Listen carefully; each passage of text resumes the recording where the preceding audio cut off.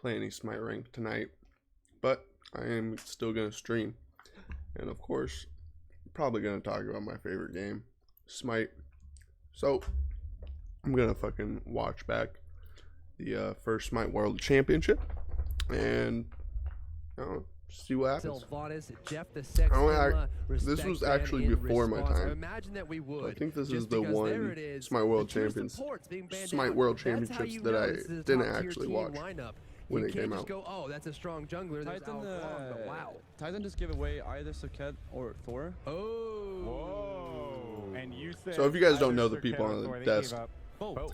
they're pretty goated. On the left over here is Golden Boy. I'm pretty sure. He's done a lot of things.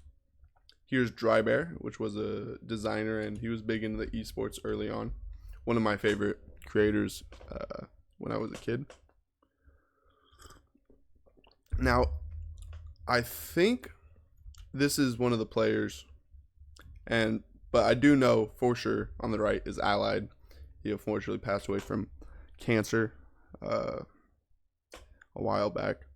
But one of the best Smite creators, one of the best Smite pros, and one of the best talking heads in Smite that we've ever had, honestly. So I'll shut up so you guys can hear Allied yap some. Smartest thing they could have done with Circuit and Thor open. They're both guaranteed one or the other. I think Cognitive Prime is comfortable with letting both go through and pick up the #1 solo laner currently. All right, well, we'll see what Titan's pick's going to be. You can see the boys. So Cog prioritizing their solo lane pick. That's all Allied's bringing. Figuring out what they want to do here as they're hovering over. This could be a lock. Let's see. Athena and Circuit get picked up. That's strange because I almost expected a Replicast Athena in the jungle until Circuit was locked in as well. So I'm really curious to see what Titan's going to do here. And I think just because of that, it may be a little bit different. Circuit doesn't really function anywhere else. Titan did kind of give away their draft from the get-go. There goes Thor and Geb locked in. Like, if you lock in Athena Circuit, you're going to be heavy CC, heavy engage comp. So if you pick around people, pick to counter that. So they lock in a Geb and a Thor. Both people, they're very good at counter engaging.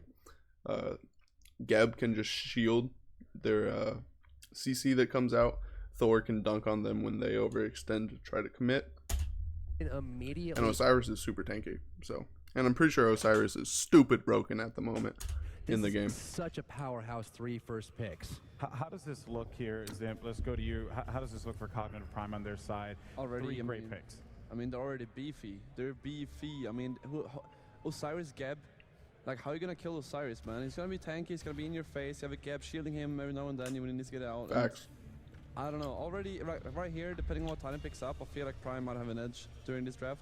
Titan's going to need Shred, or they're going to have to match that. I wouldn't be surprised if a Bakasura maybe like a Guan Yu solo or something like out of them. At hand, and it looks like Comfy is trying to pick up Chalk solo before it's banned out, and that's the second best in line, can go toe-to-toe with Osiris in lane. Circuit is going to really have to pop off. All eyes. Pretty sure Osiris wins that solo lane matchup, though. I mean, I almost expected Pre-Prime to pick up that Vulcan against MLC Stealth. They already have one targeted ban against him. I don't know. It's been so long since I played Smite like this. I can't really say for sure. For certain on anything. So it's kind of unfamiliar to them as far as going against it. So gonna remove that off the table. I think what Ally said would have been the smart play this time around. They're really fearing him. He was such a factor as well in that Cog Red matchup that I could totally see that being the case here. They know what Stealth can bring to the table, so they have to be cautious of it. Let's see what Cog Prime's gonna do. Okay. Rom. They're going to get rid of the Rom. Taking away Rom from Ataraxia. He brings so much late game damage to the table, a lot of disruption. He's able to really just get the burst in. Both teams saved their carry picks for last. This was again. This is OG Nox too, I'm pretty sure. This is like completely different Nox kit than what most people are used to now. Was just trying to take that away. You can tell that Titan has done their like her ult made it so if you used abilities, you would take a bunch of extra damage, stuff like that. She had like a super low cooldown thing, or like circle ability, kind of like Chronos. As well as Rama mid to late game, and you're gonna, like I said, you're gonna need a lot of shred for their team comp. But she was changed fairly early on into my Smite career, so I don't really remember much of It's such a beefy lineup, man. I Old mean, Nox. like, I love this from Prime. And you have the Gap Shield on his Zong, Thor Osiris. Quay's locked in. What's going to be the last pick? very tanky comp coming through out of Cog with Zongquay and his passive. And there you And then have it. Honor is going to be a great pick because he has the CC immunity to deal with Nox, Serket, and Athena. Folks, it's going to be Apollo. Everyone in the house, be as loud as you can. Make some noise. Let's throw it over to the cast of 5 finals. We got the serial abuser and Bart, who actually holds it all together. My name is Hi-Rez. Look at DM. He looks like a fucking asshole. Looks like a prick. Oh my god. What are you doing with your tongue there, bro? Going to the victors today. This is basically an $800,000 money match. Yes, it is indeed. You got a best of 5 on your hands here. Basically. All things told What the on fuck are you rosters talking here. about? Brandon, walk me through. Sorry, I'm biased. I don't like DM Brandon. He's a douchebag. Draft a little bit non-conventional with an Osiris first pick. Honestly, I can walk you through Matty Pocket walking me through the draft 30, 40 minutes ago. He predicted all 4 of the first bans. He predicted all 5 of the first picks. It was absolutely incredible. Know that Prime is coming into this with a plan, but Serket's on the board. You can predict a punch as much as you want, but if it's thrown fast enough, you're still getting hit. That's absolutely right. And also looking at some other synergy on the side of Titan, they do have Repicasa. Then you have that Shock plus Athena ultimate combination that's very, very difficult to stop. It's basically impossible to stop it from doing some damage and securing at least a 3-man silence. We're going to be getting into game 1 in just a second here. Remember, guys, best of 5 finals. This separates 800 versus And let's go ahead and Let's get into this our shit. teams. It looks like we will Look at this have boxy early ass games coming up. We'll have voxel time to map, talk through bro. this. But first things This first, looks like a they game all built blue on team fighting on the left side of the Unreal mini Engine map, 3. having a jump party in the mid lane with their opponents. That's Titan. wild. Turn up for your champions. They're here from North America. It's Cognitive Gaming. Amnitster in the jungle is Thor. Jeff Hinla matching up with Barracuda on the dual lane. Geb and on her. MLC Stealth as the Zhonghui in the mid lane. And Omegatron in the solo as That's pretty Osiris. hype they did Their jump party. opponents today That's fighting honestly so Silver cool. top side of the minimap and the right Later side on, of their UI. this They're you don't the see this. champions of Europe. I don't think this happened at another Worlds once. They were trying to win from the fucking minute the game fucking loaded in, I swear. Comfrey in the solo with Chalk, and that leaves Pretty Prime in the mid lane. And funny enough, I think this is one of the Smite World Championships with the biggest prize pool too. So crazy they're starting with this. Time after time, LAN after LAN, no matter how well they perform, they're always Pretty dope free cam moment from Doug. Yeah, so close. And then eventually we get to regionals, and they lost. Has started. Well, Brand going to see something in this. Yap. It's going to have sides, as well as some from the beginning. oriented mainers. Hercules to the love. His game, similarly to how in. So taking a look at our duo lane, where we think a lot of the action is going to come out as play does resume in the game, ladies and gentlemen. Thank you for bearing with us. All things told here, it's going to be the Geb. They're on jumping, her boys. Going up against the Athena and Apollo. 2 more standard lanes you won't find in Smite. I love how Andy has left already. He's like, no, I'm not doing this. No more jumping. That's my boy. Look at that, 3 hogs. Goddamn, Hog was such a terrible for the game state. 4 green, 2 purple pots. The purple pots give you both Like you couldn't HP go and mana, fucking although blink they're reduced for- because But what you're you looking at had is to if you get use Hog your HP pot on as well as your mix pot, it does give you 1.5 solo times the jungle normal HP support. 5 Right. that you get out of the You green just pot. lost So it clear. will allow him to make some very, very aggressive trades if he's looking for that in the early stages. 15 health on a character who's already pretty tanky inherently is going to be very, very strong. So they're talking about how Death Chalk Toll rushes is going to be Smithy really Hammer good for late the clear, health so and expect the a lot of power. aggression coming out from Omega I think it's like early. 20 He power, normally 150 likes to health, be maybe. tanky, and as you can see, Comfrey probably expected that as well, but no, we are going to see the Mid clear game vote. starts Starting on off, both we're gonna sides. see the normal meta start, except for Barracuda and Jeff Hinla on the bottom, once again opting for the speed buff. They've done this now in 4 games. This seems to be, you know, as you're saying, the meta start. And generally speaking, normally this is the blue buff clear out of the duo lane, but they're starting to take this orange buff more and more often because it was such a liability over here on the order side of the map.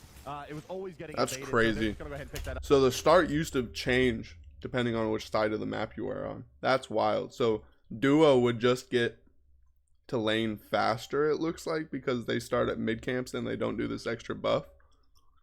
That's wild. Let's take a look at the I didn't know side the now. As the solo laners and sides jugglers weren't mirrored like go to that. war here, and the Berserker Barrage Or I does a guess lot it's of damage mirrored, to but Confrey, at the end of the day, he is a chalk. He can clear cast and he brings HP. The war is going to get brutal. And now they're 2v2ing in both side lanes, 1v1ing in mid. The fact that Omega took his blue buff. right, yeah. And he's gonna. Well, the one thing is that they do have a Chalk, and Chalk is one of the better gods that's suited at dealing. Hey, thanks for the follow, Corvo. Every 5 hits, his passive activates. Corvo legend. 5 successful in-hands from the Chalk. Giving him a free cast of his next ability. Mid lane here, you can see just how this matchup goes. MLC Stealth sitting at just over a couple hundred health now as Nox continues to harass him. You know, what's interesting to me is Nox was heavily unfavored by a lot of players, and that was always very confusing to both the casters and the general Smite viewer. Yeah, so I think it should be noted Nox 1 is a giant slow, and her 2 is like and looking at Pretty Prime's low here, cooldown, a very, very all-in style just of build. fucking spam ability. Vampiric Shroud, as well as building into an early Warlock. I don't know, the game's so much different. The only lane that I actually recognize right now is duo lane. Duo lane's making sense to me. Back to kind of the Nox here. She doesn't have any potions. She has no additional sustain in this lane. Although they did have a really weird start, starting in mid lane. Relatively soon, where on the other side, Zhonghui continues to heal himself up. It should be also pointed out that Pretty Prom is point saving at level 4. Oh, that's dope. I didn't even know that was a thing. He is going to activate Thanks for checking me out, Corvo. level into Siphon Darkness, and then obviously put a port into Night Terror as well, going for pure damage. Yeah, the ultimate is a very, very big thing to look for on this Nox. Right side lane, Comfrey's going to eat some harass, and well, you can see that Osiris. But I was tired of Smite ranked after the patch. Just seems so snowbally. Not that it's not fun, it's just like when you got bad teammates, it's exhausting. So I'm taking a break from Smite rank to do some Smite World Championship review. I was expecting right there for Comfrey to back into by teleport. He didn't, so expect that we're not going like it's to probably been around 10 years out of this game. Since I've beads, though watched unlikely. these. It could be a shell if Jeff Hindler, or like since the fucking World Championships, since the World Championships when I watched them, you know. It looks like he's going to miss a little bit of experience and goal, but nothing to cripple him. Omega also not picking up that early teleport on his first back, so you're right, we may not be seeing much. You used to have to buy actives. A kill in the early laning That's so stage crazy. will definitely set up the need for that item. This is an item Both solo laners have Smithy, so Omega should have the advantage because he has a full starter over him, and should be a little bit of XP ahead too. Good wall from Andy, completely cut off Repicos's movement. Was that the ultimate? That is definitely recall demons. That's gonna hurt him a lot in the backside. Yeah, MLC Stealth fucking. What the fuck? He has to dodge more. Finally, Ataraxia shows up. Oh, freehand double tap into the fucking spin. Oh my god, Andy fucking went so hard there. And 2 for 1 out of MLC. MLC's still going deep. Come on, help him. Help him, Andy. Huge fight out of Cog Prime, actually. Let's go back and watch this out. It all started off this good wall from Andy here. Forces Circuit to reset and go back to base. Jumping in a little bit as Repicos there, but he thinks better of it moving back. MLC Stealth. Was that the ultimate? And think about it, like this fight could have been so much bigger from Cloud9 because MLC wastes his ult at the beginning of this. Like this is actually a free fight for them. They double ult Nox. She's out of position, cut off by this giant mid lane wall here and the pillar. So there's literally nowhere for her to go except start running to the duo lane tier 2. In the backside, they're going to find Pretty Prime finds a triple ultimate. He's going to go for it here. He has to dodge more. The triple ult was fucking pointless, honestly. But I think Nox ult used to give a bunch of damage mitigations for Nox. That's why you see her not take a bunch of damage. See? Like she's completely in her shadows, so I'm pretty sure Nox has a bunch of damage mit. Broken God. Legitimately. Ataraxia lands down on Jeff and Andy.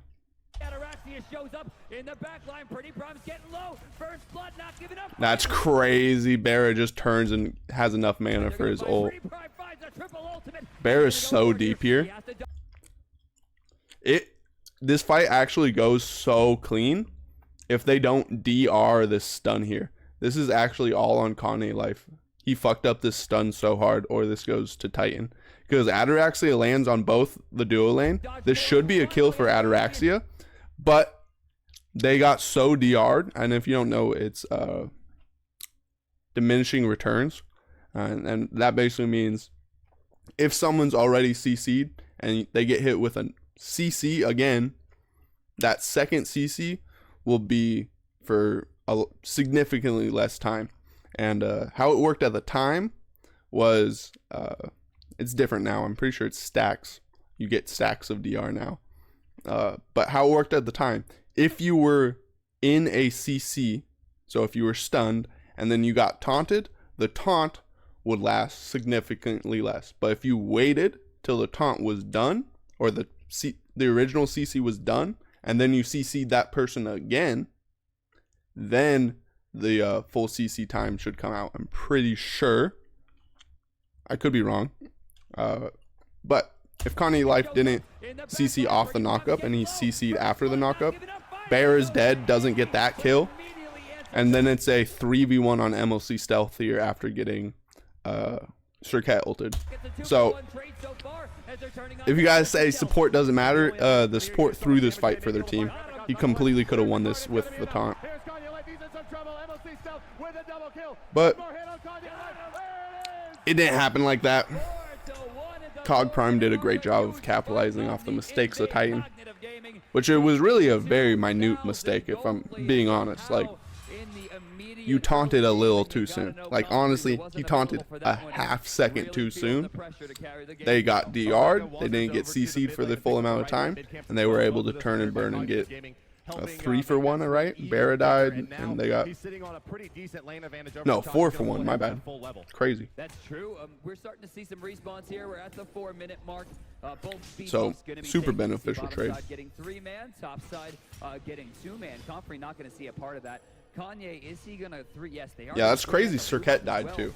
I think they're really trying to be as safe as possible here. Pretty Prime with the Dream ultimate there, catching 3 deep in his own jungle. But if you notice, what happened is Ataraxia came crashing down with that ultimate from the Apollo, which put them into a knockup. Damn. Jeff Hinla fucking locked in, bro. And they weren't able to follow it up. They could have had that 3-man stun from the Nox followed up by a taunt from the Athena. Maybe found some damage, but look at the mid lane. Yeah, he's out of position. 3v1 in mid. Toast. Completely toast. Jungle, but if you notice, yeah, that's pretty bad. MLC Stealth got caught one more waving. Look at him. He was about to back after this wave. Starts backing. Cancels his back. Pretty Prime sees this, calls his team over, and they're like, hey yo, punish this greed, and they do a very good job of doing so.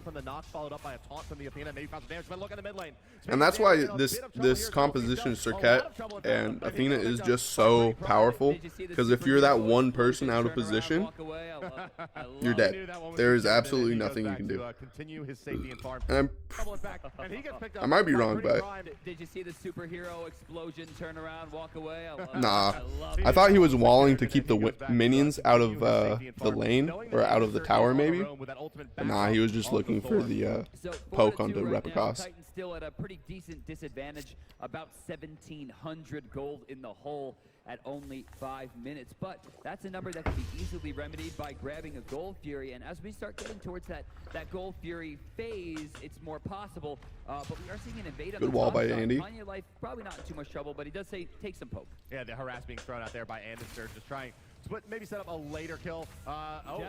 Jeff got caught out. That's really bad by Jeff. That's a free kill. This is for sure the call right now. Andy is saying, I'm just looking to poke. I'm just looking to poke. Oh, they're actually looking to steal this blue buff, but they complete it. So Andy's probably saying right now, I'm just looking to poke. I'm just looking to poke. And Geb rolled out there, and he just stays around too long. He's walking forward while Andy's walking away, and Bear is in lane. So just out of position, 3v1.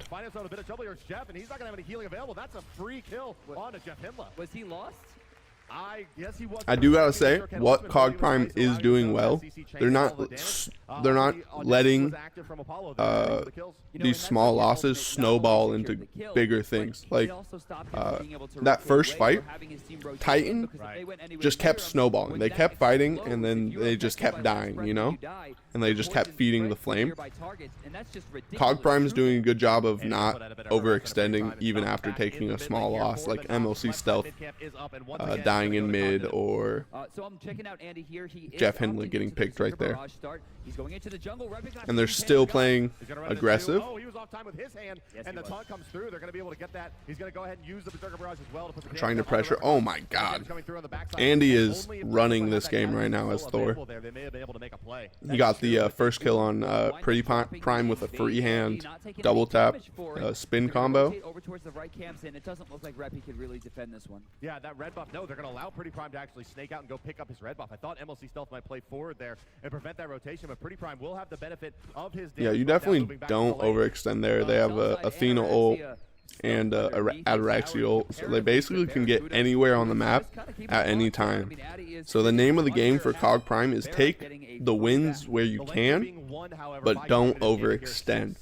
If Cog Prime overextends, that's how I feel them losing these team fights. Which, Gold Fury might be started here. Ataraxia dives over Oh, with the yeah. ultimate. now that this is a risky gold call. Ataraxia is at a quarter HP. Nice rotation out coming from Hinla, and Andy's onto Reppy. Yeah, they're going to Caught out the dash. during the dash, but Don't worry, it's Cirquette, she has a few of those, and she's going to get out A-OK there. The Athena ultimate being channeled as well. Maybe not needed there, potentially a bit Yeah, of a Athena misclick. ult was a It does waste, save, I of course, think. Cirquette's life, but now they don't have that available for this Gold Fury contest. Barracuda tanking it up in the shifting sands as well. Gold Fury starting to drop. She's sitting now at about 50% HP. Now down to 45, 40%. Man, this is a 39, trip. almost next range, and here it is. They're going to be able to take this Gold Fury. Gold Fury pit used to be so small. Where's the contest? Doesn't matter. Cog Prime, Gold Fury number 1. And now Kanye Light, he's eating a lot of damage from the Jonquay. The Nox ultimate doesn't matter. It's a kill. I don't know why Pretty Prime was just watching that. That would have been a great opportunity. Jeff Hinla, again, not in a great spot. Just Gonna watching blow that. up, almost Oh, they guaranteed. trade with Reppy. Huge. And Jeff gets out. Just watching that. That's a huge win for Cog Prime. They're snowballing this early game really well. Now down to 45. So let's watch this over again. DM says that Pretty Prime should have done more here or something. Yeah, Pretty Prime goes for the 2 into the ult, but like, what more is he supposed to go? Like, they can't really commit to this fight here. It's a 2v4. That makes no sense. Pretty Prime played this right. Like, he just shouldn't die here. Because if Pretty Prime dies here, they kind of get fucked. Like, giving up these deaths here out of, yeah, both of them dying there is so bad. Because now they're just snowballing. They got Gold Fury, they got 2 kills. So now they're going to get more farm time than you. And these are on your very important, like, picks. These are on Cirquette and Athena. These are your first 2 picks in the draft, and you got them fucking behind already. So I don't think Cog Prime could have asked for a more ideal start to this game. I guess Zong and Jeff could have not been picked. Bear's death is very acceptable. He died for 4 kills. But both Zong and Geb didn't need to die, but their team play is just hands down better than Titan. Player damage owned by Nox right now. As of right now. 4,500 dealt. Right behind her is the Thor, sitting at 3,500 delta players. But once again, going back to that XP lead, now ahead, 100 XP a minute is the Osiris over the Chalk. All right, so in the mid lane, Guess who does not give a fuck about 100 XP per minute? Gonna consume the return Me. shot coming out from It's a level lead, bro. Mr. Annister there. Mid lane, MLC Stealth getting jumped on. Reppy taking Why the fuck Comfrey don't got a goddamn starter, bro? Shield up for a few more seconds. I'm very surprised. God damn. Andy is so clean with these freehand double He taps. couldn't teleport there. Andy didn't have an escape. Bazooka Barrage wouldn't have confirmed the kill. It was on cooldown, so it was very smart and very patient of him to be able to stick that one out. Yeah, and MLC Stealth's card just off the mark to secure that kill for them. Taking a look at this Jonquay, just once again affirming for me that MLC Yeah, but they don't even need kills in this tournament because today. just those them pressuring them back to base will give them a farm lead. It's already 4,400. We're just above 4,000 gold. A very robust 4-1 through the early game, 6,000 gold farm, but not to be outdone by the Thor with the highest net worth in the game. Andinster, an absolute monster right now at 6,300. Yeah, on her seems like on the slash mark, and he's going to have super strong pick out of Bera. Maybe around the 12-minute mark, as early as that. Bera has been diffing Ataraxia pretty hard here.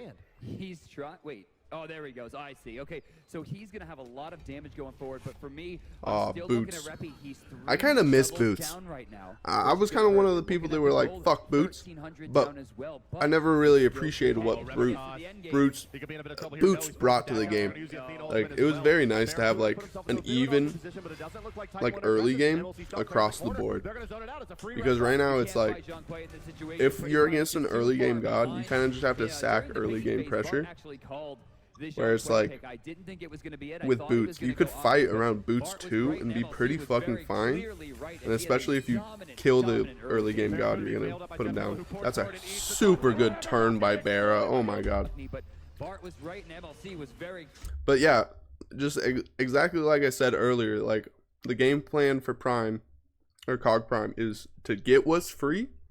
Like, get the free Gold Fury, get the free invades, but don't overextend. Like, Bear's in a good spot here, within range of Jeff Hindley's blink. And it just looks like Titan was on two different pages. Repicos was going in to get the ultimate. Both Culinary Life and Ataraxia were backing out. Bera playing his HP bar a little too much for my like. Maybe he thought, I think Bera thought Jeff Hindley was tanking. I don't think he's got it in him. Which Jeff Hindley definitely should have been tanking, to be once again, his name is Nate, not Steve. But just this is by the way, this is why Barracuda was in the fucking league for fucking 10 years or whatever. Just turn, flick, bop, bop. Gets exploded by the ultimate combination, Cataclysm and the Anvil of Dawn. Kanye Life stunned out underneath this tower, but not enough HP yet to dive. Once again, his name is Nate, not Steve. He's gonna leave that one go. Right side, Omegatron and Comfrey continuing their slapbox match. I really don't expect either one of these to drop anytime soon. They're extremely tanky. Witchblade out of Chalk. No Boots out of Chalk, which is wild. Stealth, is that a kill? And a wow. It is indeed, once again, taking down the Nox. That card, man, it's no joke. What does she do about that? She tries to consume one tick of like 45 damage. She can offset some of the damage there, but at the damage over time ability, very, very effective against the Nox. And all things told, she's not powerful enough and won't be until very, very late game to contest this Zhonghui in just raw damage output. And likely as well is that Repicos can't do much to bail him out here with the Circuit. HP pool is just not big enough to deal with the recall demons. You know, and there was so much healing in the early stages of the game. There's not really all that much healing now. Omegatron can shut down healing himself for any type of lifesteal. And while, of course, Zhonghui does have some healing, it's going to defeat the purpose of having that Circuit ult for the healing reduction. So it's going to be hard for them to form a strategy around it. And considering Repicos Circuit ult used to not be 100% healing reduction, or keep her shut down.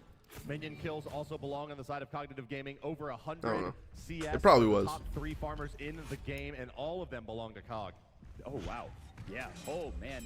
Omega at 120 right now. Bera 115. MLC 113, though he has about 95. Good wall from Andy, cutting them both off. Where, you see, they farmed, the Nox has farmed 63 last hit so far. Jesus Christ, look how much damage one Geb 2 did. What the fuck? So, you know, we talk about Nox. And we Geb used to be so broken. People always ask, like, how do you deal with this? People with dot damage are your best friends. Andinster right now can rip off our shield almost instantaneously using Berserker Barrage. He can also stop it with the first hit of Mjolnir's Attunement, allowing the secondary hit, which does the real damage, to land. MLC Stealth, of course, has the card as well, which is continuous damage. Oh, Comfrey going in. Yeah, he's going to silence. Here's that ultimate combination with the Athena as well, but getting out Force with the beads. But that's a lot of investment just to get beads out of Thor, you know? And Thor's back in. They overextended. Which is like, yeah, they overextended in their own jungle, but it's like, you guys are engaging, just try to burn beads, but you guys got to get out alive or it's not going to be worth it. Really, really good job out of Andy to re-engage with the Thor ult there and punish them for that. Like, sure, all beads to fucking come back and kill you. That's definitely a worthwhile beads, baby.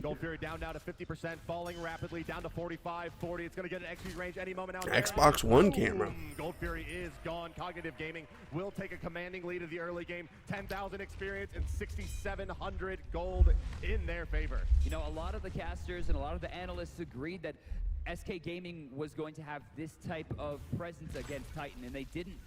But it looks like that might have been a kryptonite situation. They need to find an answer right now, because if we see all 3 games like this, we're going to have a very short set. Yeah, well, I mean, I think this one comes down to the picks and the bans, as you mentioned. Talking to the manager of Cognitive Prime, they knew they had all 5 of those picks and all 4 of those bans figured out to that stage, and they look like they were very, very prepared for this setup. The Zhang Kui, I don't think Titan was expecting this pick to come out, and they don't really have an answer for him. So right now, looking over in the mid lane, there's a curious 3-man grouping coming out from Pretty Prime, Kanye Life, and Repicas. And brutally, they look shook, Brandon. Yeah, brutally. Anister, MLC, and Jeff. I mean, I think they're just looking to defend this red buff. Yeah, so when they go to pull, I think they're looking to wrap around this mid lane. To be safe and well, I guess not. They just gave it up, lane, though. We may have Osiris going in for the dive, which is weird. Gonna hold him out. Back at the red buff. Ataraxia goes in. Jeff Hindley gets another super deep engagement. And Titan finally get to punish for them being so, and they don't get a punish because it's a trade. Andy's fucking running this game. He's running this game like his name's fucking Schism. He's the fucking CEO, bitch. Goddamn. His name's Anister, bro. Like, that was a good fight out of Titan. Like, they should be fighting this. Like, they get a taunt on Zhang Kui. Complete, like, look at their positioning. Jeff and Zhang Kui are completely in between these two. But who saves this fight? Like, oh my god, look how much, like, deeper MLC stealth is almost like in between tier 1 and tier 2 in the jungle right now. Like, they are in terrible position on the map, completely sandwiched between 4 fucking people. And Daddy Anister comes down and trades. Pick up the kill on MLC Stealth, but at what cost? Pretty Prime starting to take damage from the Berserker Barrage, and yes, one more hand secures it. It's a 1-for-1 trade so far of the mid laners. And if that fucking Pillar Stun hit out of Bear, they get a 2-for-1, and it's a bona fide win, you know? And they already got red buff. So since they got red buff, Cog Prime wins that engagement. It's a 1-for-1. Now, I will say I'm pretty sure shutting down Zhang Kui is a pretty impactful caveat that Titan got, but definitely not worthwhile. Like, you're not feeling happy about 1-for-1 trade and losing red buff. Mid lane now, just continue to aggress his and Nox doesn't have beads. Around the map. In fact, he continues to be the top farm player. Going blink on Nox here. Damage, all in favor of Thor. So Barracuda going in for some real damage on the tower. Again, locking Ataraxia down, though both are level 15. Gold's pretty similar. Right side again, Comfrey getting pushed away. Omega has just had him unlocked. Chalk was a very curious pick to me. So early in the game, in all actuality, Chalk shouldn't be taking these slap fights. It was a very early pick. I should just clear and walk away. Waiting to pick Nox where she couldn't be counterpicked as much, but Thor was already on the table. It's just a low value pick. You're not. That's really how this matchup's going to be. It's probably how the first 16 minutes went. Comfrey clears, walks away, and then fucking Omegatron tries to slap him as he walks away, and then goes and clears. Where Chalk has fallen short. Very interesting gameplay over here. Into the Nox pick, that would have been super strong. But left side Barracuda going to take some damage, low on mana. Yeah, I don't know why we watching that, bro. Solo lane was so boring until like fucking 20 minutes when they started team fighting. Pretty Prime just can't get safe in this lane. He's trying. He's spending a lot of money, and it's just not going to be worth it. Yeah, he just has no recourse now. He's dropped. So Nox 1 used to silence, and her 2 used to be like a quick damaging ability.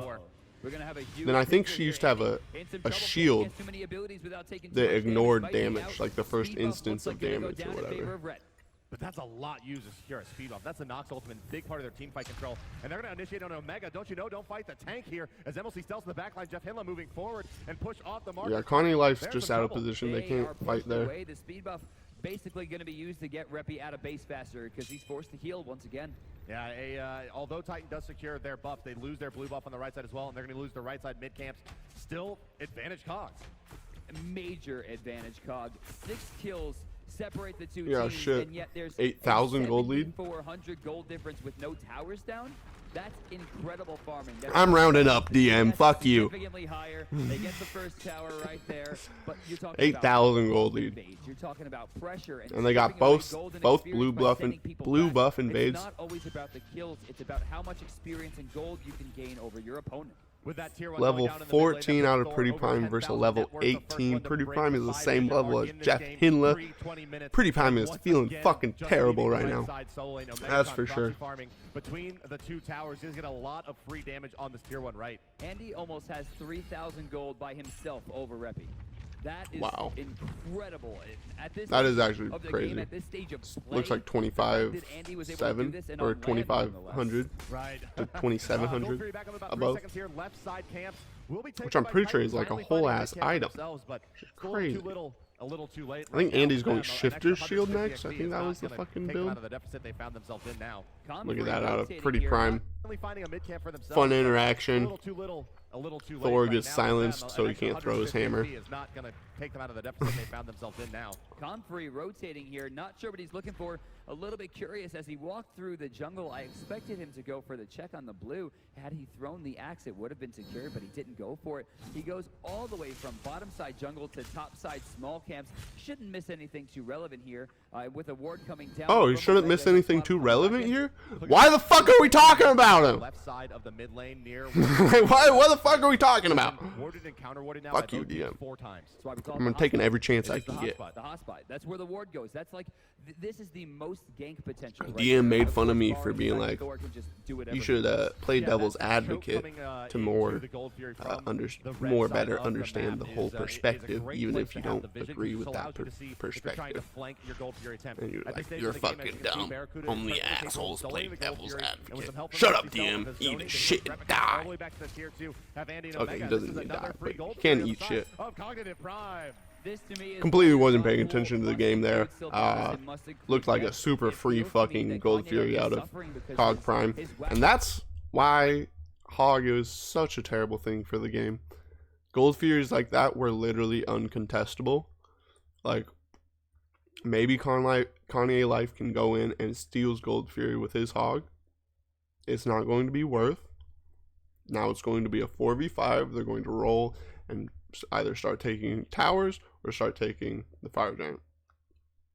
So it was literally, you couldn't ever contest Gold Fury.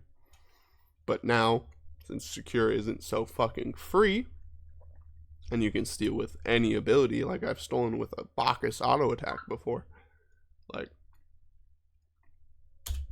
much better game state how it is now. Without Hog. Fuck Hog. I hope they don't bring him back for Smite 2. They go right for it. They let him do it, and they pick Geb right into it. And Geb versus Athena, this is like a pretty free matchup. Kanye gets stunned out, and the knockup coming through as well, but it's a taunt onto 2. Jeff Hinla maybe taking a spill here, as Anderson is going to have to bail, but Barracuda's coming in. Shit, I'm getting deja vu from earlier in the game. Didn't this same exact thing happen where they committed? Free matchup. Kanye gets on paper a good fight, like they're in a good position here in their jungle. Stunned out, and the knockup coming through as well, but it's a taunt onto 2. Jeff. And this wrap out of MLC Stealth is just so devious. He goes through the mid lane and through the tier 1, tier 2 gap, maybe taking a spill here, as and he's just diving his backline while Athena doesn't get a help secure this kill on Jeff Hinla. Oh no, Andy's gonna take this guy. They're fighting this one. Looks like Jeff is going to go down, but it looks like they're going to trade Jeff for Ataraxia. Maybe for Ataraxia is a bit more of a likely Yeah, candidate, but Jeff for Ataraxia is still a big loss. Can't be happy about that. Well, no, I'm sorry. They trade the Guardian for the Hunter, and well, the I think Connie Life overreacted, turning and peeling so hard for Nox. And should have just focused on getting the clean kill on Geb, and getting out with his ADC jungle. He's heading back. Wait, he's going back now? Is he selling something? Because then if you just kill Geb, right? If you just kill Geb here, maybe taking a spill right? here. If instead of Athena ulting here, you just focus on killing Geb, Andy's out. Andy said, "Fuck this fight, I'm out." As Anderson is going to have to bail, but Barracuda's coming in. Oh, and Andy goes ult. They're fighting this one. Jeff almost. Okay, but still, nevertheless, instead of Athena ulting Nox here, like Nox is low key super fine. Like that's Zhonghui stun down, 2 down. He's chilling. Like Pretty Prime is out. They should just focus on killing Jeff Hinley as fast as possible, and then they turn on fucking this out of position Zhonghui.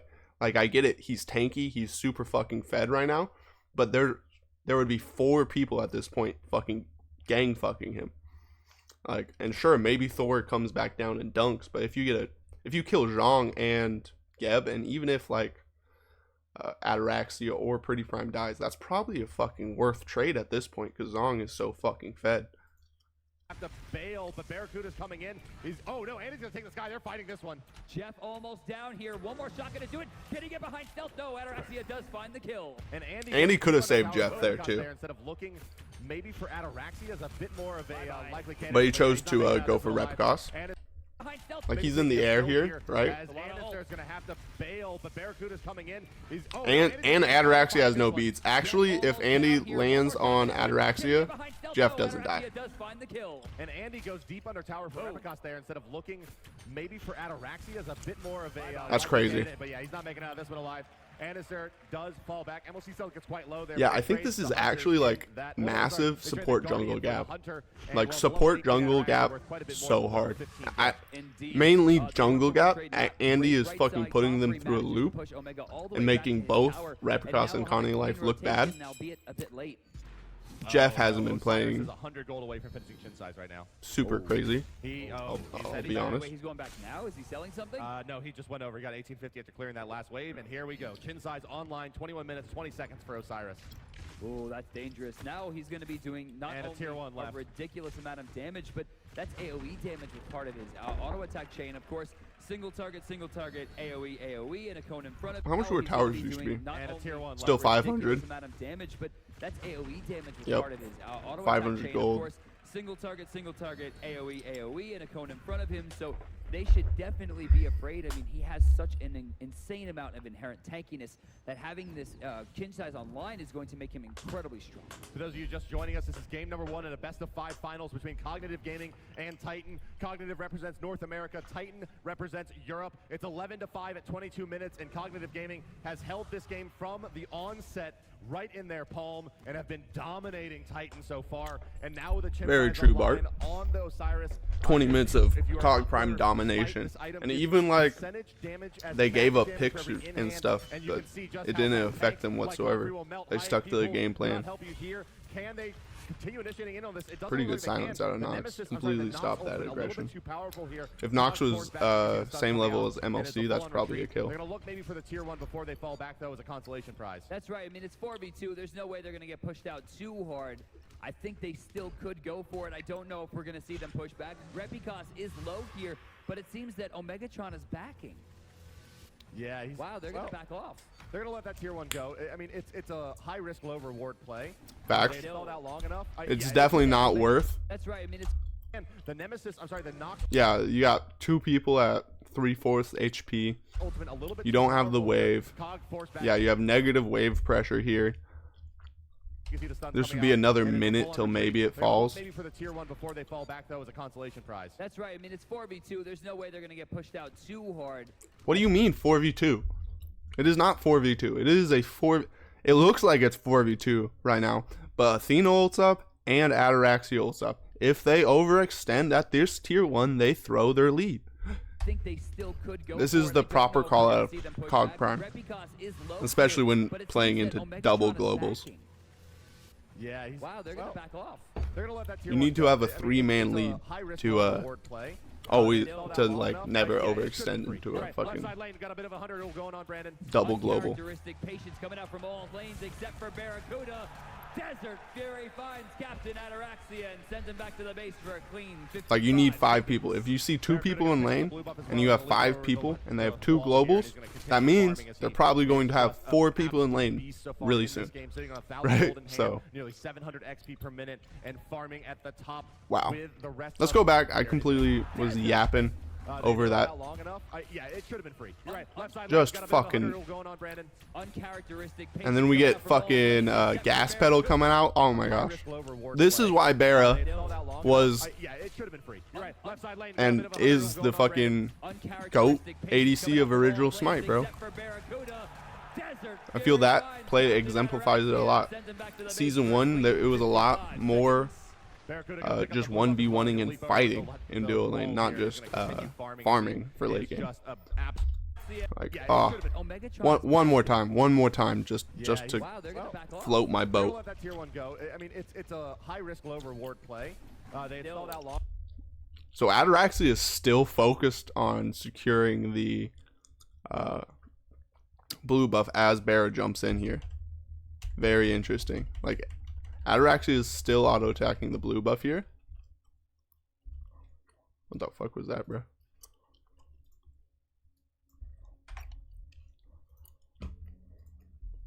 Sold out long enough. Still auto-attacking the blue buff as he gets hit with the fucking jump. He's so out of position, so far from the tower now, and not to mention, Bear is in between him and tower. Ataraxia has only one option here, which is to fight his way out. So Barracuda pops his fucking gas pedal and he said, okay, we can fight, buddy. Bear holds his ult until it's a free kill, and he holds it. Bear holds his ult until Apollo dashes, making it a free kill. Desert Fury finds Captain Ataraxia Jesus. and sends him back to the base for a clean 55 seconds. I think I fucking accidentally put my feet where my tongue's supposed to be. He's going to continue farming as he is just an absolute beast so far in this game, sitting on 1,000 gold in hand, nearly 700 XP per minute, and farming at the top with the rest of his team. 11,000 net worth, 800 on her, 11,900 on Osiris, 1,200 on Thor. Confrey right now getting chased down by 2, using sprint to try to get away here. Omegatron not finding the slow he needed. Him and Jeff will back off, and it looks like Confrey will live to fight another day. Repicos, wow, will find the kill on the Barracuda. Let's look at this. Bear is way too overextended. Him and Jeff will back off, and Bro. 1,200 on Thor. Look at the fucking map here. I think this is because Circuit's dashing and the UI doesn't know how to fucking deal with it, but it's so funny. Look at the map when Circuit dashes. Using sprint to try to get away here. Omegatron not Oh, over here. finding the Over there. We're up in mid lane. slow he needed. Him and Jeff will back off, and it looks like Confrey will live to fight another day. What a man fight. If Barra hits this too, With the rest of his team, 11,000 net worth. it's so criminal 800 they on switch her, away from this. 11,900 on Osiris, 1,200 on Thor. Confrey So no blink out of Circuit. right now getting chased down by 2. Looks like Circuit jumped Using in. sprint to try to get away Tood, here. Omegatron not ulted, finding the slow he dashed. needed. Him and Jeff will back Yep, off, and it looks that's like exactly Confrey what will live happened. to fight another day. 2 ulted dash and probably Wow, auto. will find the kill on the Barracuda Easy with kill. that ultimate there, and down goes the Honor. He does a Yogs. lot before that depth. However, he gives a lot of experience and much needed experience to Repicos with that kill. He's able to take down the level 20 hunter. Holy fuck, was that like a whole level? Try to get away here. Omegatron not Yeah, you got a whole level after that kill. red buff Jesus. for it. And Happy with their spoils. I mean, why not? Okay, Take the gold, both teams- strip away, strip Oh, away the damage actually, from Nox. Titan has a Stripping away damage 4v5 from Nox will probably be power way play more right now. important Let's see what they than do with it. Junkweight gaining It's damage. about 10 more seconds of a power play. So Bear is back up on the map. But you actually see fucking Cog Prime the ones to be aggressive into the 4v5 deficit. I think as relevant, but to see them sit for this long is strange from any team. Left side looks like the tier 1 going to take quite a bit of damage as Barracuda makes his way Maybe back to they're the just lane. taking this opportunity to even out the playing field. They were at a they are at a massive gold deficit. It's fucking 10,000 gold lead, and that's usually the point when the game's over. The game is over. If I was in this game, I'm surrendering. If it weren't for fucking $250,000 or whatever the fuck it was. But I'm sure it'll help. But he is right. Maybe that's too much. I don't know how much they were 20s on playing the for. side of Titan only. Comfrey at Araxia 19. Repicos way far behind at 16, and Pretty Prime still 3 levels away herself at level 17. Left side, Barracuda in a bit of trouble. Bears again pretty out of position here. Still trying to play lane at 25 minutes. And Barracuda's going to survive, which is crazy. They've been laning for the first 20 minutes of the game. That's crazy. I don't remember that shit. This is very, very dangerous right now for Cognitive. Should they try to defend or aggress onto the Gold Fury and throw for this gold, this could spell Fire Giant, it could be Phoenixes, but check out my man Barracuda right now. Do you see what he's doing? He just filled himself in up the for fight. another half. Yeah, And now he's just hanging out. hitting Gold Fury at leash and continuing to farm that, and also doing it while not looking in that direction. What a player, what a game. Gold looks like, or rather Vision, going to be in favor of Cog as Barra starts it up. Moving forward, MLC Stealth looking for some damage out onto the weaker mages and that Circuit in the mid lane, but Titan just forced to fall back anytime Cognitive wants to aggress. They just control the pace of this game so heavily. Oh, going right in. Kanye finds a pretty cute taunt onto Stealth to avoid him from paying the toll. It looks like Kanye is going to be pushed back, activating a shell that's not going to affect too much. Ataraxi is going to take a lot of damage, and Barracuda is going to finish up the Gold Fury for free. Yeah, he just continues to farm this down. It's going to be an easy kill for them. Cognitive Prime flex their muscles. Titan falls back. Gold Fury, number 3 to Cognitive Prime. Number 4 move up here. to Cognitive Prime. Wow, it's been 4. I think that's better. Gonna jump forward. He's That way you guys can see here. everything. Tier 2 really not taking all that much damage. He brings in Athena as well. Kanye taking damage. Andy getting very low. Looks like doesn't look like anyone's died yet in this fight. Trying to do something, but he's stunned out. He's in a lot of trouble. Can he find it? Took a really long time for one person to die. Wow, it's been 4. Yeah, he just continues So it looks like they're just trying to siege this mid lane tower, which is just something you don't see. Okay, so they're sieging this mid lane tower while Bear is doing the Gold Fury. Gold Fury, number 3 to Cognitive Prime. Number 4, I'm sorry, to Cognitive Prime. Wow. Andy is playing really aggressive, considering this is a 4v5 fight. 4. All right, so Comfrey gonna jump forward. We get the Athena ult coming out. Andy is still in between the tier 2 and the Phoenix. He's in a very tough spot here. Expecting a teleport out of Andy real soon. He had a beast to get his teleport off. He gets hit by Chalk ult and cleaned up by Reppy. Reppy did the most for that kill.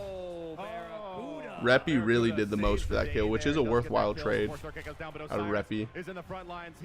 But unfortunately, Omegatron still kills. So let's watch Omegatron now. I was watching Andy see how he died. Now Omega looks like he carries this fight. No, it's really MLC carrying this fight. He's the one that's zoning 4 right now. MLC walks up into 4, zoning them all away from Reppy, so Bear is able to get the kill. And honestly, Anister almost lived. Anister so close to living here. But absolutely almost killing Chalk 100-0 is just MLC and forcing back the other 4 teammates of Repicos.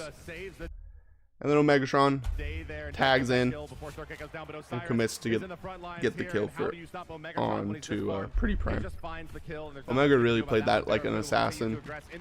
I'd say MLC carried that fight by zoning 4 there. Because if they were able to keep rolling and keep pushing forward through the Zhonghui ult, I think Titan has an opportunity to roll that fight, because that's a super worthwhile trade for Reppy to kill Andy. That's a super worthwhile trade, and that's probably going to be the best opportunity they had to fight. But MLC did a really good job. Carried that fight. Zone 4.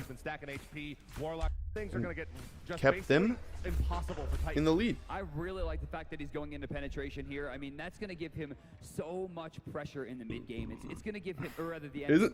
Isn't the mid game over?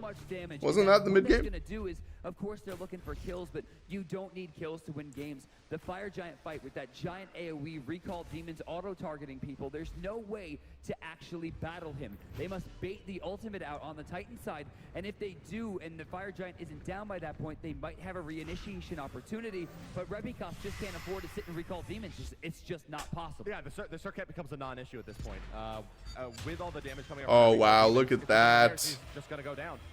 Oh, left side again. Ataraxia in some trouble here. Stunned out. Oh, wall cooked. Non-issue at this point. With all the damage Caught the dash. Demons, if she's anywhere near, she's just going to go down. Speeds the Mez. Cuts off the angle to the tower with the hammer. Walls him as he goes into jungle. And Andestar's backpacking so fucking hard right now. Jeff Hinlow rotating towards the right side. I think they're getting ready to set up for FG. Yeah, well, no, it looks like it's always important to pay attention how people react after the first death. Some people will just start farming and playing safe, but Andy's already back in the action, getting kills, which is very good.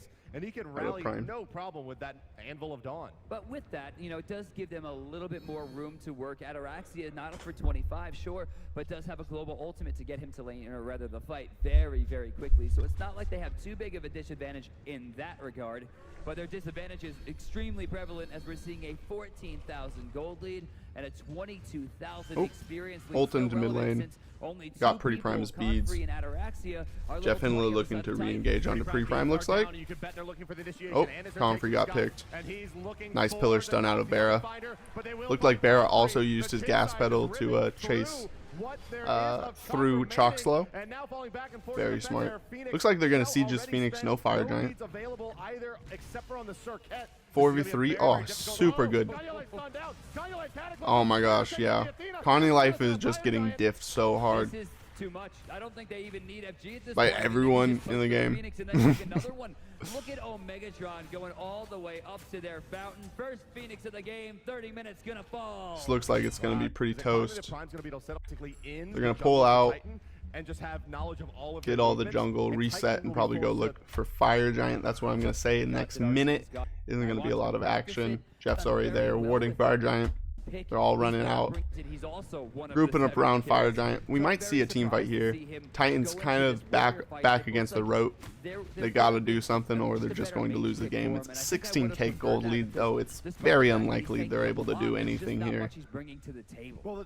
So I don't disagree with the call to give it up and defend the base.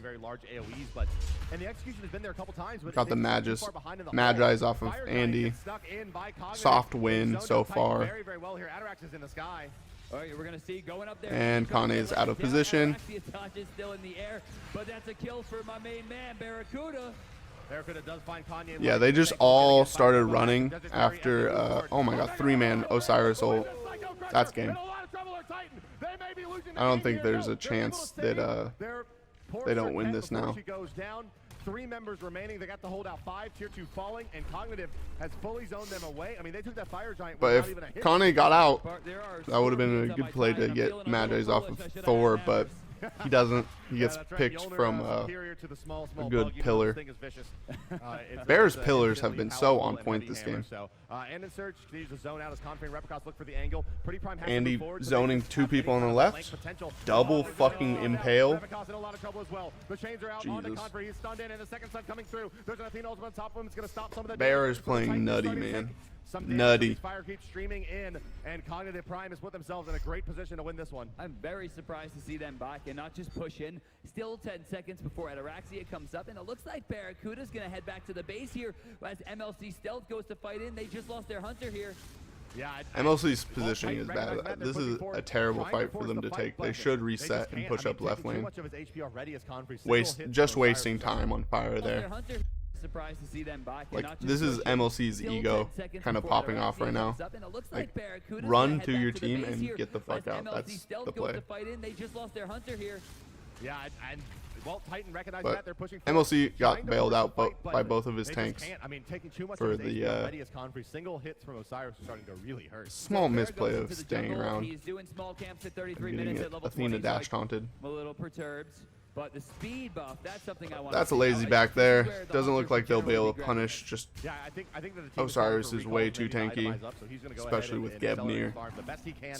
Practically Still hasn't finished off unkillable. his big crit item, as you can see, sitting on just that short, but does have the executioner chin size that Zappicorn build. I was just about to say it. Completed. It looks like the Zappicorn build has had just a better effect overall than Unicorn. Shoutouts to, of course, Zapman of Team Dignitas coming up with this build and just showing the dominance that it can have. I mean, you're coming on so fast with the extra attack speed, and then your end game presence is huge with the short sword going eventually into the rage. For those of you that are a little bit confused about the ridiculous names we have for these builds, the Unicorn build, not sure, well, I know why it's called that, but it's basically attack speed stacking instead of stacking crit, which was Penetration for Smite for a very, very long time. Instead, it's a build that stacks attack speed and flat pen, so you hit more often for true damage, basically. Chin size factoring into that very heavily with a percentage proc, as well as AC usually seen, as well as a Witchblade or So I didn't really know SWC was kind of the birth of the power pen build out of ADCs. Titan goes right in. Kanye plays a It basically just allows the ADC to literally kill anyone in front of them, It looks like they're gonna just try to clean up which their is oh, no, they're super gonna leave prevalent. the Look mid at left. Barra. He Left literally side, just Titan said, goes "Oh, right you're in. trying to Kanye zone me, plays a solo four-man laner? No, push you over aren't. the You're top. trying to And die. not giving up You're here. going What to we die. see, I it have looks both like my they're gonna tanks try here. to You're clean up their dead. mid- oh, no, they're gonna There's leave the nothing mid you lane can feed to do." the left side, Comfrey And gets look at picked that. up. There was Andy nothing he goes could up do. into the air to just cover all available defensive options. Dives right in with the creeps. All three Phoenixes down and Titans on their heels. Repicos goes in, Kanye Life on top of him, but the Geb is their target. He's going to look for the Yeah. Cataclysm any moment now. I don't know why they're Already been used, no targeting ultimates Geb available here. for Cognitive Prime. They dive to Seems Electron, like a taking up the misplay Titan. out of me. MLC stealth in the front lines as well. Kanye Life activates the shell, and that's Jeez. going to force Cognitive Prime out of the base for the moment at least. But the mid Phoenix taken again, left side taken for the first time. Fire minions streaming in. Titans got Good the wall out of him. Andy. They're going for it Blocked again. off Repicos the forced movement away. from Kanye Repi Life very and low as Athena. well. We're going to see Ataraxia go back Forcing and the jump Repi out of trying to bait out as long as possible. Circuit, He's and he's close. dead. And with that Juked himself jungler into Bear's down, auto. things aren't And that's looking going to be too the good. Eyes on Pretty end of Prime. game one, looks like. America. The Chaos Titan Fucking it up, and it Okay, looks I like ain't gonna lie, America. Omega, what the fuck you doing here, bro? What the fuck? Chaos Titan What the fuck, bro? That is some of the weirdest cringe gamer shit. advantage here. The Chaos Titan falling in favor of Like first 30%, game. 20%. Sorry. Can we just look at his whole team? Look at Andy. Andy was like, that was cringe as fuck, bro. That was cringe as fuck. But it looks like first game is going to America. And honestly, Omega has no reason to pop off. He did very little in that game. He had a 3-man Osiris ult after they were winning a team fight. Like, Prime, they take a 1-0 advantage here in this best really, Omega did 2 things in the game. He had that Osiris ult that snowballed into a bunch of kills in the right lane there at the end. And then earlier in the game, when he dove mid lane tower and got Nox to make it a 2-for-1 trade instead of just a 1-for-1 trade Repi for Andy. series to determine the best team. Be the same strategy for Titan going in, or Okay, they're going to pay. let's get into the next game.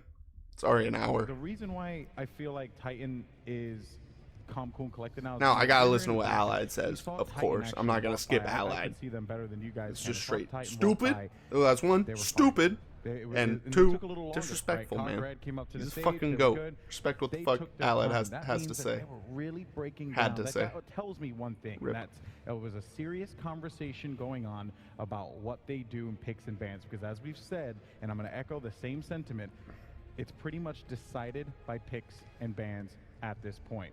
But still, I mean, they went for the picks. They worked very well against SK in the early game aggression, and it still didn't work out. And I'm just like interested to see what can they do to them, because do they have to fall back into their old Kali afterwards?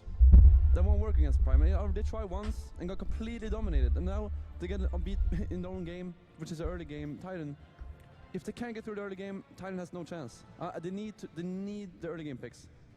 Now, there are some positives coming from Titan from the first game.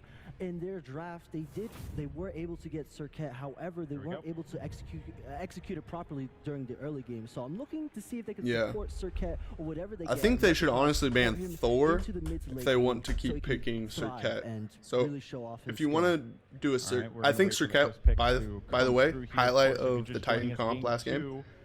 Best character, so I think they should first pick Serket here, but I would actually ban away Thor to get Andy onto another pick. That's what I would say. First ban comes through for Titan. And then I don't think you gotta worry about there Nox is the Kanye life as in much. Beer. I think you touched on it brilliantly, Allied. The Sylvanas They kind of showed be the that key. I Nox think they is can pretty let it through beatable. in favor of more preferential bans. I don't think Osiris should be let through this banning phase against Cognitive Prime. I wish my Too much AI factor, fucking too much damage. framing would I work. wouldn't be surprised if Titan just first picked Osiris at this situation. Oh, you there's think only one ban left for Allied Cognitive thinks Prime. that they're gonna go for Outfront is solo open, lane pressure? Serket is open.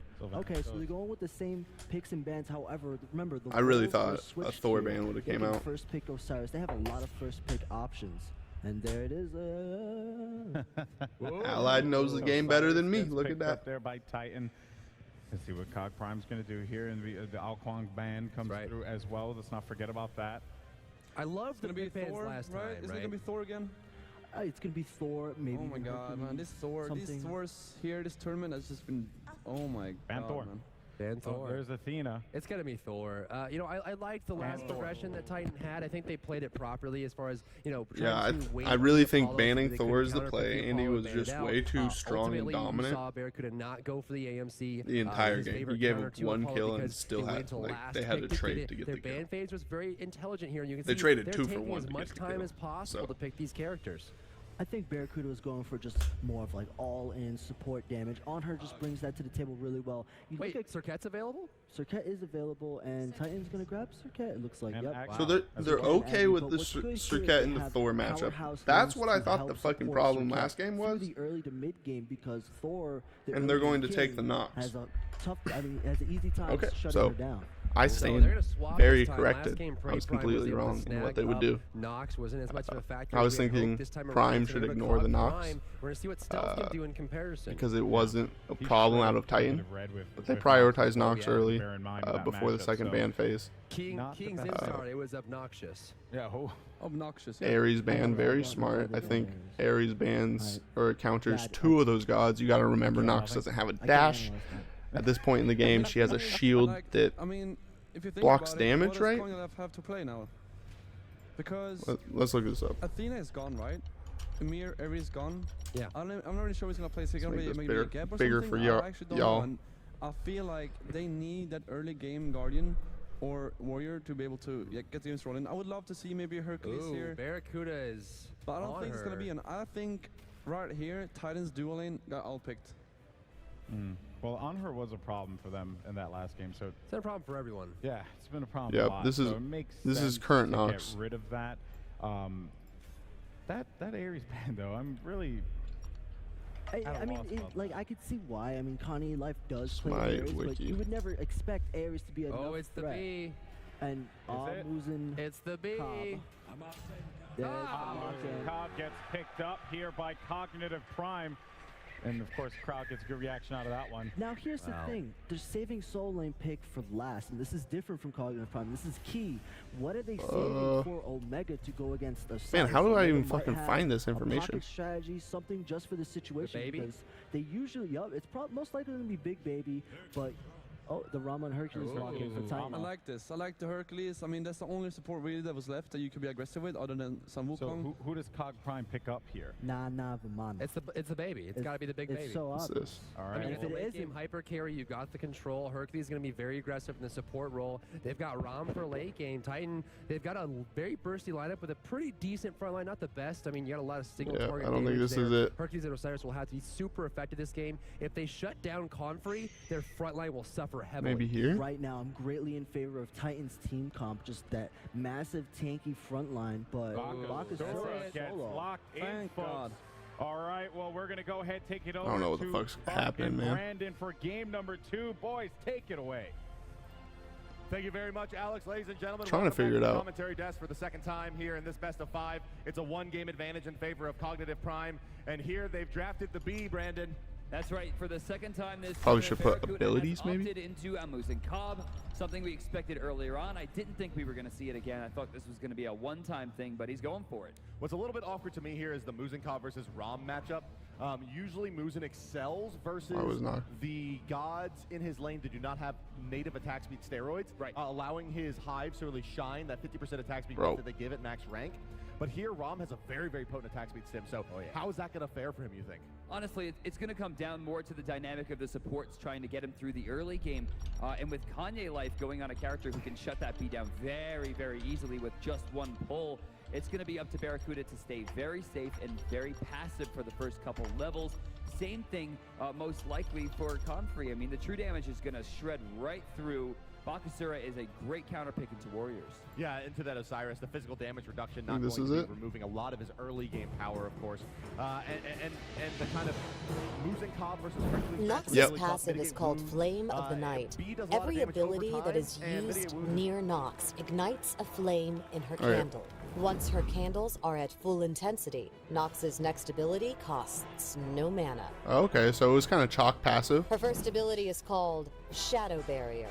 Nox creates a barrier of night around her. Dude, old lore lady is actually so nostalgic. Holy shit.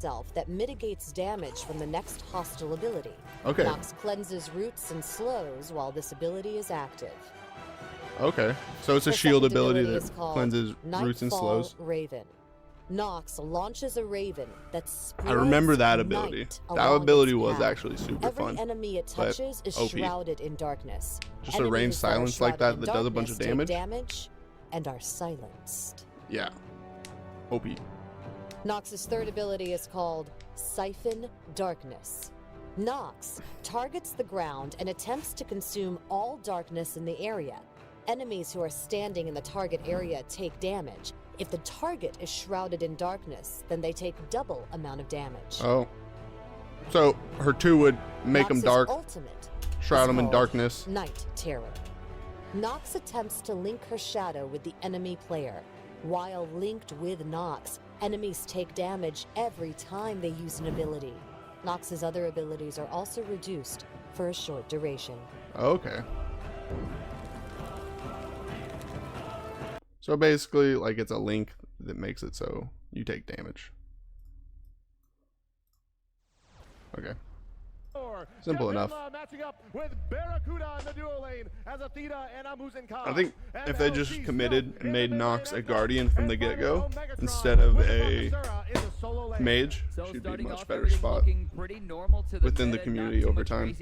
Because she really should be considered a guardian before mage. Oh, definitely activated preemptive strike here. I don't know if he intends to go in. Him and Kanye are kind of staring each other down, but I don't think either's going to commit to it. Oh, look at the Hercules start, Brandon. Look at that itemization. You know, that's really strong. So what we're going to see here more than likely is not going to be double a active driving strike. It's going to be a pull creeping curse. Then what Kanye will do is he will reposition himself awkwardly in between the B and the tower, so and then using the Titan's dual lane start is actually objectively worse. Like, just objectively worse than Cog's order side dual lane start. Because what Cog did last game is they started speed to blue. But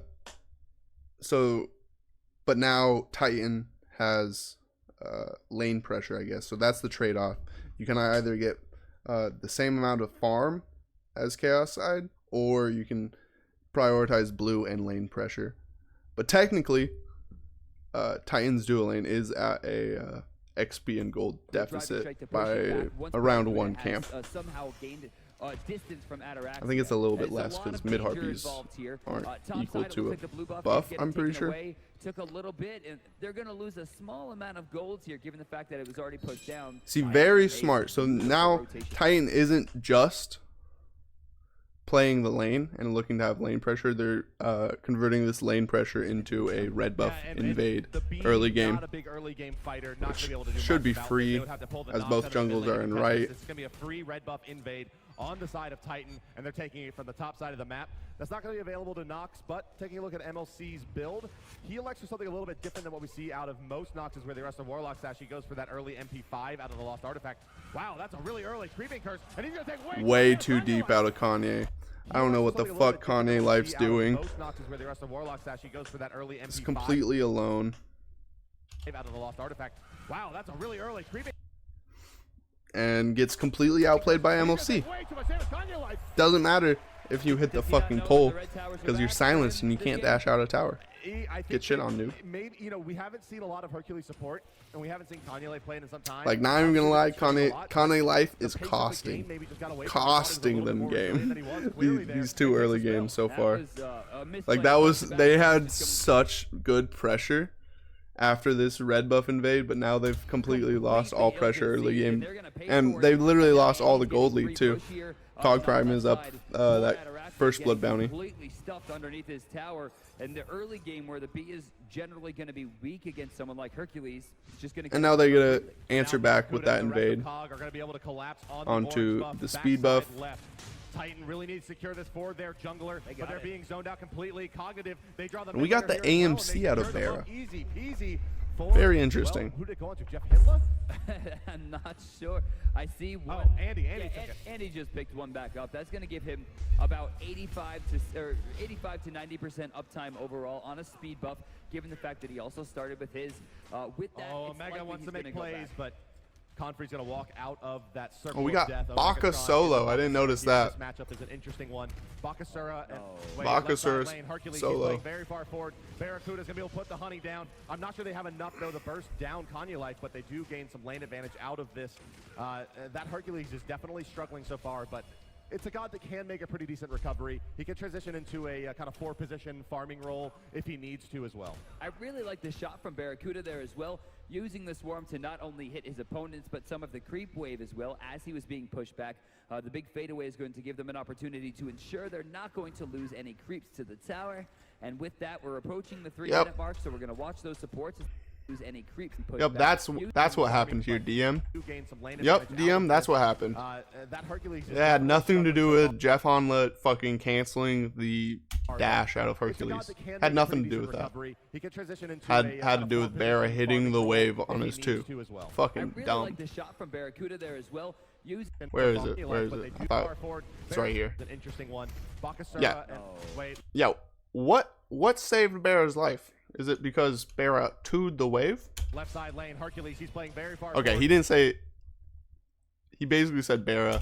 Barracuda's gonna be able to put the honey down. I'm not sure they have enough though to burst down Kanye Life, but they do gain some lane advantage out of this. Yeah. That Hercules is definitely struggling so far, but it's a god that can Barra basically got his ass saved pretty hard, because if Kanye Life was there body blocking and auto attacking Barra and the wave comes, he's gonna be pretty cucked. Or Barracuda is going to be pretty cucked. Not going to lose any creeps to the tower. And with that, we're approaching the 3-minute mark, so we're going to watch those supports as they start to rotate. But already it looks like Cognitive Gaming is gaining a little bit of an advantage. So they're looking to rotate into mid lane for these mid Harpy spawn. Lanes here in just a moment. Taking first out of the lane is Jeff Hindla. 3 minutes, 8 seconds. He makes his move from the lane, and he's going to be there just in time. Pretty Prime stunning out MLC Stealth and Andy, but it's just going to be a bit to harass him. And once again, Cognitive Prime flexing their muscles and Jeff Hindla secures left with Hog. It's pretty smart. Wow. It's just going to be a bit to harass him. And once again, Cognitive Prime flexing their muscles and holding both of the mid camps. Oh, Reppy in a lot of damage. That could be a kill. That could. Wow. First, oh no, second blood goes Nox. there. The ultimate, the ticking time bomb. It looked like he probably got hit with a double tap into Nox combo. That last Siphon Darkness and just slams or him home. Nox ult combo. We've been talking up MLC Stealth quite a bit in this tournament, considering him potentially the best player. In my eyes, definitely the best player playing today. And all things told, you've just fed that player 2 kills in the first 3 minutes of the game on a highly dominant team fighting and 2 kills on your support and jungle, the people that are supposed to be pressuring mid or early in mid game. So those are the ideal people to get kills on. Again, Cog Prime, ideal start. And now honestly, 2 it's times in because a row, Titans he is showing that he doesn't just even need overextending, but out That's of always been the case like with both MLC. Kanye back and Repicos about a just year or 6 months ago when he overextending. started playing Scylla for the first time, transitioning out of the Poseidon, right? He was playing the Poseidon, and then they started banning it against him. He picked up Scylla, showed us just how dominant she could be, and then Zhonghui, and then Giannis, and then back to Scylla now. His god pool is just so expansive. Now picking up the Nox, showing us that he really doesn't have anything outside of his reach. So, formerly the mid laner for Team Dignitas, I'm talking about the best. The best had a very awkwardly small god pool. In fact, generally had the smallest god pool in the SPL the first time, you know, one of the first seasons. And his main god, in my eyes, There you go. Now I'm looking I at. think if Best had still been Now I'm playing, looking I at don't the think screen. anything would have been different on Dignitas. In fact, I think Nah was a strong replacement. Whoop, but I think sorry. things would That be probably much didn't sound different for good. Stealth in the Scylla department if Best had kept playing, because I think more people would have been forced to ban her out during the Pro League. With that, though, Stealth shows a very strong pocket pick, had Nox coming into this as, you know, semi-secret technology, showed that Zhonghui can be played at a top level in the mid-game. I mean, the guy is just unfazed. Let's talk quickly about the solo lane here. We won't have a lot of action. Under tower, Yep. Pretty Prime. He's going to eat the stun. but he's DM not gonna be enough to saying pick up the things. kill. For those of you who don't understand what's happening with that Nox, when the purple swirlies are on them, basically And use her Bart ultimate, comes it- to save the it, cast, does telling people damage what the fuck's actually happening. to the target for every time they cast. It has a dot damage as well, and then stuns them 5 seconds after they're affected, dealing damage again, that application damage again. So that's how we saw that play come out. Right side in the solo lane. Damn. As we mentioned, let's quickly talk about this. It's an assassin in the form of Bakasura, matching up against a warrior, a much more resilient style character in the Osiris. However, Bakasura has a lot more attack speed, can gain HP back by devouring They got a minions, solo lane and cam has in an the ability bottom called left. That's Butcher's actually kinda Blade sick. that gives him true damage along with his basic attacks for a duration, meaning he scales exceptionally well with attack speed. Orange buff, bottom side. I wish they Randall, did a bit of an stuff like engagement. this they're gonna later try on to in go the in for season the steal too. again, and it looks like Makes- they're going makes to be watching a finding lot more Kanye interesting. As well. Andy goes up into the air. Stealth taking some damage there, but not nearly enough to deter. Rama in the air, raining damage. They're from kind the of sky, overextended. but again, Oh my not goodness. nearly enough I'm to doing put such a any terrible job fear of hitting the into fucking the mic red stand, team. bro. And with Pretty Prime at 50% HP, it's going to be pretty difficult for Titan to contest these mid camps. Yeah, Both likely Cog to go Prime to trying to Cognitive Prime force again. Left something. side Did did they go get to Jeff Taylor. the invade? Clearly, His basic attacks for a duration, meaning he scales exceptionally well with attack speed. Orange buff, Yep. bottom side, Randall. Andy looks to be a does bit get of the an engagement. invade, Yeah, so they're gonna this try to go in for the steal whole again, engagement's and a it looks like pretty they're big gonna be, win out finding of Cog Kanye Prime. as well. Andy goes up into the air. Stealth taking some damage there, but not nearly enough to deter. Rama in the air, raining damage from the sky, but again, not nearly enough to put any fear into the red team. And with Pretty Prime at 50% HP, it's That's gonna be pretty smart for difficult Atarax to to go contest up these in the mid air. camps. He was looking Both to likely go to Cognitive Prime again. kill Left side, Andy go to Jeff as he Finla, landed. Swinla, and Inster and MLC Stealth moving in to take the right side camps, and they will secure them for Cognitive But Prime. Andy They're gonna pull makes a ahead, safe Brandon, call, in this game, doesn't tower 1700 dive, gold, and gets 3600 out with his XP. life. They built themselves a nice lead Gets in the out laning with the phase. small Now, W that's just of 2 the kills, speed and buff they're up by invade. that much. 2 kills on the mid lane carry. Right, and that's showing how much pressure they have. Bara's going to get greedy here. You could feel it. No, he's going to back up. Bara's so patient today. Pretty Prime in some trouble here. Jeff Finla moves forward. There's a Nox ultimate. and he- That's funny, bro. That's Listen to showing how Bart much laugh. pressure they have. Bara's going to get greedy Laugh here. at You DM. could feel it. No, he's going to back up. Bara's so patient today. He's like, you're wrong. Pretty Prime in some trouble here. Jeff Finla moves forward. There's a Nox ultimate. And he blows himself up. Does Pretty Prime. Goddamn. MLC Like, Stealth with people all 3 kills in fucking this game. look Do at what MLC DM stands like he for. was the best Go caster. for I'm it. like, I Mid swear lane to God, carry. he was so Okay. overrated. He was so overrated. And I mean, He just tried to seem it's smart 3-0-0. at every We're possible 7 minutes outcome, into so this people game right believed now, him. and they're But going for what is probably going to be an uncontested. Bart was an infinitely goal better period. At this caster. rate, I would be not And- very surprised to see a Or surrender vote. maybe stop not a better game 2. caster, but he was way Yeah, more this one's getting out of hand very, very charismatic quickly, and likable Hercules is not to the listen kind of to. god that can contest those objectives very efficiently. He's more of the pop mitigate wounds, which for those of you that are new here, it's an ability Like, that basically all of the does a damage good you take job while of it's letting active people that is don't know returned what the to you fuck's as a happening. percentage later, depending on what rank the ability is. Like, Sure. letting And, people and know all what the things sold fuck's here is happening really that more, he don't know wants what the pop fuck's back, happening. Kind of walk in as opposed to most of the other Guardian role players you see have movement-based abilities, like we just saw the Athena dashing through there to set up those potential steals or disruptions. Hercules is gonna definitely struggle to do that, and we saw it there. He couldn't even come off of his tower to try to interrupt that play. So we're about 8 minutes into the game here. Still, obviously, no Fire Giant doesn't spawn until 10. Cognitive Gaming leading by 3,700 gold at 8 minutes ensures that they control the mid game. Players like Thor, who are incredibly strong at this phase in the game, especially considering that he's, let's see, a level ahead of Repicos once again, who has opted into Circuit. 3 kills now, onto your Circuit best player. Is Another considered, ideal start out of Cog the Prime. best character in the game, but the issue here is that everyone on Cognitive Gaming is playing to shut her down. They're invading the jungle early to make sure they utilize the Thor passive, stealing away the experience she needs to get into the mid game as a strong contender. Her early game is not that great. No, not at all. She's a very item-reliant god as well. Needs cooldown reduction to be able to initiate and get out of fights more often than not, and also needs some crit online at some point to be able to have 100 to 0 kill potential like you would want out of an assassin. Now, what she does bring to the table without farm is her ultimate, which is 100% healing reduction. So as well as crazy. a true damage dot. Circuit, like how people used to play crit Circuit. If it pops, it does spread, as we mentioned as her well. kit So, right now is probably it so all OP allows if her you to build use it a single god if hybrid. They don't beads it out. So she does have Just because some like base she has so damage much on percentage utility, damage, but like just she's really percentage pretty damage, Ataraxia health just got damage his blue buff stolen. with her passive. While he is kind of low on mana, the big deal here is that Like he's that's only literally all the very damage you need. behind You don't need to build Therapy any other level 11 damage. Ataraxia just getting into level 10. That's why fucking Circuit What? support used to be super strong. Oh, Bart, you're I being think that was around like season 3, 4 though.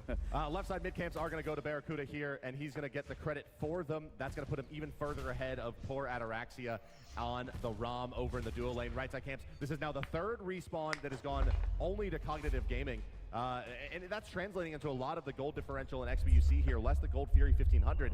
It's come a lot from the mid camps with only 3 kills in this game. Grouping up in mid here is Titan. They're going to see Jeff Hindla, but Kanye Life not taking the risk. He's already 2 levels behind. I think this is Yep, looks like Titan has been right now. like basically they just said, look, Barracuda we need to picks up his fucking own chill blue buff, and we need to having a farm lot of upside so we now, and this is don't gonna be a fall very dangerous 10k situation. down like we did last game. Musenkov is gonna be able to So I spam out his abilities and expect clear the way, but the you can pace of already the see game to Thor slow trending down downward on the map, from here on looking for out, invade on that orange buff, they're picking it unless out. Are it's Titan. pressured They know by that the invade Cog is coming. Prime. They're going for this repeated, like Andy should get punished for this. This is greedy. Like this is way too predictable and you're way too deep into the jungle. Man, if Andy traded, that would have been actually probably worth. Wow. MLC Stealth is playing top notch. How the fuck do they continue to dive here after Andy dies? Like Repicos is out. They go on to pretty prime. Yep. MLC just hits a very good silence into an ult, into a 2 on MLC or on to pretty prime. He's waiting for his 2 to come back up. There it is, perfect placement from MLC Stealth, secures that kill around the wall. They trade 1 for 1. That was very scary to see Circuit dive in there. I thought she was going to get picked off. Thor almost. Yeah, no hitting point at for her, but Agni to not quite. beads Andy there shoots even his because his iconic dash was uses already his down, ultimate, I'm fairly which certain. is probably a good thing. He probably would have died either way. Agni, Thought she was Agni dashes to get Andy's kill, yep. No healing and the dot going there. So MLC Stealth comes charging forward. They're going to look for a kill on a pretty prime. They should be able to find it with the sun coming out and 1 more Siphon Darkness. There it is, perfect placement from MLC Stealth, secures that kill around which the wall. the Agni dash could have been the bit of damage Andy wasn't expecting. Scary to see Circuit dive in there. Now they trade 1 for 1 and lose this Andy decides not to use his ultimate. yellow buff. That's better than just losing the yellow buff, I think, because they are behind at the moment, so trading from behind is good. But still a W for Cog Prime when you look at everything all together. 7,000 experience advantage, and this is where the base damage and HP values start to really. And I think really they're allowed to go so deep just because of this ward coverage deep into the jungle. Look at this sentry ward on this trifecta. Insane out of Titan. They literally own the left jungle. An amazing job throughout this tournament. I even tweeted There's literally nowhere for Titan to walk without Cog Prime seeing them. Valuable player, but his strategy is starting to have. There's a few chinks here. The first is he loves to camp mid, he loves to camp duo. He doesn't usually go for solo because they're very tanky. In this case, he should be camping Bakasura. Secondly, they know that Repicos is the strongest, so they've been I think Repicos is just trying to keep his team in the game at this point, and that's why he's over here trying to defend his left jungle. I guess the left jungle isn't up. They're trying to stop them from being able to just pull and burn this Gold Fury, actually. Well over double. They're setting up an ambush. We can see Kanye at level 9, MLC Stealth at 14, so you can see the ramping up. Good stuns out of Pretty Prime. Pretty Prime absolutely owned Andy there. No, he's going to make it out of there just for the moment at least. Repicos goes down. And huge rotation out of Omegatron. Kind of Kanye discredits all of the good work but I'm not sure if this is going to be that Pretty Prime put in on Andy. Andy's going to be coming back into this fight with ults. They can't really stay around and keep fighting. They just have to take the loss. Your solo lane got out-rotated. Which, honestly, with Baka passive, how it is, and boosts, like, there's no way you're going... I think so, but Titan did take one of the minions. Andy takes to the sky. He's looking for Pretty Prime. No, he just zones out Confrey there. The Thor ultimates have been a little bit off the mark from Andy so far this game. Not a couple just times. From Andy, pretty much everyone. Yeah, the nerves factoring in here, absolutely. But Andy's been trying to yeah, I think the only way Osiris is even able to match that rotation is if he had teleport into the tier 1 tower in mid. In the meantime, Cognitive Prime does take the Gold Fury, the secondary map objective, giving them 15. Which I think honestly probably would have been a good early teleport pickup. Kanye goes for a good pull. Barracuda takes a lot of damage from Ataraxia, who also takes damage in turn. Kanye very low, and Barracuda will be able to pick that one up. Yep, and Barracuda for the cooldown reduction on the ultimate. Punishes Kanye for being over aggressive and out of position. Left side. Kanye goes for a good pull. Barracuda takes a lot of damage from Ataraxia. How is that a good pull if he died for it? Kanye very low, and Barracuda will be able to pick that one up. Okay, listen to this dumbass. He went for a good pull. Goes for a good pull. Barracuda takes a lot of damage from Ataraxia, who also takes. It's a good pull. Barra beads it and immediately killed him. It's a good pull. Damage in turn. God damn, bro. Very low, and Barracuda will be able to pick that one up and regain this stinger for the shit's dumb. It wasn't a good pull. He died for it. How is it a good pull? Barra beads and killed him. A considerable amount of burst damage. It then drops it's a terrible pull. You're level 9. And you can pick it back up to After 14 minutes. Kanye life is costing this game so fucking hard. And he has cooldown reduction. You are looking at like a very, very small interaction. And they got tier 1 out of that. Yeah, I mean, it's already back up, for example. And if he free kill plus free tier 1 equals free game, baby. 7,000 lead at 14 minutes. I think this is honestly worse than last game, maybe. I'm not certain. With 105 last hits in this game so far, Nox has at least the game before they had some picks. They were able to pick MLC and pick Jeff Hinla. In CS is Bakasura and Muzinkov tied at 136. That's damn near all of them. That's an incredible amount of push, and for Bakasura to have that many against an Osiris is beyond incredible. Omega showing insane prowess in this game. Osiris continues to Bro, what are you talking about? He's just running away and not fighting. It's not super hard. Like, Baka solo was nerfed for a reason. It's because it's super annoying to play against. The guy just clears and runs away until he gets 2 or 3 items online, and then he goes and kills you back. That's Baka solo MO. As the bitch gameplay. Out there, Barracuda calls once again. Now body blocking for his hive, doing a lot of damage. Ataraxia will be forced out. Gold Fury not up. Surprising to see him go so far forward. We're going to see them push in. Repicos has backed off. Ataraxia has backed off. Pretty Prime is completely segregated. Long range stun beads forced out. They are a rank 1 beads, I think, as well onto the ROM. 180-second cooldown. Right side. Oh, he lane. beads. Bakasura finds himself a tier 1 after the Osiris rotation was forced even out. If Barra hit his ult, there's no kill again, coming through. Prime. Can Titan stop them at all? Whoa, I don't know. We are seeing him dive through towers pointlessly. Beautiful taunt, forcing out a nice big shot there. Pretty Prime taking some damage. MLC Stealth not in the best spot. Age is going to be strong there. Reppy taking some damage. Actually, really not all that much. I'm surprised he backed off, but Omegatron goes to the... Actually, Athena plus Nox with the mitigations on her 1 is actually probably crazy. Nox is basically damage immune. Beautiful taunt, forcing out a nice big shot there. Pretty Prime taking some damage. Yeah, she's basically damage immune fucking while getting Athena ulted. Damage. Actually, really not all that much. I'm surprised he backed off, but there we go. Omegatron rotates in. Stop them at all. Whoa, I don't know. We are seeing him dive through towers pointlessly. Beautiful taunt, forcing out a nice big shot there. Pretty Prime taking some damage. MLC Stealth not in the best spot. Age is going to be strong there. Reppy taking some damage. Actually, really not all that much. I'm surprised he backed off, but Omegatron goes. How is he talking about MLC Stealth not being in the best spot? Pretty Prime is about to die, bro. Stealth not in the best spot. Age is going to be strong there. Reppy taking some damage. Actually, really not all that much. I'm surprised he backed off, but Omegatron goes to the backside and finds himself a kill. Confree's going to tether up on the Bakasura, but that's now down. His passive is fully procced. He's in that ghost. That was really well physical damage, played team fight from Cog. Andy really going to be enough to turn just pokes him, keeps Pretty Prime low enough for the alley-oop to Omega, coming over with an ultimate. And then Jeff Inloff obviously doing a great job peeling for the Circuit. So Circuit ult is true damage if you don't know. And pretty much I think the only way to mitigate any of that damage is through damage mitigation, which is just percentage if you did. So if you have 25 damage mitigation and you got hit with 100 damage, it would be 75 damage, right?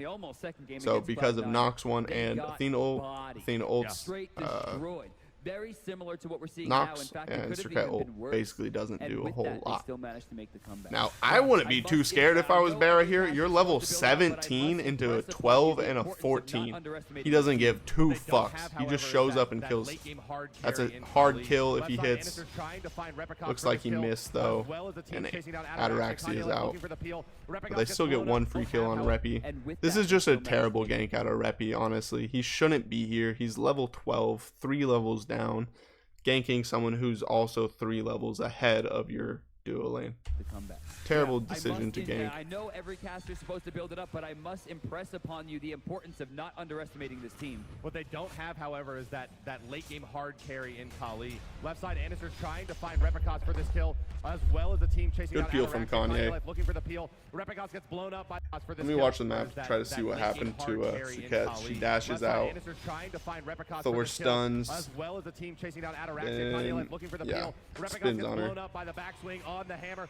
Kanye Light's going to use his creeping curse here and get that AoE Bad slow, but he positioning out of realizes that Kanye. he's Backed not gonna himself have into very a much corner. room to move. Agni throws in a long-range stun, but it's just kind of a last-ditch effort. Yeah. Kanye Life, Kanye, like, hard carry in Kali. Left side, Anderson's trying to find Kanye Life does a good job of peeling here, but then he needs to follow Ataraxia out. Like, either commit to going to tier 2 or follow Ataraxia out. But going into the buff here is what killed him. If he just walks out this way, I'm pretty sure he's kill.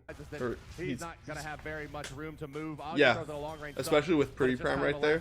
If he just walks, or if he just paths correctly, he gets out. Online for that Hercules. He's just going down the Nox repeatedly, and now MLC sitting at 5-0 and 2. Top net worth in the game. No, hold that thought. Net worth is being out of control. Bakasura 9,500 farmed on Muzin. Yeah. I don't understand how Barra. So why Baka solo got nerfed? It's because that's how you play Baka solo. You do nothing for the first 15 minutes, and then after having 3 items online, you rotate. 84 seconds for Circuit. 33 seconds of downtime on the Thor, and no one else in the game has died. But the Tri-Core, well, the support 4th position farming here, Hercules, and the 2 core Agni Circuit, have been dead for a minute and a half each. Damn, time spent dead stat. Exactly that, and they're going to have to do something better in team fights. Maybe they shouldn't team fight. Unless there's an objective in control, they need to start letting things go. Repicos and Kanye Life are consistently trying to control their jungle when it's getting invaded, and sometimes you need to just let it go. One of the challenging things about playing Smite from behind, to that example, is that whoa, Repicos. Oh, yikes. That did a lot of damage. Good thing he has 9 dashes and was able to get away. That's right. But, like, the difficulty about playing Smite from behind, at least one of the subtleties of it, is that unlike... I love how fast Bart was like, shut the fuck up. That did a lot of damage. I know Bart didn't say shut the fuck up, but this is the Castro equivalent of Bart saying shut the fuck up. And was able to get away. That's right. But, like... That's right. But anyways, one of the subtleties of it is that unlike other MOBA games, you can't dodge fights very effectively. Right. You know, if they're farming, if they're taking the Gold Fury, maybe you can take the tier 1 on the right, but you can't get really efficient trades on the other sides of the map because the map is so small. That being said, Gold Fury has been started. and Stealth and Andy are pretending they don't even care. Silence actually going to stop the driving strike there. Kanye Life stunned out, doing a lot of damage from the back line. Andy decides he's going to go even farther, looking for the poke in the back. Where's he going to go? He finds Confree and stuns him out. The tether's going to come out from the Looking for the poke in the back. Damage from the back line. Andy decides he's going to go even farther, looking for the poke in the What the fuck was that? back. DM's Canadian accent came out. The poke in the back. Maybe he's from Minnesota. Oh, no, he Yeah, Confree out of position. He needs to bail on that fight quickly. As soon as Thor goes up in the air, Confree needs to be out of this fight. Andy decides he's going to go even farther. Like, he's not even in terrible position when Thor lands. Looking for the poke in the Especially back. if he just ults out. If he ults out, that's a win. You're trading Thor ult for your ult. That's a win. Trading 3 ults for your ult. Because Athena ulted, Bear ulted. I don't know if Nox ulted, but Andy ulted. Coming to the mid laner, and it always felt like they were getting 1 point or like You can dash out. big You can hits. jump out on They Osiris, got and it's a plays. worthwhile play. It almost Trust me. looked like kill steal or kill secure Trust me. opportunities. On the other hand, Playing way Stealth, too it looks like aggressive. he's Can't doing believe you most of the dashed work. in when a level 20 Baka's right there. Just terrible tank gameplay coming out of Titans so far. From his balance blade, looking for the chin size, but you see just how fast with that true damage he can rip through some of the low HP targets. Right now, MLC Stealth is sitting on a staggering 13,000 damage. Barracuda at 11.6 himself, which almost put them higher than everyone Actually, it does put them higher than everyone else put together. I didn't know Baka solo was played in the first World Finals, though. Helping That's illustrate wild. just how big the disparity is between these two teams right now. 12 kills to 1, 20 minutes in. If you're just joining us, this is game number 2 of a best-of-5 matchup here in the grand finals of the SMITE World Championships. The winner's taking home 50% of the $2.6 million prize pool. There is, like I said before, this is effectively an $800,000 set. That's got to make you puke. Yeah, and you can see, looking at those player cams, that a little nausea may be setting in. You know, I wonder what it's like to be mad that you only won $500,000. I hope I'm sometime in that position. Well, there's only a couple teams in the world that are in that regard. Maybe Vici Gaming, IG. That's pretty much it. Yeah, that's almost exactly only it. Shoutouts to Samsung White as well, of course.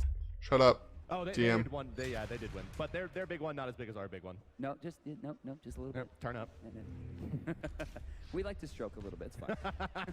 Right side, tier 2 tower. DM, you like to stroke all the time, bro. Extend their lead by another 1,500. You stroke your ego all the time, you DM. What are you talking Tier about? 2 is going to be falling as well as Barracuda is shoved up the left side lane, completely unchecked as a B, and as you can see, his attack speed is absolutely bonkers at level 20 with those hives. The hive ability, it is those well. Yeah, I'm on a sure stick, you AMC see is near actually the B like there, and super it's hidden granting him broken 50% right now. Additional attack speed right now, as well as 30% movement speed and 12 HP 5. Just So he's right able to now, I'd say burn we're about a both game of and a these half tanks away from the super absolute fast. death of Landon Comfrey Sturb, because as he's Andy has not had an ahead. incredible He's only 3 amount of items. just So prowess Bear has a in full this item tournament. above Not the even solo today, laner. not even this He's going to set. I be mean, doing the big entire damage to the tournament, Osiris. Andy has been an And then incredible force for this team. literally, I don't it's think all you can things call told, this the has been level a very 11 dominant game for tank Prime.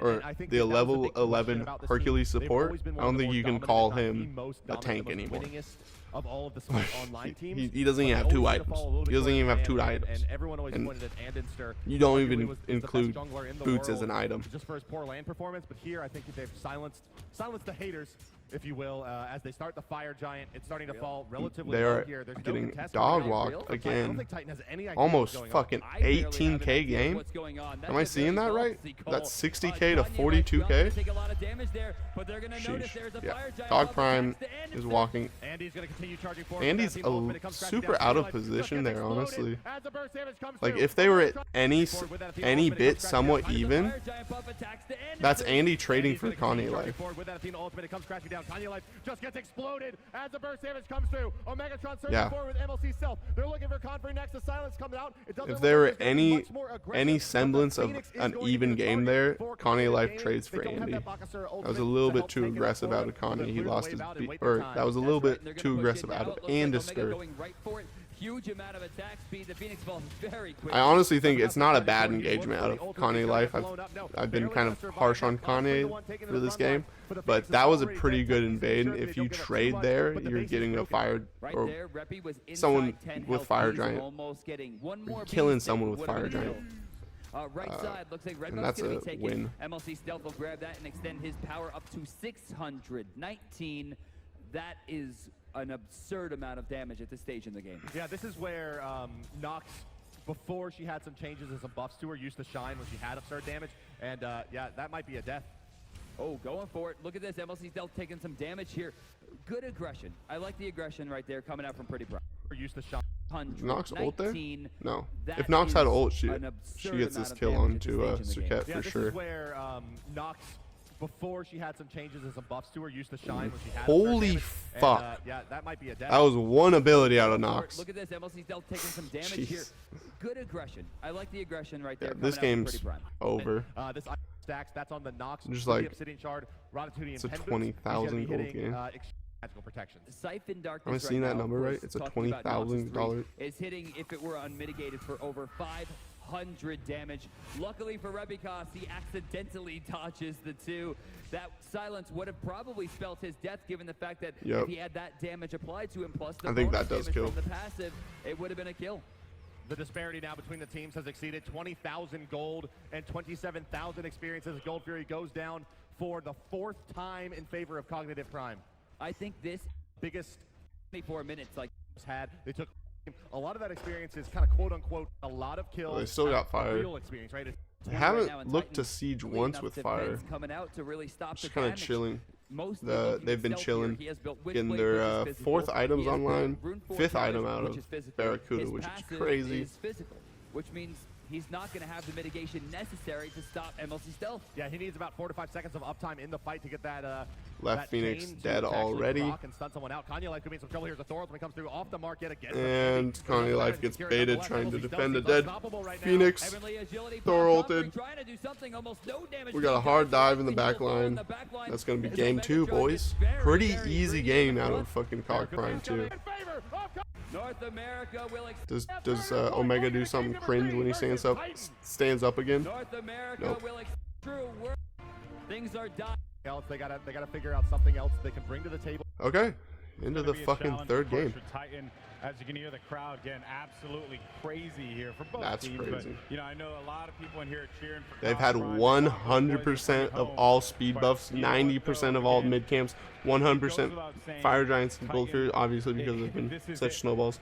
But really the fucking thing you need to look at is 100% of all speed buffs in the, what, almost hour of gameplay we've seen so far has gone to Cog Prime. They've absolutely played that early game perfectly, and there's not much Titan could have done to come back. Aside from fucking playing better, hitting more abilities, and killing them. That's what they could have done. $800,000 difference. That's a lot of crazy. nuts. But you can hear them. You can hear the crowd, and this to me is an uplifting show of support for Titan. This is them. Titan is on the chopping block, ladies and gentlemen. This could be their last match in the SMITE World Championship 2015, powered by Curse Voice. And you're looking at this and thinking, can Titan bring it back? They have to win this match. It's going to be so hard. I mean, you have to think about this, right? Honestly, fucking shout out to Dry Bear there, bro. They have to win this match. They have to. No. You need to concern yourself with, to think about this, right? You can't concern yourself with banning out MLC Stealth. No. You need to concern yourself with screwing up everyone else. Agreed. Okay? I think if they don't ban Thor, you have to outplay him. You have to outplay him. Period. There's no. I know how this ends. And that's the key thing you're seeing But here. It's there's 5 games, problems, so however, there is sorry to also spoil this one individual for you. problems and team strategy problems. And honestly, I think the best way to do it is to address what is the most common problem and address it from there, like early game jungle control. Titan has no early game jungle control. Yup. They can't even You get have their to get speed off up. this They need Surcat to pick. recognize that and be like, that's a problem. How do we fix that Yeah, problem? they have to fix Because that. do you pick Surcat? No, man. Okay, what do you need to survive early game to help us and be a jungler and start getting off like we all know here's the Repicon question. should be able to do. What if Serket doesn't get banned, which we're going to go into pick some bans here for game number 3. Cognitive Prime. I think there's no way in hell Serket gets banned here. There has been no threat of Serket. They do not care. I think their eyes are set on Thor. Thor's been winning them games. You have to ban Thor out of Titan here. Pick this game. I would not be surprised. You know, honestly, Cognitive Prime doesn't seem like the propensity to go for And it. Titan Titan bans the Serket. I would have let this through. I don't think Anister would have made that big of a difference. Now we have seen. I don't see so far. Cog Prime picking up Serket whatsoever. Prime as a team. There's Al Guang banned away. Now, Titan has first pick, first ban here. There hasn't been that much success in this slot. Get Thor right now. Do not let him have it. There you go. There's the Thor pick. Ban Serket, pick Thor. Good play. Good play. Osiris on the other side for Cog Prime. Yep. This is what Titan needed, Donnie. Oh my God. Are you guys hearing that? That is not on my end, by the way. That is that is the $1 million Smite World Champion event having reverb. Game aggression gods. If they can just pick up, hopefully it's gonna be an Ares pick from Titan's That's side. bad. I mean, obviously. That's bad, bro. I don't know if Cognitive can play anything else at this point. Before the next ban phase. Before the next ban phase. Yes. So I would assume to pick it up now together with the Thor. You know, get a good early game mid. Maybe they need something, and you know you are right. Yep, gotta prioritize Con in life. He's kind of been costing you guys this game, these 2 games. So it's interesting to pick the Ares this early. I know they don't want it banned, but that is exactly why Nemesis, the #1 counter to every god in the game, will take away Ares' protections, will take away his speed, will give it to her own, and Ares becomes a walking target. So what does, That's crazy to me because I also think Ares kind of shits on Nem. For them to at least like Nemesis can kill Ares for sure with the ult and the 2 and fucking lockdown. Ares doesn't have enough mobility to escape Nemesis, and he doesn't have enough tankiness because Nemesis takes away all the fucking tankiness. But that being said, Ares just chains the Nem, either forces the shield, and then she's a sitting duck. Easy. She seems pretty reliant on her dashes. That's going to be dangerous territory for Titan. So this just complements this build that Cognitive Prime for example. Oh, there's the on her pick. Okay. Okay. So they don't have to pick it. Yeah, I think they were worried that they would see Titan pick up on her on Ataraxia just to take it away from them. Obviously, Scylla doesn't need to be picked right now. Prime has already selected his Nox. He's not going to play anything else, and so they're waiting for the last pick to do it. Titan has to be very cautious on what these 2 picks are. They've got a good front line with Ares, a good front line with Thor, good team fight initiation, backline damage. They need a strong late game carry. And now this is where it comes down to: do you pick the Rama into this, or yep, there you go, Ataraxia with the Ramas locked in. So now they have a strong dual lane that scales well to mid to late, and there's the Chalk solo. I really don't like it. I'm not a big fan of the Chalk so far. I don't know. I feel like it's been very lackluster, right? And the last pick. Yeah. I don't know why I swapped my speakers there. That was scary. Scylla is picked up by Cog Prime. Ladies and gentlemen, game number 3, of course, to drive us through the action. None other than Bart and Brandon. Take it away, guys. Thank you very much, Golden Boy. Ladies and gentlemen, welcome back to the commentary desk for what could be the final time. Cognitive Prime up 2 games to nothing, and they've drafted their signature Scylla. They have On Her for Barracuda. They have Nemesis for Anister and Osiris as well. Did they not get anything they wanted in this draft?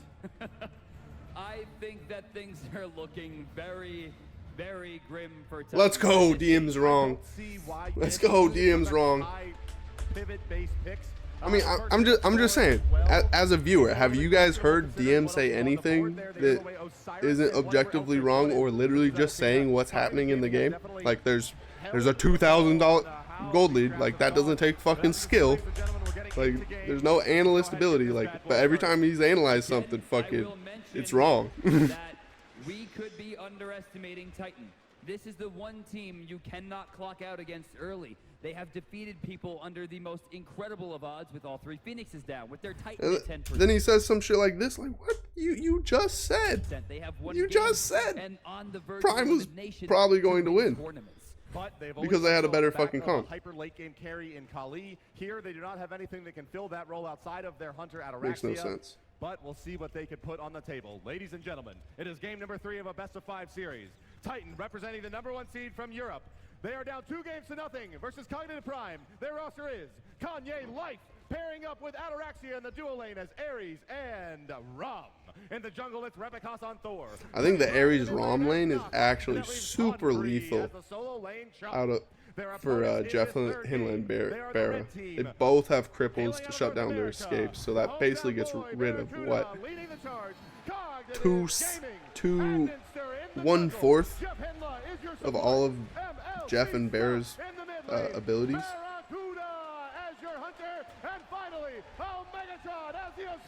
And I think Pretty Prime back on Nox is good. Going into it, nothing crazy coming out. I really was hoping Titan would be going. It's really like the first game Pretty Prime was on Nox, was just super unfortunate. Should they choose to go for what seems to be the cognitive start on the order side duo, they will have felt the hurt. So it's very smart. Kanye Life rushing right in. No Hand of the Gods to be used here. And starting on top side, Jeff Hinla getting away with using his Hand of the Gods early. Yeah, they're not going to get blown up for it, but they also will not have the blue buff available. Oh, okay. Getting zoned out a bit, and Barracuda going to move forward as well. So very smart play out of duo lane for. Yeah. Starting on So top side, how? Jeff Hinla duo. They will. So this is all pre-game. They know the Titan duo lane. They know that Cog Prime likes starting mid and then being greedy and coming and getting these back harpies, right, which slows them down coming over this blue buff, which eventually leads super well into this early game invade here. Getting away with using his Hand of the Gods early. Yeah, they're not going to get blown Which up for it, but they also Ataraxia is running the wave because he knows that just getting the wave XP will put him ahead of Barra if he stayed there. Barra is looks like half a level down. Pretty far level deficit. Oh, look. So I actually think Barra just got the XP out of these mid harpies because Jeff went north and I think he hogged these. Right? So yeah, Jeff hogs these back harpies, and that's what makes it so they can't do this blue buff here. Very interesting. Very interesting start. Yeah, they're not going to get blown up for it, but Jeff Hinla doesn't have hog. Ataraxia getting zoned out a bit, and Barracuda going to move forward as well. But let's keep an eye here, Brandon, on the mid lane where it's two fairly low clear mages doing battle. However, Nox has a big advantage in the harass department. Red buff Anister is going to get spotted up. Repicos ports forward, but without the stun to lock him in. Only sitting at level 2. Anister is going to survive. No first blood in the first minute today. It's going to hurt Repicos at that reset, but the actual call to reset good wrap was out of so incredibly high Anister. level. Getting that done Took a bunch of damage from Barrage though. Probably not a worthwhile trade. Andy takes the first real chunk of harass. On the left side lane, Jeff Hinla falling down to about 50% HP here. The Ares change just doing so much damage in the early stages. They are going to rotate their jungler over to help secure this blue buff. And that blue buff has been sitting there for a long time. Well. And honestly, this is going to help the mid laner out tremendously, getting Scylla to the point where she is a little bit more viable as a clear in the mid lane. And well, as we've seen, it is pretty smart to have MLC come over because Bear is already going to be behind, so might as well get the lead on Scylla and just taking the loss of like the level that like taking the XP loss on your ADC. Because yeah, look at that. So now instead of just having a ADC who's behind of Ataraxia, now you have a mid laner who's slightly ahead of the other mid laner. Pretty interesting macro play. On paper, kind of counter to the Athena. She relies a lot on her dash, but as you can see there, the taunt combination when he tries to move forward, those chains very dangerous. The lead forward from Barracuda. He's looking for the first blood. He's going to need about 3 auto attacks. 1. Not going to be able to get any more than that. That's going to be all she wrote. No kills on to Kanye Life, ladies and gentlemen. As what the fuck DM talking about? That's 2. Not going to be able to get any more than that. He literally interrupts Bart to say some stupid shit like that. He needs 3. That's 1. And they call it off. Not going to be able to get any more than that. What the fuck? That's going to be all she wrote. No. DM was the best caster. Eat my ass, bro. He was not a good caster. If he was a good caster, he would have found work outside of Smite. Like F. Taco. Fucking all of the other casters. Dulcid, Goremizer. Like, they all found success outside of Smite because they're good at casting.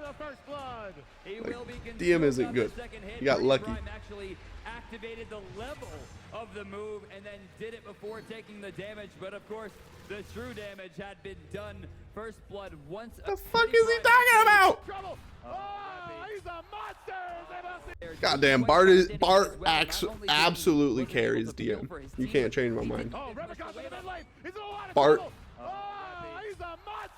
Such a good tagline, and then DM has to come in and say stupid shit. He will be consumed on the second hit. Pretty Prime actually activated the level of the move and then did it before taking the damage, but of course the true damage had been done. First blood once again going to North America, and Titans attempt to win the World Championship. What the fuck are you talking about? For those of you a little bit confused, that I'm a monster move is Oh my god. Bart fucking guesses. I'm so with Bart, bro. I'm like, what the fuck is he talking about? For those that don't understand. America and Titans attempts to win the World Championship seems to be waning. For those of you a little bit confused, that I'm a monster move is not auto lock. It's not a guaranteed hit. MLC Stealth is actually just that good. He has had a very high conversion rate on that move this weekend. And Yeah, it's not generally a very easy move to land. No, it's one of the more difficult ones. It's got a big build-up. It's very obvious when you've entered into that ultimate state, and you have only about 8 seconds to fire. This is a good 3v3 group up. 3v2, catching Jeff and Barra, pathing through the jungle. Really good ambush out of them. I think Repkos shouldn't be greedy and just take the win. Nice. Yeah. Very elusive using the pillar and the Gold Fury there. They were unable to continue aggression. Basically, Barrow was waiting for the hammer to come out so that he could dash the wall, by the way. Repkos realizes this. He's like, you know what? We already got the win. I got the Nemesis ult on me. Fuck this shit. I'm not trading. Very smart play out of, or disciplined play. It's not that smart. It's a disciplined play out of Repkos. But they do answer the first blood back, yet are still down 700 gold. That's insane. The blink to double hog the mid harpies. That's insane. It's very important. They have lost all of the mid camps in the first 2 games here. They start to split them, and actually, are they sitting on an actual lead in this game? No, it's still in favor of Cognitive by about 1,000 XP and 700 gold, even given the gold, the mid camp pickups and some early That's kills. probably mostly that gold lead's probably mostly the first blood that we see here. And it's diminished a little bit. That's no different here, level 6 to level 7, and with that mana, you know Pretty Prime's going right back to the base. That just has to do with Cog Prime's XP efficiency, as you see here. MLC Stealth and Anisur splitting damage and splitting the gold with the Bumbas mask for these camps. This is something that Cognitive Prime has always excelled at. In fact, they were one of the first teams in the North American scene we saw really utilizing that Bumbas mask. This is the starting. That's crazy. And it gives if you guys don't know, Bumbas mask was like the starter. Still is basically the starter for fucking like jungles. Like if you were a jungle, you go Bumbas mask. That's it. That's the only starter. Last hit, stripping away even more experience and gold from Pretty Prime, putting him now even farther behind MLC Stealth, who, you know, strangely is the one to continue carrying the game. He's 1-0-0. Strangely. That's damage. Confrey's in a lot of trouble here. He's going to get set up by the Osiris. There's a Nemesis on his back as well. They could Again, Bart saves this fucking cast. What the fuck is DM talking about right now, bro? Golden XP at a higher rate with nearby gods. Let's. There, Kanye Life pushes up the mid lane instead of just going for last hit, stripping away. He's talking about minions. There's a gank in right lane happening right now. Nemesis is setting up a gank on Chalk right now. Why are we talking about this? 1-0-0. That's damage. What the fuck? Him now even farther behind MLC Stealth, who, you know, strangely is the one to continue carrying the game. He's 1-0-0. That's damage. Confrey's in a lot of trouble here. He's going to get set up by the Osiris. There's a Nemesis on his back as well. They could. Literally, Doug's baited to keep watching this dude farm minions as there's a gank happening because DM's talking about him. Strangely is the one to continue carrying the game. He's 1-0-0. Side lane. That's damage. Confrey's in a lot of trouble here. He's going to get set up by the Osiris. There's a Nemesis. Like, you can tell DM fucking scripted that shit. I want to say, that's 1-0-0. That's damage. I want to have a tagline. That's damage. Waiting for the ultimate to use his in case they initiated. So great patience on his end as well. But now they have the ultimate available for Pretty Prime. He's playing up in the lane. He's in a lot of trouble. Anderson is here. The ultimate comes out. Slice and dice as well. Damage coming through. Consume was used. And Pretty Prime. Aegis out of Pretty Prime. Oh my god, the Aegis! Oh! Oh!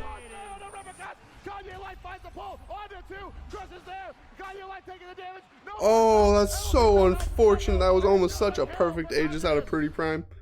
Let's watch this back. So great patience on his end as well. But now they have the ultimate available for Pretty Prime. He's playing up in the lane. He's in a lot of Pretty Prime just looks too... Yeah, maybe Pretty Prime actually plays too aggressive, but he almost kills Scylla. I'm pretty sure if he hits Nox, But now they have the ultimate available for Pretty Prime. He's playing up in the lane. He's in a lot of trouble. yeah, literally if he hit the 2 onto Scylla, he kills there. Look at this Aegis though. Oh, maybe if he Aegis a little bit later so that it immune the taunt some, maybe he gets out. But maybe he lives long enough to survive. So unfortunate they can't pick up the kill. Oh, let's go! Fucking never. You didn't think that was gonna happen. He has this blind too. I don't think there's a ward there. Yeah, they walked across a ward, but he's not on it at that moment. So he's just fucking throwing them out there. That's fucking awesome, bro. Ataraxia, baby. Ataraxia. Ataraxia, baby. That's a really, really important. No wonder that motherfucker's been around in the league for fucking 10 years. I think he was in the league for like 8 years. He was in the league for a very long time. Ataraxia, that just feels like such an important moment in the game, that kill. And it's so Yeah, it actually is a pretty big kill to answer back he's the one to say, and get the trade. Drop the kill. I understand you guys didn't quite get you were looking for there, but I'm here to help you guys keep the morale up. We're pushing into the mid game. We're not letting it go just yet. Anderson playing a dangerous game there and actually ends up juking that stun from Repicos. And now with some cooldowns used up, Anderson and young Jeff Hindler are going to have a pretty decent time at Nox this left side camp. actually seems pretty good into Nemesis here, actually, because she has her 2 that will get rid of the shield. She has her damage mitigation to, or her like Nox shield that will get rid of slows and roots. I guess they don't have any roots, but the slows from Nemesis. Oh no, root from Scylla. So yeah, it'll cleanse the root and the slow from Anderson and fucking Osiris. Yeah, Nox is such a good pick out of here out of Pretty Prime. Like, he has very good self peel against 3 of the 4 or 3 of the 5 people he's against. He can cleanse the root and all the slows from Osiris and them. Again, Comfrey has opted into a god that performed extremely poorly in the previous match. I mean, he's a good. I was not expecting to actually feel hype. And he can scale with farm, and he can use items well. Rewatching these, what he can't do. So I mean, it's not like I play this game Osiris from getting anymore. He's a vanilla character. He doesn't do anything badly. Doesn't do anything good. Yeah, he won't like slow this version of the game anymore. And that's gonna spell some problems. Oh, right. We're going to get a grouping here in the mid lane once again as MLC moves forward. Going to get silenced out before he can find anything. Left side, Repicos and Kanye Life are waiting with the ambush. Like, what the fuck is this, DM? I'm sorry to fucking hate on DM, but DM was such a hating little bitch who fucking sexually harassed like all the women and fucking harassed a bunch of people. He's like a douchebag, okay? If you don't know about DM, don't look it up. Don't learn anything about him. He's an asshole. You shouldn't fucking know him. But I grew up watching him because I grew up playing Smite. What the fuck is he talking about? Sorry. He's talking about shit that's happening in mid lane right now when we're watching a 3-man fucking group. Like, what? Talk about what's on the screen right now, dude. He won't slow anyone down, and that's going to spell some problems. Oh, right. We're going to get a grouping here in the mid lane once again. As He's talking about in the mid lane. MLC moves forward, going to get silenced out before he can find anything. Left side, Repicos and Kanye Life are waiting with the ambush, but Barracuda is facing in their direction. Evo without ward covers a game sense, lets him know that he could be in some trouble here. Atarax goes forward, he finds a cripple, in comes the rest of the team, the chains are out. He did. Barracuda using Desert Fury, he uses the Athena ultimate as well. Oh, he did a really good job of juking. Going back in, down goes Barracuda, but here comes Can't escape that one. Shut the fuck up, dude. This cast would have been so much better if they had Golden Boy and Bart on it. Who knows how big Smite Esports would have been if we had Golden Boy and Bart on the first fucking Smite World Champion cast. Who knows how big this shit would have been. Because these are great games. This is a great set, by the way. Ambush, but Barracuda is facing in their direction. Evo without ward covers a game sense, lets him know that he could be in some trouble. Can't escape that one. He finds a cripple. In comes the rest of the team. The chains are out. Barracuda using Desert Fury. He uses the Athena ultimate as well to help save his life. Dodging forward. Can't escape that one. Oh my god. Down goes Barracuda, but here comes Really good engage. Really good gank out of the Titan boys there. Oh, they're trying though. Oh my gosh. Finding the bait and now a I need to not be so loud. Pretty Prime down. One more hit's gonna do Should it. probably close my door too. Kill for Kanye. Pretty Prime has a blade. They played that fight perfectly though.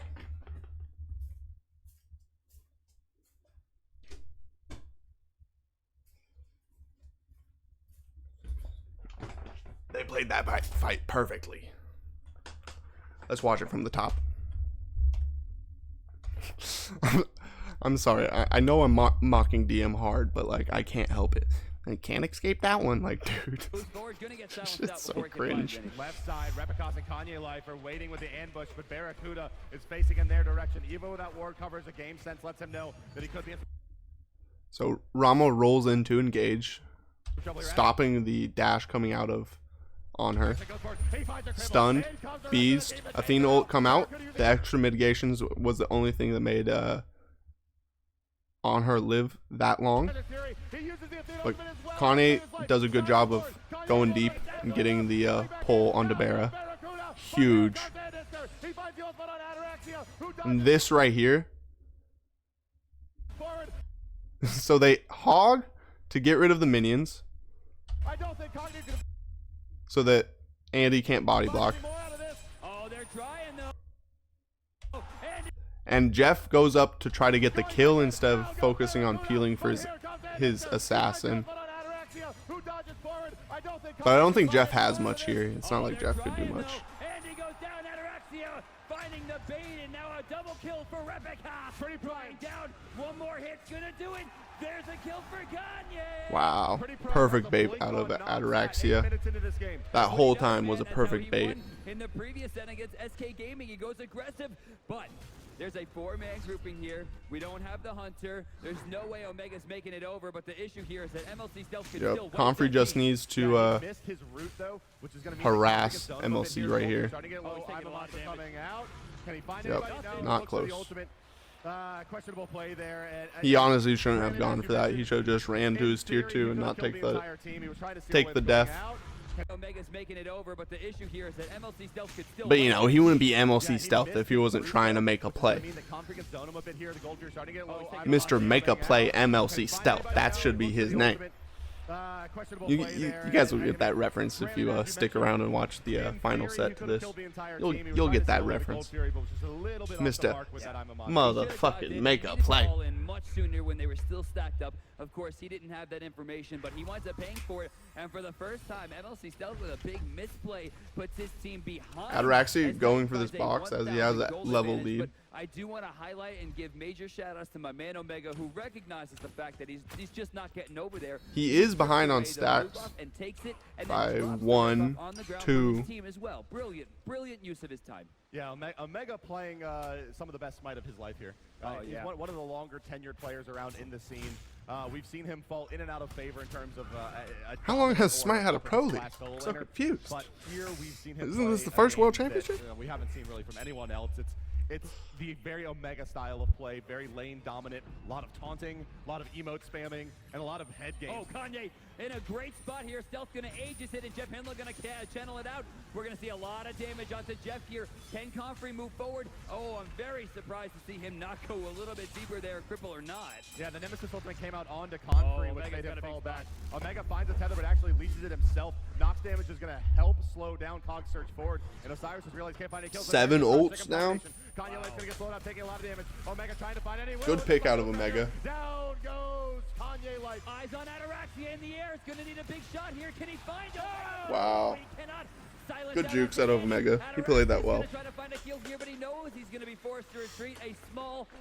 What I've noticed these past 2 games, Omega does a really good job of extending the fight even when like one of his teammates has to reset. You saw it in the first game when Replicos traded for Andy and Omega dove the tier 2 to kill Prime.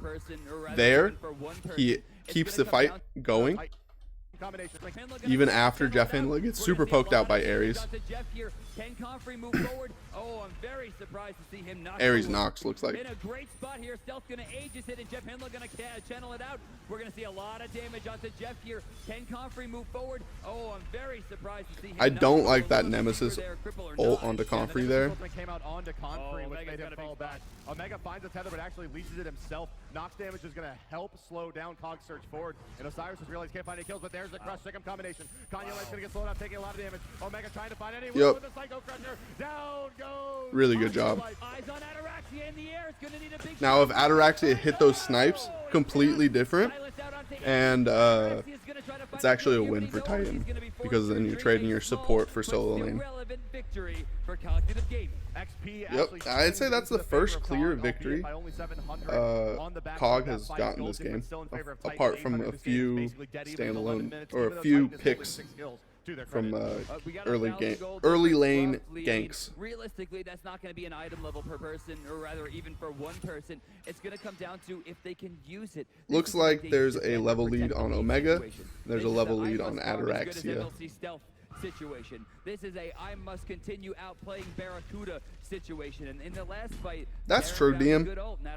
They really need to play around Ataraxia. I'll give them that one. You can see him going toe-to-toe. We got a slap fight over here. I'm actually pretty surprised to see neither of them has picked up teleport to towers yet. Both of them sitting on Hand of the Gods 1.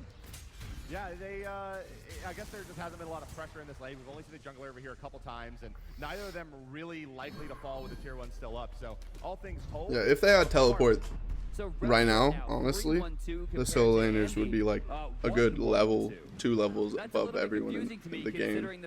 They're already a level above everyone, but they'd have a lot more levels if they had teleport. And you really see that become popularized in Season 2.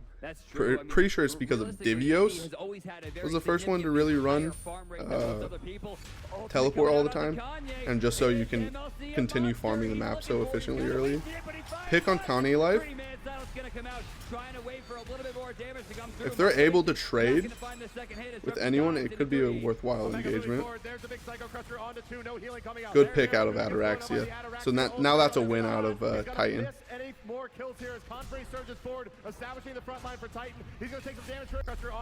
And if you notice the difference, how Ataraxia engaged this fight,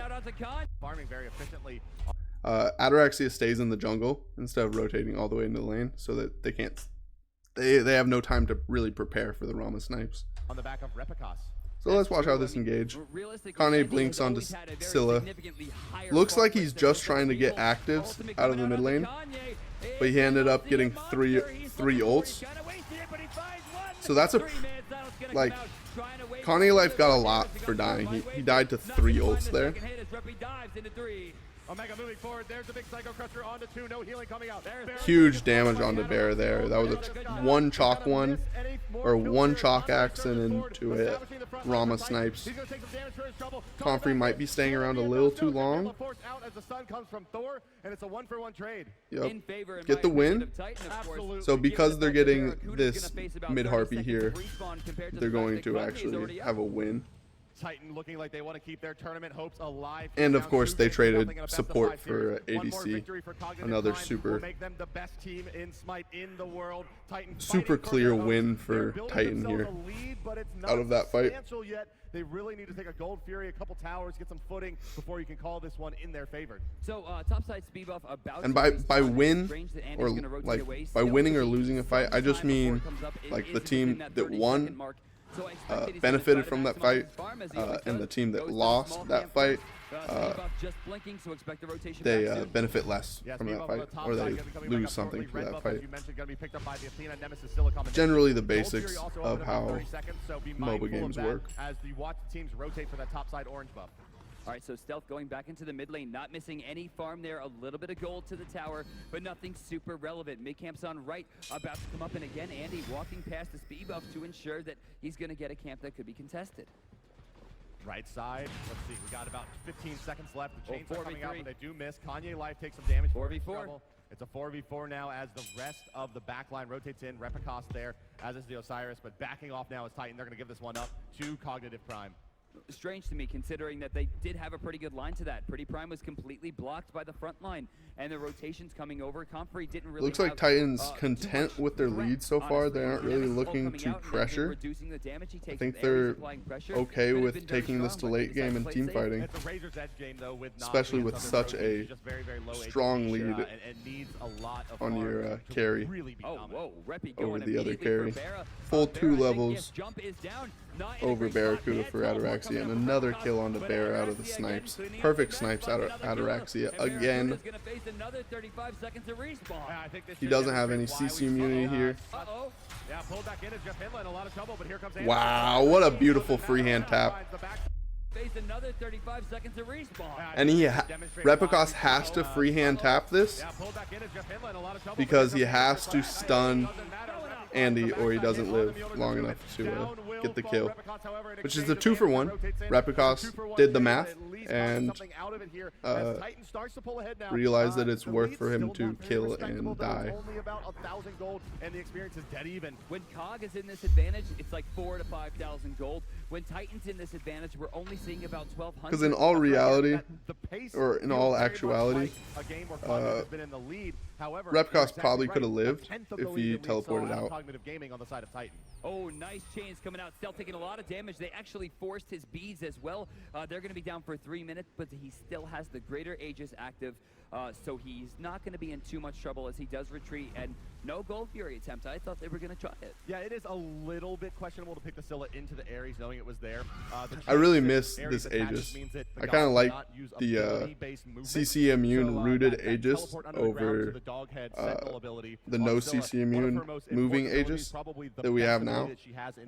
For one simple fact, it just allows for more ways to have CC immunity. So maybe into some compositions you don't feel the need for beads, and you can get away with just an Aegis. Rely on Jeff Hindla as well for peel, although Athena doesn't have a ton of peel. She has one gigantically great spell to ensure that if the confound hits, they'll be pushed away, or she can increase the defenses of Scylla, mitigating damage incoming by 25% with the ultimate. Good poke. Oh, Prime, yeah. See that? Yeah, that was beautiful. Yeah, so what Nox is doing there, she has a spell shield that will absorb 90% of damage from the next 90%, sheesh. To avoid those crushes coming out of Scylla.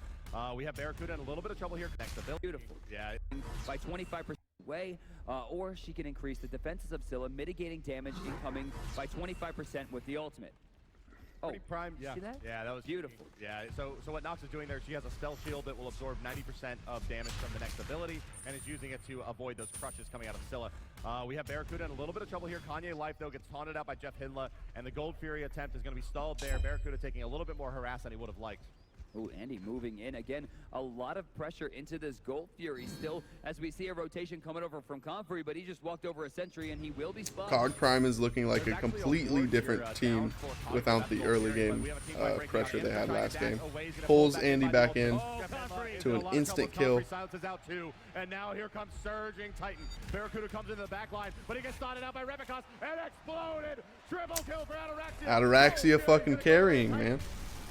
If they get through this game, positioning perfectly, outplaying them on the map. Like he has never shown up. He has always Terrible been the fight, middle of or the terrible line spot player for the team, but Jeff holy and hell, is this guy on fire. Andy to get picked. 603. They No, can't be that's walking into over this corridor from here. Comfrey, but he just walked over a sentry and he will be spotted. There's actually a ward. Good wall to start this. Forces the shield out and the beads. But we have a team fight breaking out. Anister trying to dash away. That's really what set this fight. Oh, I didn't even see the Comfrey rotation. And now here comes surging Titan. Barracuda comes into the back line, but he gets started Yeah, out with Rebekos and that's exploding. poor positioning, Triple kill for capitalized Ataraxia. by a So good very, rotation very out of good Comfrey.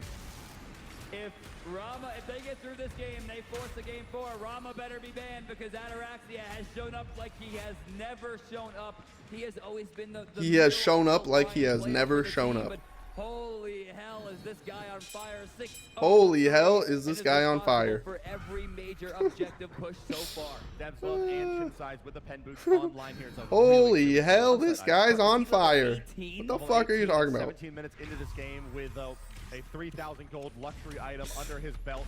This is a big-time ROM, and it should give you some indication as to why this god was banned in so many games earlier in this set.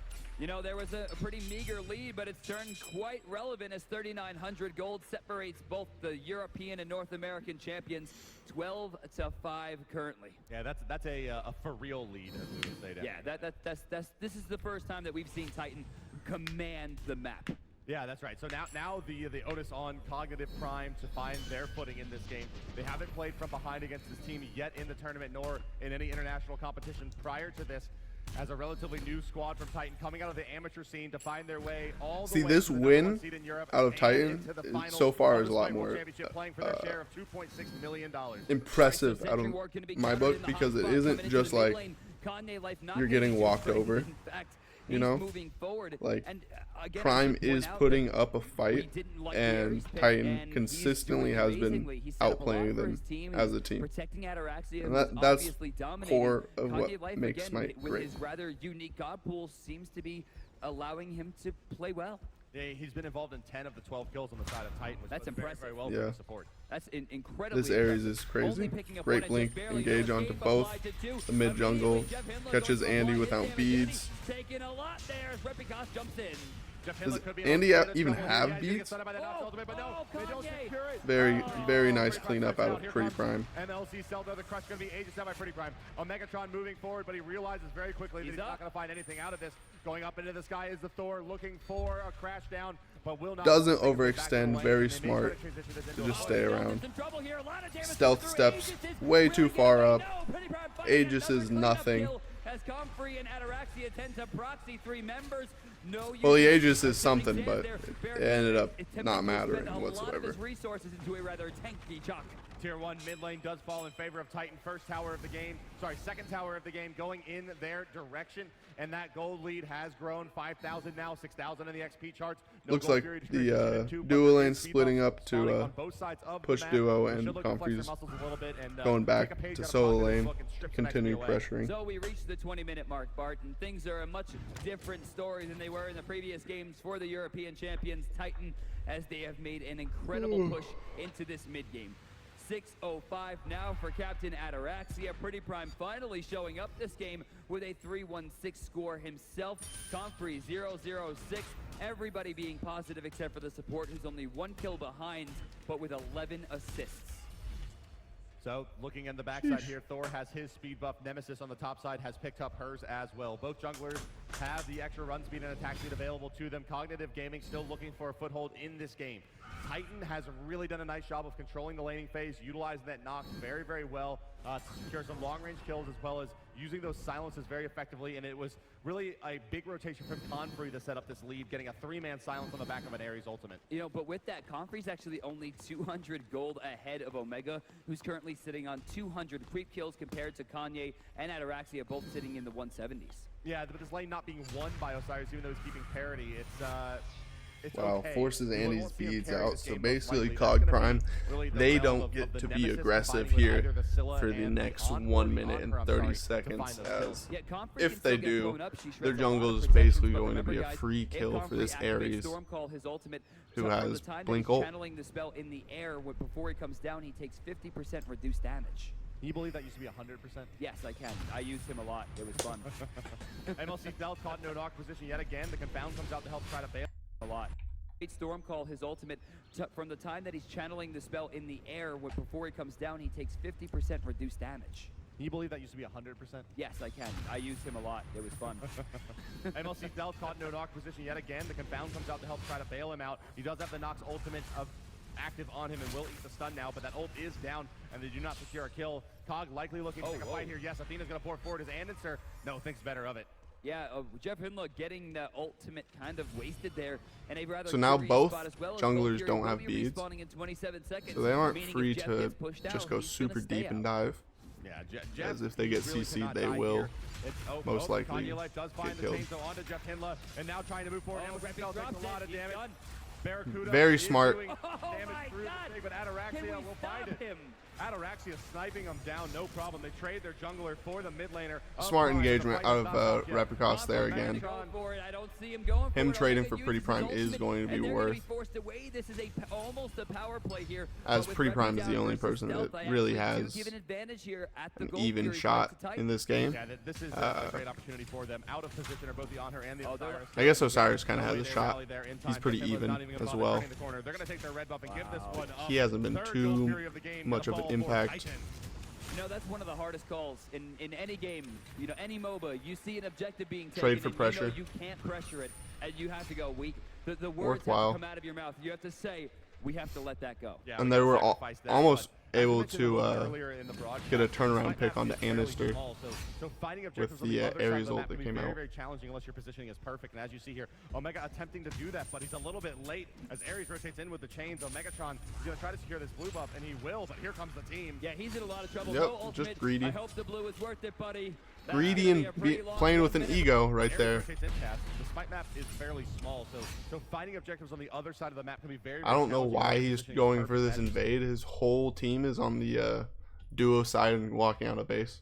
see here, Omega Very attempting to do that, but he's a little greedy bit invade late out of as Ares Omega. rotates in with the chains. Omegatron is going to try to secure this blue buff, and he will, but here comes the team. Yeah, he's in a lot of trouble. No ultimate. I Oh, hope you got the blue is worth you it, got blue buddy. buff at That's gonna be 23 a minutes, pretty buddy. long 1 minute respawn for you, and you're going to lose your tower for it. Definitely not worth. Left side, Ataraxia battling out with Barracuda. Jeff Hindla comes in. Bear is going for the chase. They want blood. Yeah, they really want to try to pick the kill. It can be a very, very important kill for them. Desert Fury being they got him. Very good kill out of Barra. And they should be able to take this tier 1 on the back of that as well. Auto They see the attacked and knock. they For the chase, they want blood. did maximum Yeah, they really damage wanna here, try I'm to pretty pick the kill. sure. It can be a very, very Auto important kill attacks for them. into Desert the Fury ult, being auto dead. attack And there it is. 2. Well played for Barracuda, and they should be able to take this tier I 1 don't on the think he back of missed that the as spear well. either. They see the Nox and the Thor rotating Barra coming out. is No, it's piloting gonna this be the recall.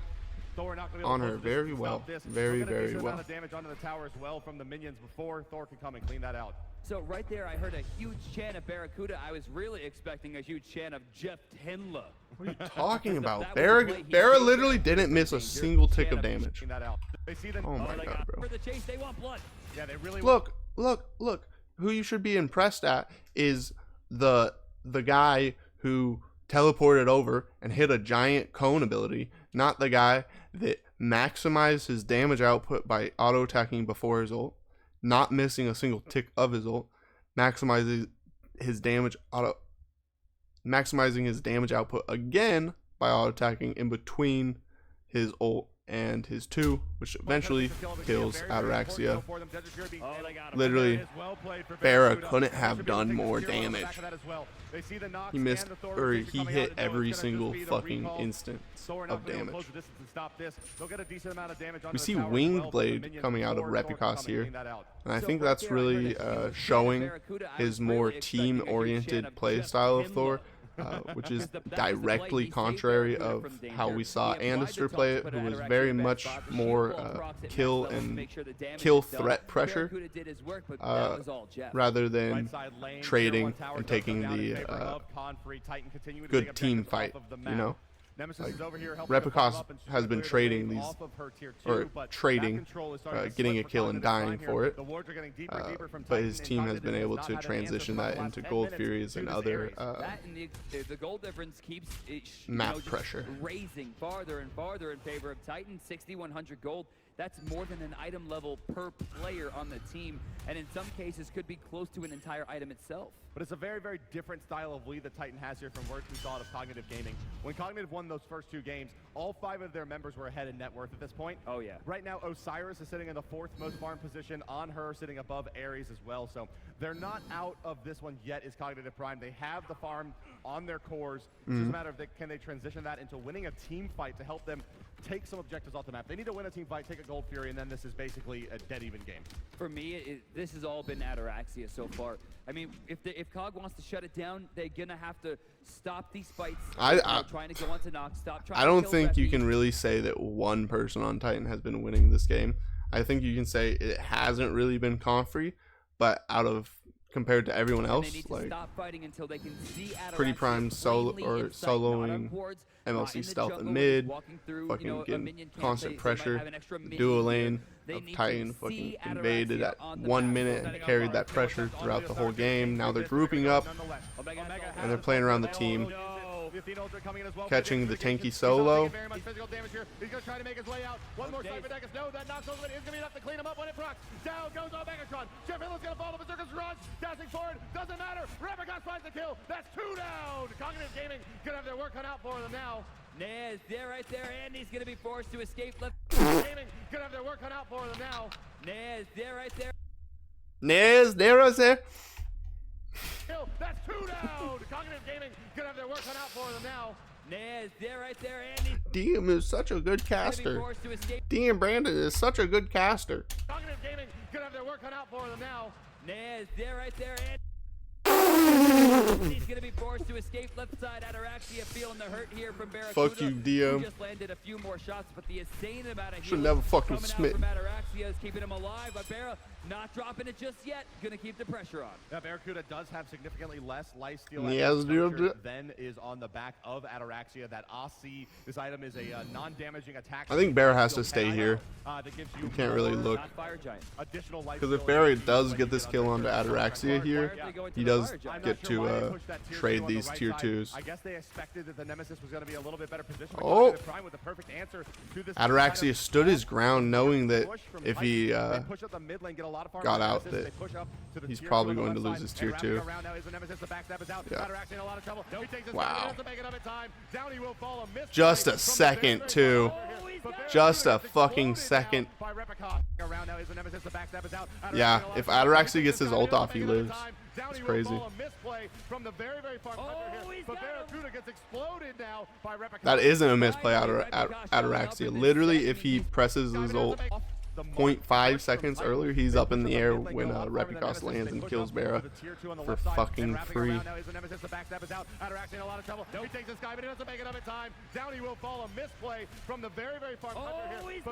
Again, very well played out of Repicos, making sure that his team trades, making sure that they don't take losses. But this game has been an absolute knockout Even if it does, situation for him. even if it means Every that his single play he KDA has isn't gonna made look fucking has been perfect at the end of the so game. big. No dash out of Athena. There's pretty good kill threat here. Nox has ult. Nox ult came through, hit. Oh, he has an Aegis? Very, very strange that you're going to see an Aegis out on an Athena. Actually, clutch Aegis. Clutch Aegis. Well, HP differential from Confrey. So there's there's healing on Comfrey. There's a lot of healing on Ataraxia as well with the Unicorn build. Brawlers, or rather, we have the Devs Gloves and the Aussie both providing a lot of lifesteal. So instead, he goes into Aegis to protect himself. The issue is he's not a target. Right. Usually He just was a target. What are you talking about? You can avoid all of it and He's not a target. We just watched him. Oh wait, what is this thing? If he's not a target, Every single play he has why made are they has been targeting him? so Why are they targeting him? Whoa, wait. If he's not a target, why are we targeting him? I think it's pretty smart for Jeff Inlet to realize that he's going to be the easiest person for Titan to pick off, and it's really super far ahead of his time to take a greedy, selfish active so that he can maybe stay alive and have more of an impact in the fight. You see this get more popularized in the later seasons of Smite Pro, where they would pick these hyper aggressive pick comps with like Naja, Fenrir, and they would literally just try to kill the support as many times as possible so that the whole game they're underleveled, and easy to kill. In those games, you need to pick up beads or you will be useless as a support. He's not a target. So Right. I think it's very interesting for. I think it's interesting to go back and see Jeff Hinla actually kind of started that selfish. Being selfish sometimes is the best thing for your team, you know? Because if you're just dead that was really big for me on the in side every of fight, Repicos. before He every gets fight, stunned you and can't doesn't help your go team for the whatsoever. It double doesn't matter tap if you have a shell or not. Instead, he walks up and just A does taunt this is going to be more barrage, forcing effective Andy to peel shield, than a allowing shell. him to use Always. Mjolnir as a reaction. That is Unless they have incredible beads. matchup But knowledge. you know and what the fuck brilliant I'm talking play about. coming out from the European jungler. We're going to have 3 chin size up and running now on Cognitive Prime. Left side, there is a Witchblade. I would like to see some Midgardian mail as well, and there's no room on that side for a enfeebling curse, which would be incredibly beneficial at this stage. It is going to be another Gold Fury going the way of Titan. Their What? fourth of the game, if I'm correct. That's just a lot. Right side, oh, Megatron. Or are they taking it here. is he One talking answering about back a fucking small amount of Titan goals, doesn't have putting room for an himself in a small enfeebling amount curse? of danger, but he is Osiris, and I don't expect him to take too much threat here. Yeah, Chalk does not bring really any hard CC to the table. What he does have is a short duration knockup, but it's contingent upon 2 spells. 3 Witchblades So coming low out to deal with percentage play. He the does have silence as well. Osiris It's not and gonna be able them. to stop the Osiris from just running And back on to her. position. They have a lot of slows. So Actually, Farah, this Andy, triple and Witchblade setup Omega is all very level smart. 20, stealth level 19, very close.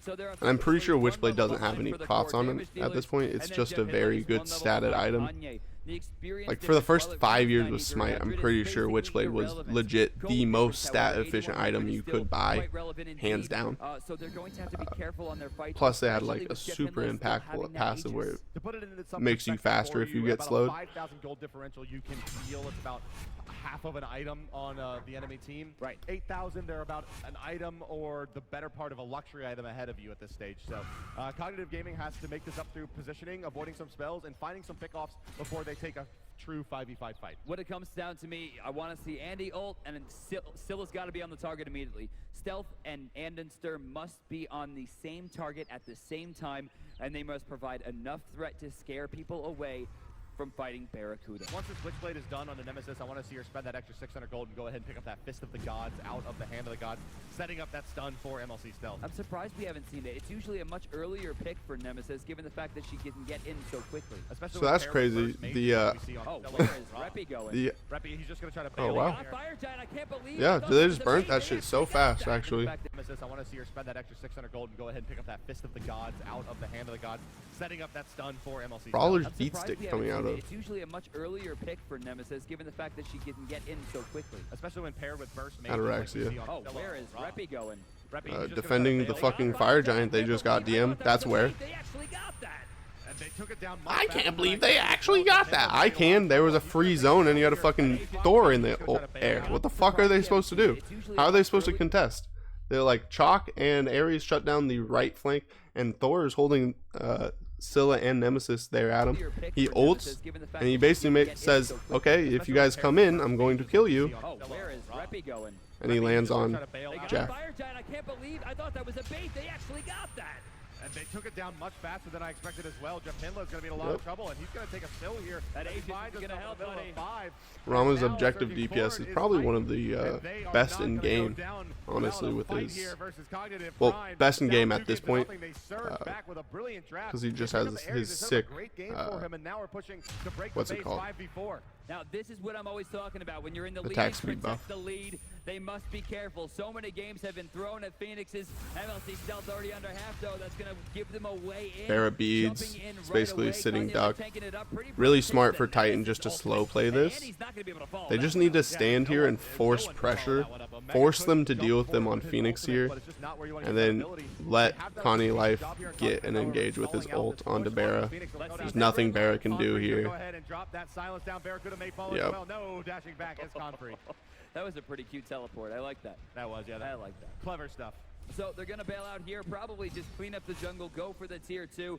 Lord knows they have the damage for it. Yeah, that's going to be an easy kill, an easy 1,500 gold for, well, maybe not, as Cognitive Prime looks like they want to fight Good this blink one. on Tanya Light moving forward, blink Henderson already in a engage. lot of trouble, not gonna Practically fall. nobody has beads on the other team. Gonna find it? Oh, no, Repicos does, though.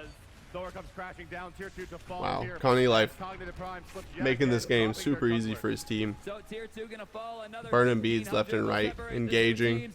12,000 gold now. A lot of it still in pocket. Of Tanking course, tower. again to the Aegis out of MLC. Ult onto. for a kill, but they're just not feeling it. Yeah, just off the mark there was that ultimate from Scylla. Moving forward is the Replicas as well. Adoration takes this guy, down goes Barracuda, down goes Omega. Oh, he got Brawler's beat stick to help his ult. That's actually fucking sick. Gonna try to hold out the 5 members of Titan. Brawler's beat stick on Rom. I was like, that's kind of weird, but it actually makes a lot of sense. There's flat pen on it, and when you ult someone, they basically just can't heal. Either if you ult them at the beginning of the fight and then dive that person you ulted, or you're ulting onto someone like Chalk or Barra that's auto attacking something and healing up. Over 90 seconds left on their Fire Giant buff, and remember, guys, Fire Giant buff allows you to push down towers and phoenixes But even quicker. I think mostly he So got Brawlers not for the passive. They don't have too much healing, just for the power and pen on it. 3 Titans Banes, 2 Chin If I remember Sides, right, 2 Titans Wing or Blades, Brawler's 2 beat Witch stick used to Blades, have and 2 Brawler's beat sticks. like the most 2 beat flat pen on There it. is a lot of physical damage coming Could be out. wrong though. 2 beat sticks. Hey, well, they need the pen. They gotta have the pen on the ROM to set up the unicorn build. And what you see here on ROM is the true unicorn build, as designed by the one and only Kret. But the Thor has picked one up as well for some additional flat pen. It looks like it's just going to have to be the 20 penetration. Nothing else really makes sense here. He has full beads. Right now, Repicos is a very dangerous man. Yeah, oh yeah. I mean, if you get spun on, it's gonna be about 1,400 to 1,500 damage depending on your armor value. Kanye Life Another 3-man ult out of Kanye Life. Perfect engage. They just have to slow play this. That's a really big play because forcing out all that usage is going to make it very hard for them to defend. Here comes Repi. And Repicos decides not even to land in a disadvantageous position. He chooses to land on his backline, play around his team, and peel. Wow. Wow. Perfect team play out of Titan here, honestly. Such good team play. Repicos doesn't overextend. He's like, they're going to look to dive my backline. Very smart up down out of Repi, and he stays up in the air for the maximum amount of time. Here comes Repi. Forcing out all that usage is going to make it very Just hard forces for them to back defend. so that they Here can comes take Repi. They're going to be able to go Phoenix. They're trying to burn down this Phoenix quickly, and they Cuts are off the angle from Nemesis to engage onto the carries. And then they're just 4-manning, killing what's in front of them. Comfrey's going to clean up whatever comes to him. Free. What a game. What a game. Well, just to add context to this right now, fellas, we are in a best of 5. We're going into I never game number noticed 4. the This fucking means that in order to shirt, win now, with the Titan crisp. being 1-2 against Cognitive Prime, can't they have fucking to talk. win 2 more matches straight and go undefeated. Drybear's suit's looking crisp. All Cognitive That's all I'm Prime trying to has say. do is win one Crisp more ass match. suit And out so of they're Drybear. still very much on that chopping block. They need to be very careful where they place themselves, how they position their team, where their team comps go, and every single play counts. They don't want to get first blooded. They don't want to give up gold. They don't want to give anything away. Yeah. Now, the question I have for you three gentlemen is, do they ban out Kanye Life? Yes. Do they try and ban him out? Yes, just ban him and make sure you don't give Thor to Repicas, because that guy is on par with Gars and with Anister. All right, Facts. well, let's see here. I honestly, I was more impressed by Repicos' Thor performance just because of how much of a team facilitator. First pick here on Cognitive Prime, so Titan is most likely to is. lose Thor regardless. Just ban him at the table. Ban Amir Ares here. Ares? You force Titan to ban the Thor for you, and you probably end up with something you want anyway, like a Sylvanas maybe. Osiris. Or Cyrus, yeah, exactly. Yeah. That's the thing. Cognitive Prime being first pick is in such a power position. They really have 2 free bans to target ban, and Titan really has to respond with their own kind of bans. Like, but you know, you got to Is be careful Titan not does scared Alcon of the get Thor through? out of? Does Thor Yeah. get through? Okay. Oh, there it is. I was about to say, you gotta get rid of that Thor. That was just way too dumb out of Andy. Andy just didn't miss any double tags. Or double taps. This a Repicos Athena? So you know what I just learned from this is that when Thor is not on the table, then Serket is back up to first pick priority. This is That scary, is something though. you just MLC Nox on the table here. Athena has been picked, although this could be a jungle Athena. Keep in mind, Geb is going to Jeff Hinla. I like Geb into Athena, but one thing you gotta be worried So Ares gets locked in. about Very that. smart call. Athena isn't going to be the fucking Guardian. And Very let's smart see draft here. out of Titan, in my opinion. That is something Baiting MLC Athena as the on Guardian. the table here. Athena has been picked, although this could be a jungle Athena. That's Keep why in they mind, picked Geb. is going Geb to counters Jeff Athena. Hinla. Every One time they pick. dash taunt, Pick I that just Ares and lock it, send shield the Athena in taunt. jungle. There Guess you who go. So counters Ares gets Geb locked in. and Very smart Serket? call there. Ares. And let's Ares see has here pressure what the early next that fucks up banning Geb phase and brings us. cripples. Get rid of Honor. Shut down 50% Yeah. of all. Why you say that? It was so such a factor last game. Even they're so far behind 50% of now, Serket's Baka whole now. they're kit. just banning Baka to counter the counter to Osiris to make sure that Comfrey has a good lane. But I think on her is a major factor unless they're having Ataraxia planning to pick it up. That's true. That could be something as well. We'll see how this works out as Cog Prime looking to put in that last ban. A Let's see. safe ban here would most likely be a Hunter coming out of Cognitive Prime. Maybe However, Rama or Apollo? Ram. most likely, Ram would but be a good yeah, one. there's the And Ram. there you go. Yep. There's Rama. So Rama takes a seat for this one. Now let's see what Yeah, the picks look Rama like. was Just again, definitely folks, if you're just joining a us huge here, it's the issue SMITE World last game. Championship powered by Curse Voice. Players are battling out 1.3 And he million takes the dollars on her against away. Now So Titan smart. has a Take it away super, from Barracuda. Make sure super you don't have the aggressive control duo away lane with game Ares on damage. her. And this is working And so Athena's well. going to The make thing that's it weird about even this is easier to what can they gank do to and round camp this that team lane comp with up? her Simser, ult. what do you think? I don't know. I'm just sitting here thinking maybe there's gonna be like another AMC, but at the same time, AMC is does way like it against too Anhur. squishy. Most likely. Definitely Hercules would be AMC great is for a this bad again. pick Forgot here. about Hercules and his effectiveness Hercules as well. is Something I great. haven't seen yet is Barracuda's Freya. He does play true. Freya a lot online. I'm surprised he hasn't picked it yet, mostly because early game it's lacking. So I'm Goes sure Apollo. I like Apollo because then you that's can actually Apollo. Is this going to be a Herc? contend with this And let's see Athena if this is locked in. global. It is. Last pick coming through. But Who's it Apollo gonna Geb be? is going to get so fucking And shit on by on her. Vulcan Ares. gets locked in, folks. And Game FYI, number 4 is I'm about pretty to sure this go. is the game Fellas. where Pretty Prime earns the name for the best Vulcan ever. Like the best Vulcan. Go ahead And it's really between Pretty Prime and Snoopy. A little bit too early there. Gentlemen, let's go ahead and introduce your teams. No more jump parties. 5 is Titan down the right side of the map. Are they going to find a Omega's in circulation trouble. to this trouble? Oh. Omega's in trouble. Omega turned around, walked on the tower. Is completely fine. Appeared around the corner, and they would have taken some serious hurt. Well, it doesn't look like Yeah, that if he happened walked early around the in corner, but he Would have didn't. appeared around the corner there, Kanye. Had he waited about to this trouble. Oh. a little bit too early around the corner, and they Teams. They are the blue team with a 2-1 advantage. Fighting out of the bottom side of the minimap and the left side of your spectator UI. They are the number 2 seed coming out of North America. It is Cognitive Gaming. Ladies and gentlemen, Andinster in the jungle as Serket. Jeff the Sex Hinla in the duo lane as Geb. MLC Stealth in the mid lane as Nox. Barracuda as your duo lane hunter on Apollo. And finally, Megatron as the champion of Rome, Hercules in the solo lane.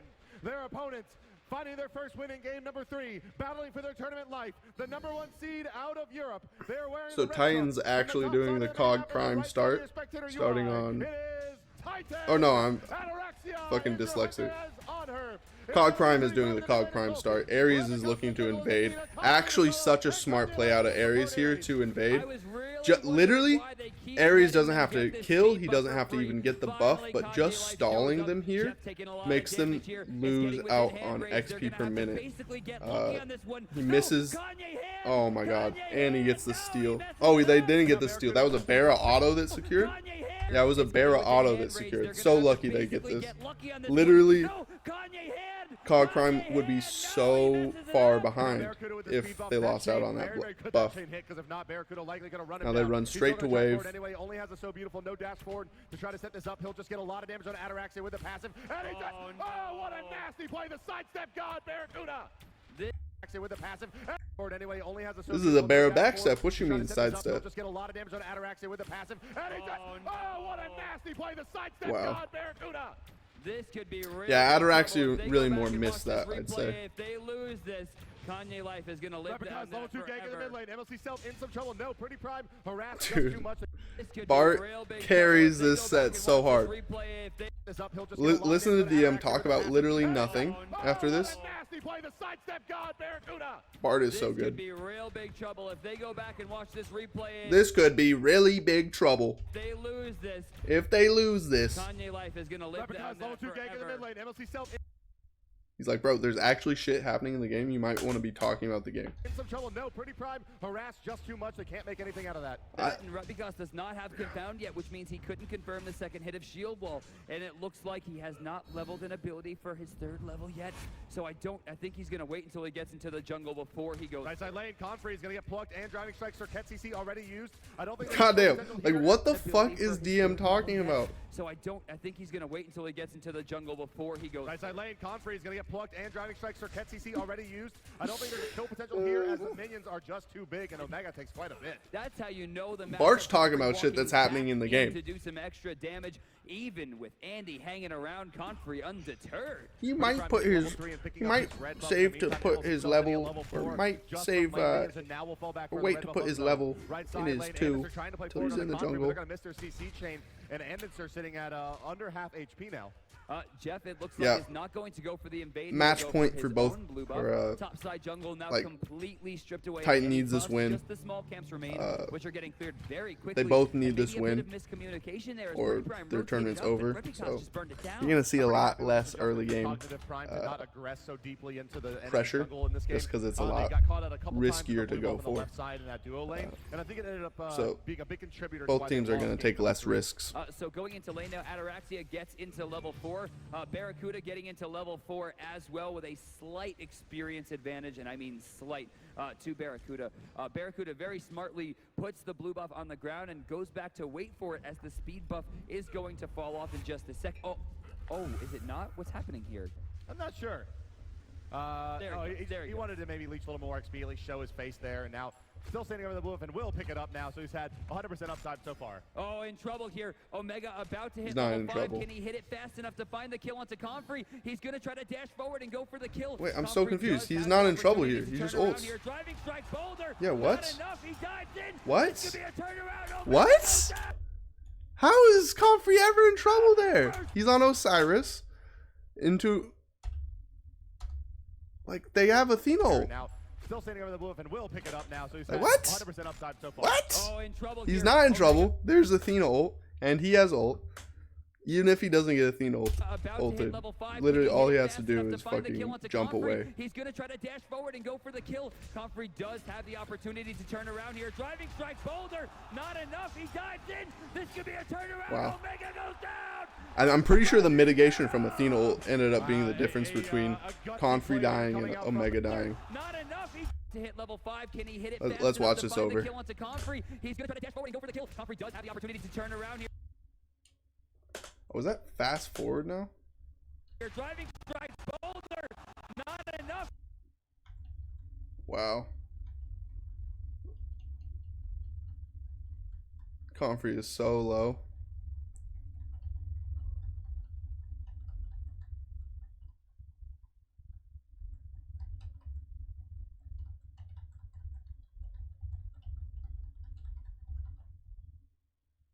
This could be a turnaround. Omega. I think Omega might get the kill if he finished clearing the wave. Because those archers were actually putting in work on him. Attempting to fight through the incoming Athena ultimate and ends up just taking too much damage, misjudging what it was coming. I think what it comes down to is Repicos had the presence of mind to understand what Omega was going for and got that ultimate off before. Confrey might have called for the bait there. That was beautiful teamwork and 100% absolutely calculated. Right side mid camps up first. Repicos in position for them and in circle. It's just like DM says such cringe shit, I swear on God. Absolutely calculated. Bro. Yeah, that's a mean combo though. Serket and Nox. Dots on dots on dots. Puts down the European jungler after a pretty good first blood play. Mid-camp's going to be separated, one to one team, one to the other. Titan still with a very small advantage as Andy jumps I into don't the mid lane, understand but Cringe, no aggression. Well, he jumps in, any, he sees the turret, like, and he realizes there's he doesn't nothing want to more take they the could shot do from here, that and if side. they Get a low overextend percentage Ares, on the pretty prime and falls back. Now and it looks like 3 people pushing Vulcan up so they will can go into their own jungle kill you. safely. MLC and Andy know? will retreat back to the right small camp. It seems to split that. Repicos has respawned, but splits with no one. So we again. got a level lead on MLC right now, level lead on Jeff Hinla, but in turn we got a two level lead freed, actually just a full level lead on Comfrey and a full level lead on Ataraxia. Mid and jungle actually seems pretty even. But honestly, it doesn't seem like we're going to see much in terms of invasions for this round. But yeah, it looks like we got a level lead on Comfrey. A little bit better than the Athena does with this movement speed, Ralph. So now And a Athena level goes lead back on up Jeff. again, strangely not splitting this camp with Pretty Prime. Level 7 right now, MLC Stealth, of course. Level 8, which is very important. He did manage to find a kill as well, and is sitting actually, it looks like they're pretty close, but we're going to see Looks like Ruby he's in a gonna lot be of dead. trouble. Oh, There's huge hog stun. He's going to go down now as the maybe non-stop not. comes through. Maybe not. No, one last tick of the poison, not going to do it. Repicos barely surviving there. And also important to note, Repicos has built into a very early Fist of the Gods. I like that. I like that because he's showing that he can still be tanky as well. He just took Cataclysm, the Night Terror, and Last Breath. Barracuda going up into the air to stop himself from getting pulled by no escape, but where is he going? He's just gonna fall. I don't know. Clutch hand of the Fist of the Gods. For a few minutes, and then right back under the tower. Kill him. Right side, Omega and Comfrey going back on it. Comfrey actually very low right now, and strangely continues his aggression. Very Omega low. should have He's a at half pretty health close amount of damage to go with a for the full kill, minion and if wave Comfrey behind him presses and through the ultimate. tower, it could be disastrous, but he's playing it safe. Top side, both buffs being picked up. I think now. it makes sense for Herc to have a higher health pool It's fairly efficient into Comfrey. this way, but, If I was Comfrey though, I'd be getting an early teleport though. But it does help to match out, young Omegas. Mr. Ataraxia with that. And that way you can reset and get your full HP bar back, which will contest as a lot of people are starting to rotate. No, they're going to give Hercules. it up. Ataraxia backs off the rotation, and it looks like It'll contend with Hercules' healing numbers. contested left side, almost guaranteed to go to Cog unless some pressure comes out from Titan. Yeah, Jeff Finless here. They realize that they can counter war this, and they'll go ahead and go for that, as well as picking up the mid camps on the backside of that engagement. Omegatron Switch it up on you. He's going to get taunted out. He's going to take some damage as well, but I don't think it's enough to end up Oh, killing which all way of the does look Hercules. better? And now right side camps are available to be contested by Cognitive as well. This way's better. It looks like Comfrey's going to try to rotate in, but he's yeah. going to find himself in a bad spot. He recognizes this and keeps his They're distance, going to try to collapse but here. not enough distance. He's going to go for the tether. Omegatron's going to stand in Looks fight like now. He's gonna Anister put the sun in said, just a "Fuck moment. this Mid fight." camps are going to go ahead and reset now. No one moving forward. Here comes Repicos, but not going to go for Con. There's a Confound coming out now. There's the Lord of the Afterlife. Going to reduce healing from Jeff Himla as well as MLC Stealth. Pretty Prime is going to find one kill. Con Yep, I think Anister was right to not want to engage in this fight. From what it looked like on the map, Omega wants to fight here and kind of forces his team to fight, even though Anister is clearly not wanting to fight this. He's like, oh, there's 3 people they Recognizes this and keeps his should be having ults but not here. enough distance. He's going to go for the tether. Omegatron's going to stand He's out. He was just and fight now. He's going to eat the stun in just a moment. Mid camps are going to go ahead and reset now. No one moving forward. Here comes Repicos, but not going to go for Con. There's a Confound coming out now. There's the Geb shield wasted onto his solo laner. Yep, just super out of position by Omega there. Looks like Omega just wanted to be greedy and force a fight. But looks like his team wasn't on the same page. Look at this. Andy dashing out is probably saying, fuck this shit, let's get out, reset. This is a bad fight. But Omega forces Jeff to shield him. Maybe that's where this fight goes wrong. Because if Geb shields Nox, maybe they can live. Lord of the Afterlife is going to reduce healing from Jeff Himla as well as MLC Stealth. Pretty Prime is going to find one kill. Confrey finds the second, but Anister on the backside does find Repicos.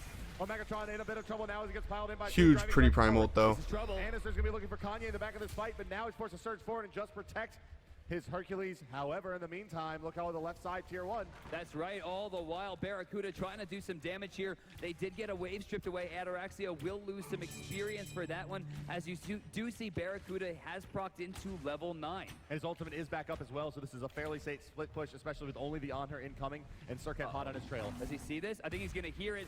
Jumps over Barracuda. Ooh, huge shot cancel. Oh, he's going in. Is he crazy? Well, Circuit here. Forces Athena ult out.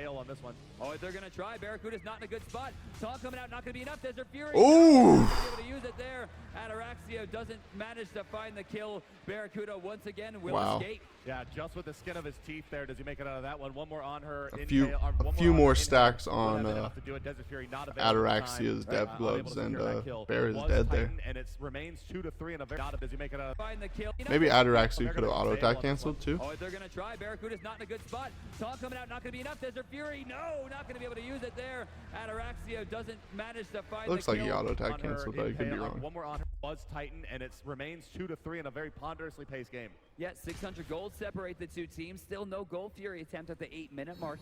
Both teams, I think, are being a little bit more cautious. Maybe not on the Titan side. They've been forced into a pretty bad spot, but I think this is the most even game we've seen so far. To say, like, hey, this is not over by a long shot. Definla rolls out to come scout the Gold Fury here as Kanye Life and Pretty Prime Surge over there doing a little bit of counter warding in the mid lane. Moving forward is the Circuit. Oh, Andy. But Andy playing on this one really, really aggressive. Where is he even going? What was the plan? I guess they feel like they need to keep this Vulcan down, and they keep on risking a little bit to try to pick up that kill. Realistically, you can't keep Pretty Prime Vulcan down. This is his god. Right. This is what he does. It's what it wanted. Right. Yeah. But like, if you killed Pretty Prime, you could put him down. His best, if not his best character, and he's been fairly successful with it so far in the tournament as well. Obviously, it was quite successful against SK during their matchup. So into the mid lane, Jeff Hindla goes trying to hold things down while MLC Stealth rotates it once again with Andy to be able to camp split. This has been very important in MLC Stealth push. Right side, Circuit. They found out at least one target. They're gonna take a lot of damage. Oh, pretty good counter by oh my god, oh my god, oh my god, they turned. Oh my god, what a good ult by Pretty Prime. Oh my god. FYI, that's what we're missing from Smite right now. Post 9.5 revert. I feel like this play never happens actually. This has been very important in MLC Stealth push. Right side, Circuit. They found out at least one target. But like hits 2 with the pretty much max range Vulcan ult into a 3-man Ares ult. 3-man bomb. What a good counter engage from Kanye and Pretty Prime. MLC Stealth is not alive. And it's their MLC Stealth is not alive. MLC Stealth is not alive. Repicos is alive. MLC Stealth is not alive. That's what DM just said. And motherfuckers on Smite Reddit will really fucking say that dude was the best Smite caster. When we have motherfuckers like Dolson, Gore, fucking Finch, Aggro. Like, come on. What the fuck? I can't believe it. That was the dream. That was the ultimate. Gonna spread to everyone around him, but somehow escapes with the most meager amount of health I've seen. And right there. Side Circuit. They found out at least one target. They're gonna take a lot of damage from that Vulcan ultimate. No, not enough by far. The difference is legitimately the stun hog that he went. That's insane. The stun hog saved his life. Fist of the Gods saved his life and fucking completely turned that from. Yeah, I mean, even if Reppy dies, even if Reppy dies, I'm pretty sure they still get 3-0'd afterwards. Especially since Omega didn't even rotate. Omega stayed in solo lane. Yeah, that's a terrible fight, honestly. Bart, this is building up too much for me. I'm getting too excited that this could be game 5. Yeah, they've held now on to very different than the last game at pre-10-minute mark. They have a real advantage now. 2,800 gold, 3,500. Barra looks nervous. Like, I've watched Barra compete in pretty much all of the worlds, I guess. Like all the worlds that he went to. He's never looked this nervous. Like, he didn't look this nervous. Maybe it's just because he became a lot more experienced, but young Barra looks nervous here. He was gonna bring it out. Which I'd be nervous too, bro. And then during picks and bans, I immediately looked at the screen and thought that was not a good idea, but obviously I've been proven wrong. He is 0-2 sure, but all 6 of his assists are all 6 of the kills on the Titan side. Yeah, he's been involved in basically everything, using that Defender of Olympus ultimate to move across the map very well. We have a grouping in the mid lane here by Cognitive. It looks like they want to force a fight as Anderson moves forward and finds a bit of damage on a Repicos, but there's not much they can do to follow this up. They're going to use the ultimate here as well. Moving forward is Gab Cataclysm. And then these 3 ultimates yet again. This time they will be successful in finding the kill. Jeff Hinley eats about half of his HP from the Vulcan. MLC Stealth shrugs it off with her shield. What, got 3 ults for that though? As soon as Repicos spawns, they should be able to take a pretty advantageous fight. He's gonna get a good stun off. Oh my god. 4-man stun into 4-man, 3-man fucking Osiris ult. Oh my god, Osiris is fucking clowning them. Fucking clowning them. Comfrey is diffing Omega this game, for sure. That was crazy. What? That's not in favor of Cog. I really wish Pretty Prime didn't go back on this. Stealth has the opportunity. In a lot of trouble here. Great turnaround. Like, this should be a free kill on Comfrey. This should be a free kill, and they ended up trading. Like, that should be a free kill, and they ended up trading. Like, bro, how, like, that's not a win. Like, Prime is, they're not like, oh, that, hey, we're winning the game now, boys. Look at their faces. Comfrey is like, they try to, look at Comfrey. Comfrey in the bottom right, he's like, they just try to fucking kill me 1v5 and I traded 2 for 2. But I'm sure they're not sweating it. Yeah, it's they trade their support and their jungler in exchange for the solo laner and the support on the side of Titan. It ends up being probably solo lane for jungle. Yeah, that's a win. Comfrey was going to die. At level 14 and does go down. However, I think that's a win for Titan there, by the way. They invested a lot to kill Comfrey and they traded. That's also very curious. Normally, even when they're down, Jeff Hemla still winds up being ahead, at least by a little bit. That's right, yeah. One of the better support players, 5-position players in the game at finding his. And they lost beads, right? Yeah, they lost beads kind of disparity from Ares ult too. So right now, as soon as Ares ult comes online, Titan should group and look for a team fight because they will be massively stronger than Cog Prime. They're going to find the huge stun. The no escape finds 3. He cancels directly again into once the Ares ult's online. Beautiful Spirit Flail, which finds 2. Of course, they both go down, but Titan really showing that even at a disadvantage, they can play well. What it comes down to is, where was Pretty Prime? Why did he back in that engagement? Left side mid camp's coming up. In position is Jeff Hinla and Anderson. They're going to double hog that and take it down instantly. And the right side not going to be up for a little bit of time here, so advantage Cognitive. They continue to chip away at the lead from. Where was Pretty Prime? Where was he in that engagement? Bro, he was not dying. That even at a disadvantage, they can play well. What it comes down to is, where was Pretty Prime? Why did he back in that engagement? Left side mid camp's coming up. In position is Jeff Hinla and Anderson. They're going to double hog that and take it down instantly.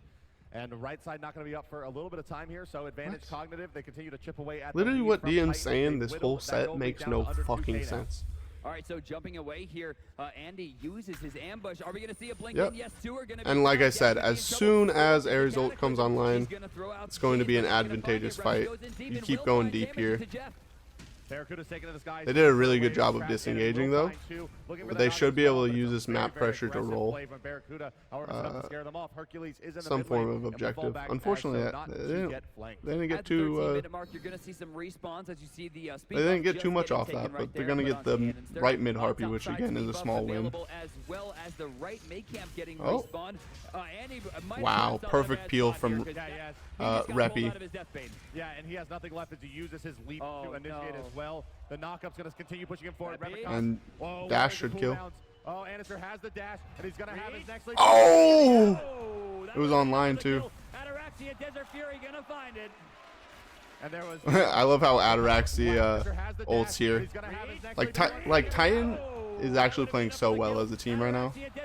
He cuts off the angle into the mid lane, forcing him back into Repicos. Last-ditch effort from the Cobra's Kiss there to try to push him off of him, but nothing cooking there, and down will fall to Cirquet.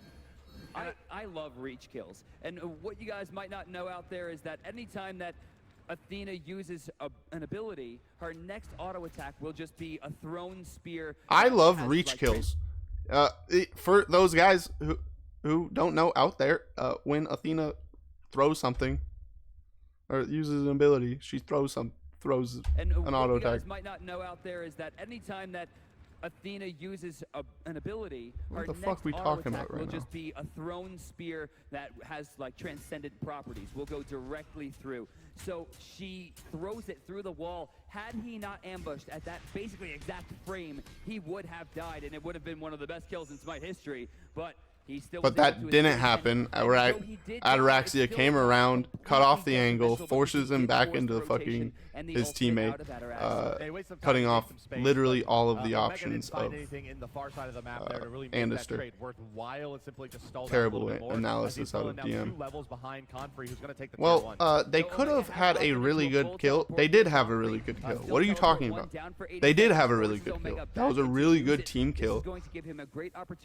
That literally required everyone on the team to do their part, or maybe Andister gets out.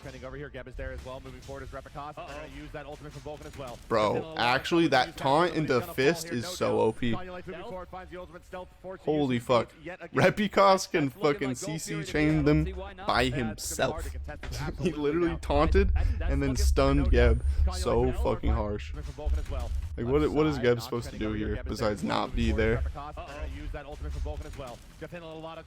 Wow. That's a sick combo actually. That's looking like Gold Fury to me. I don't see why not. Yeah, it's going to be hard to contest this absolutely now. Eyes on Andy. The Hog 3 is up and running, of course, on the areas. Did he just ambush in? He just used one of his major escape abilities to jump into absolutely nothing. He could have walked that distance very, very quickly, and that's going to be a detriment. Silenced out. Repicos still does have his confound. What is He's DM talking about? He's He's saying, oh, Andister slightly misplayed. Slightly misplayed. He jumped there. Meanwhile, MLC's stealth literally almost killing Ataraxia. Or no, killing Repicos, my bad. What the fuck is DM talking about here? He slightly misplayed because he jumped there. Meanwhile, fucking MLC stealth perfectly times his silence to not get fucking taunted. Ults and maybe will counter. Literally missed his 2, or he kills Repicos there. Sick play out of MLC. Because and nobody gotta see that shit because fucking DM was saying stupid fucking bullshit, critiquing the pro player. MLC hits a frame perfect fucking silence onto the Athena, saving himself from the taunt that would have surely fucking mean his death. He immediately hits his ult after.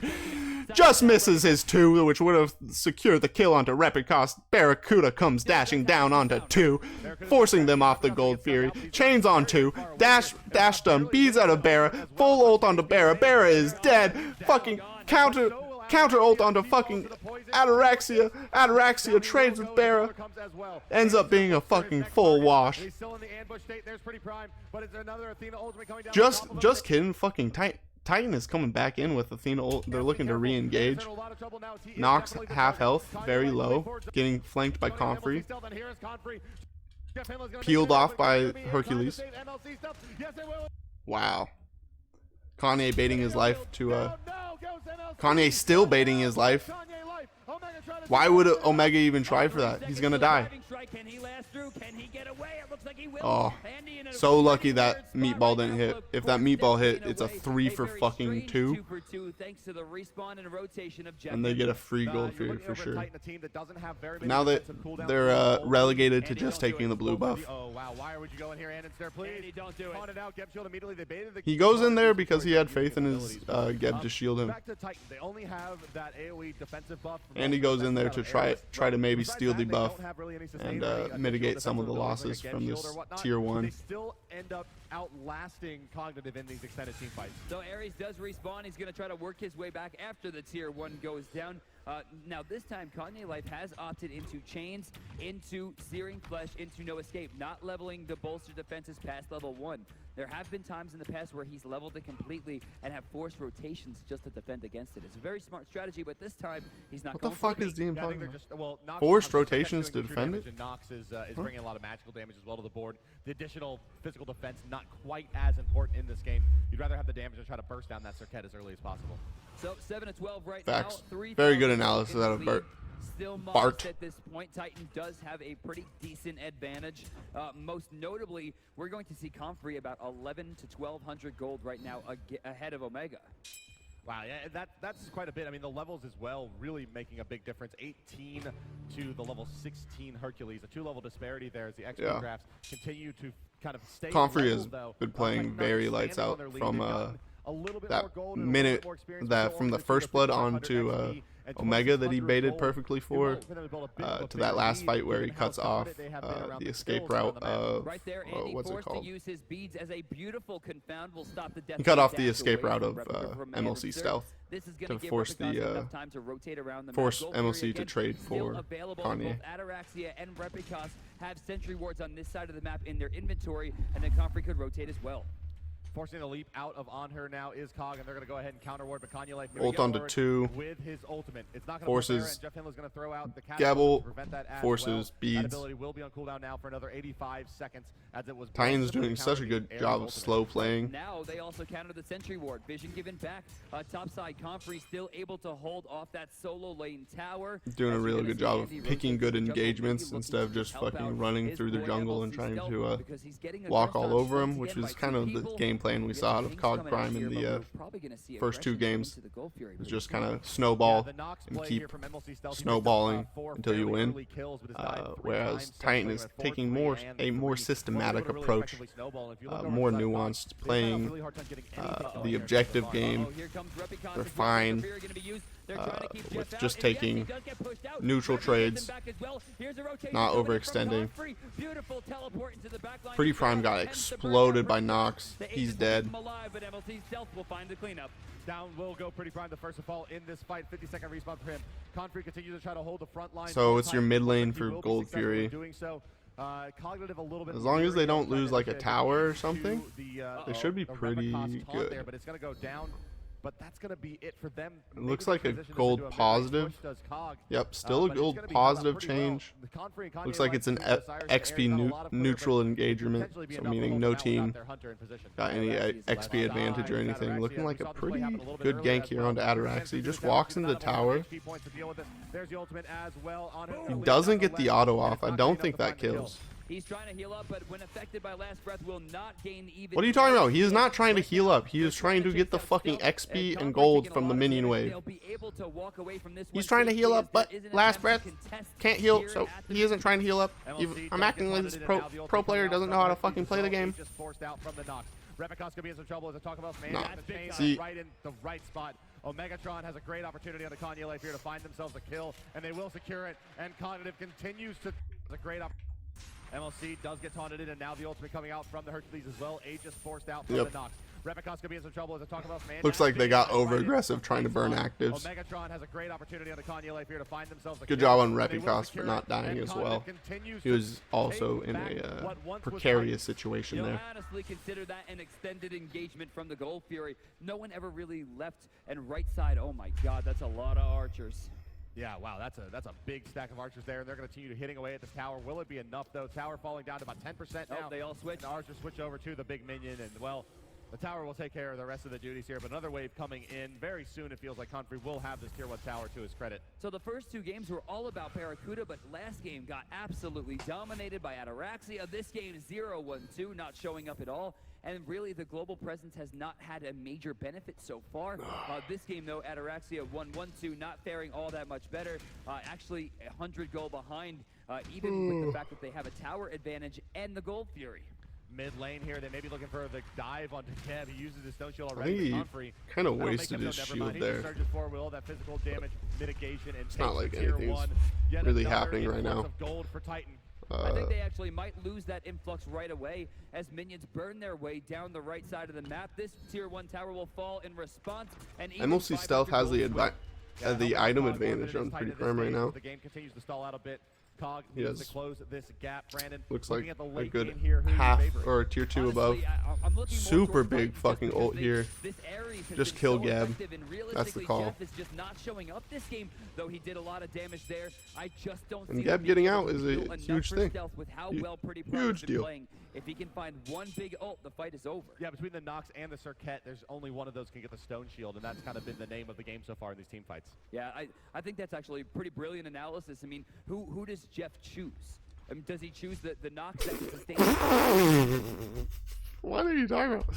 That's pretty brilliant analysis. Gab can only shield one person. That's the ability. Gab can choose to shield one person. Who he chooses to shield is going to be the biggest deciding factor. That's brilliant analysis. That's absolutely fucking genius. If he can find one big ult, the fight is over. Yeah, between the Nox and the Circuit, there's only one of those can get the Stone Shield, and that's kind of been the name of the game so far. That's absolutely brilliant, Bart. You're so fucking smart. Team fights. Yeah, I think that's actually pretty brilliant analysis. I mean, who does Jeff choose? I mean, does he choose the Nox that can sustain and damage forever, or does he try to save Andy, who's basically going to get blown up? He's going to go for the... Let me answer this question, which the caster should be doing for you. You fucking shell Nox. You shell Nox. You fucking shield Nox. You always shield Nox. You always make sure Nox is alive. You know why? Not only does Nox do more damage, but Nox doesn't have 2 forms of escape and 2 forms of CC that is great self-peel, which, coincidentally, is Circuit's whole kit. So, it's not much of a choice who you decide to shield. You always shield Nox.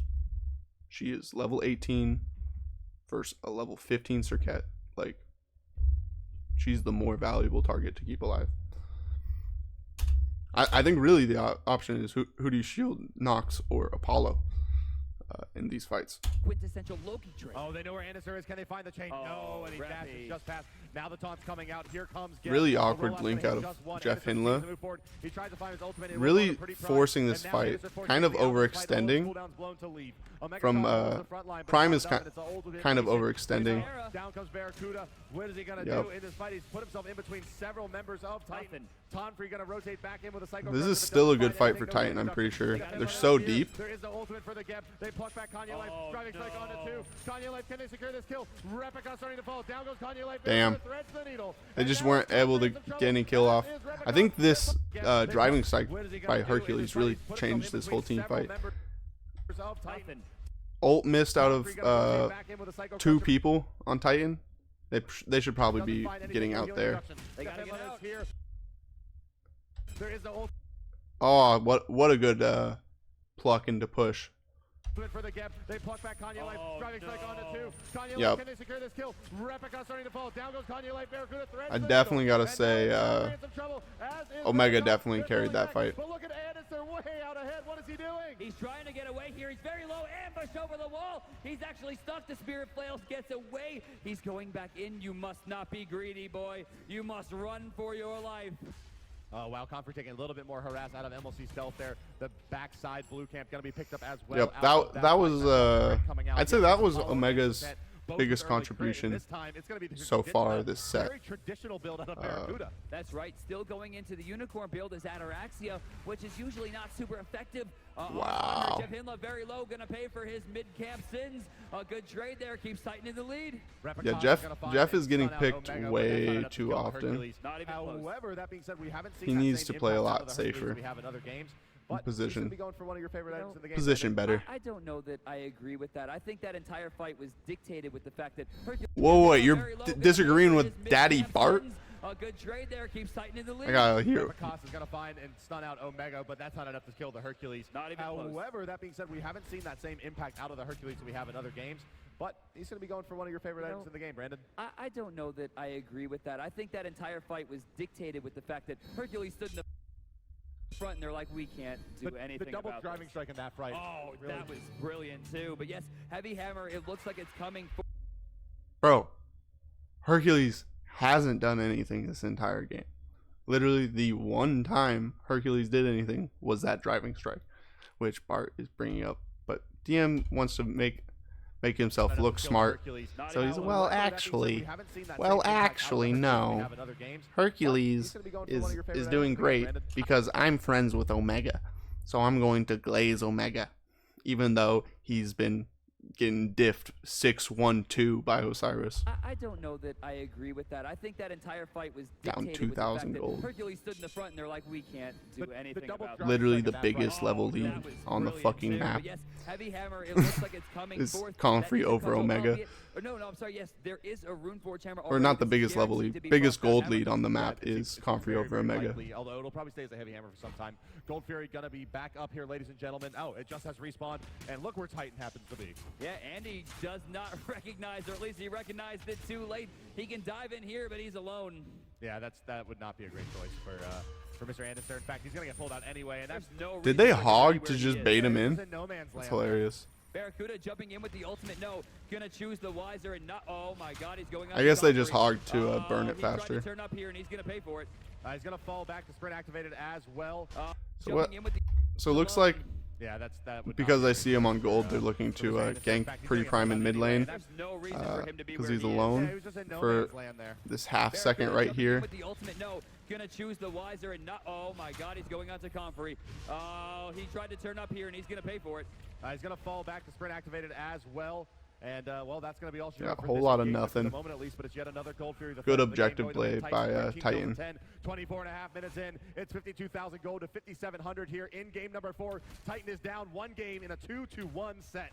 You know, Athena has been so heavily favored by Titan, even from a support role. They played her 17 or 18 games out of 20.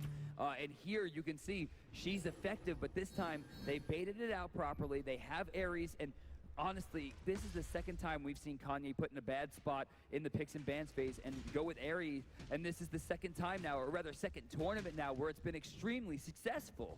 I gotta tell you, Spirit Robe has come out onto the Athena here. I love as well it. as her Weakening Curse. I love it. Break down this item for me. So Spirit Robe is going to be pretty clean, right? 125 health, 55 magical protection, a very small amount of physical protection, and 10% cooldown reduction. Couple that with the Damn. Breastplate of Valor, and you're sitting very close to cooldown cap. But now, since she's in the front That's a line all bloated the item. time, What the she gets fuck? hit with a hard CC. I'm talking Health stuns, on Spirit Robe mesmerizes, is nuts. Silences. It's going to pop the Spirit Robe passive, increasing her damage mitigation.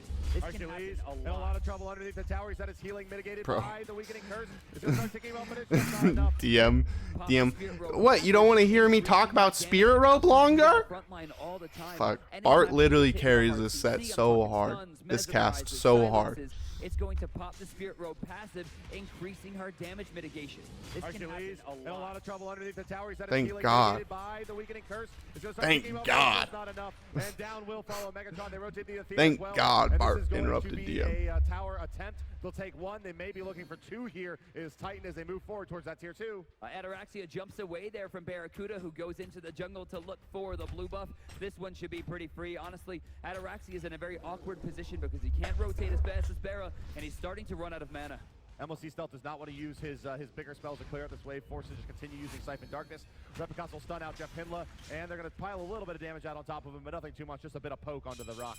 I like that. Fist of the Gods. Yeah, I feels think they're good. just trying He's there. He to doesn't maybe really bait get out much out of it, Geb's so shield Geb so should they consider can that dive the Nox for Right, yeah, free. and he does have his Blink Ultimate So combination you available aggress onto right Geb, now. see if They he'll have to wait he'll for be the rotation greedy, to come up shield from the team, but himself, they're farming up the orange and once buff he on the shields left side of the himself, Yeah, two people over there leaving can stealth dive for Nox. the dogs. They're going to be able to get this tier 2 for free as Comfrey tries to burn down stealth. Comfrey gets the He's going to be able to crash down onto Comfrey if he wants it. Oh, wow. No, he does not want Comfrey it. went Geb, really the deep. ultimate coming out as well to hold him in place, but Barracuda should have fought Comfrey. and here. Comfrey got He's gonna out pull- so well there.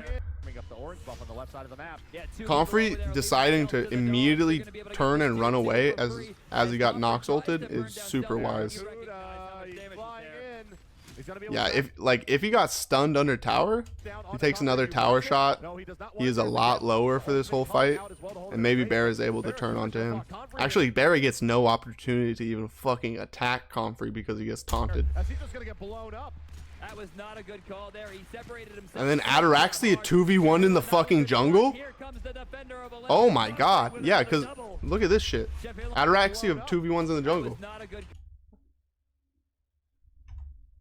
Yeah, because Cirquet's over here. Oh, okay. It's a 1v1 in the jungle. I thought Omega was over here, but he teleported into this fight.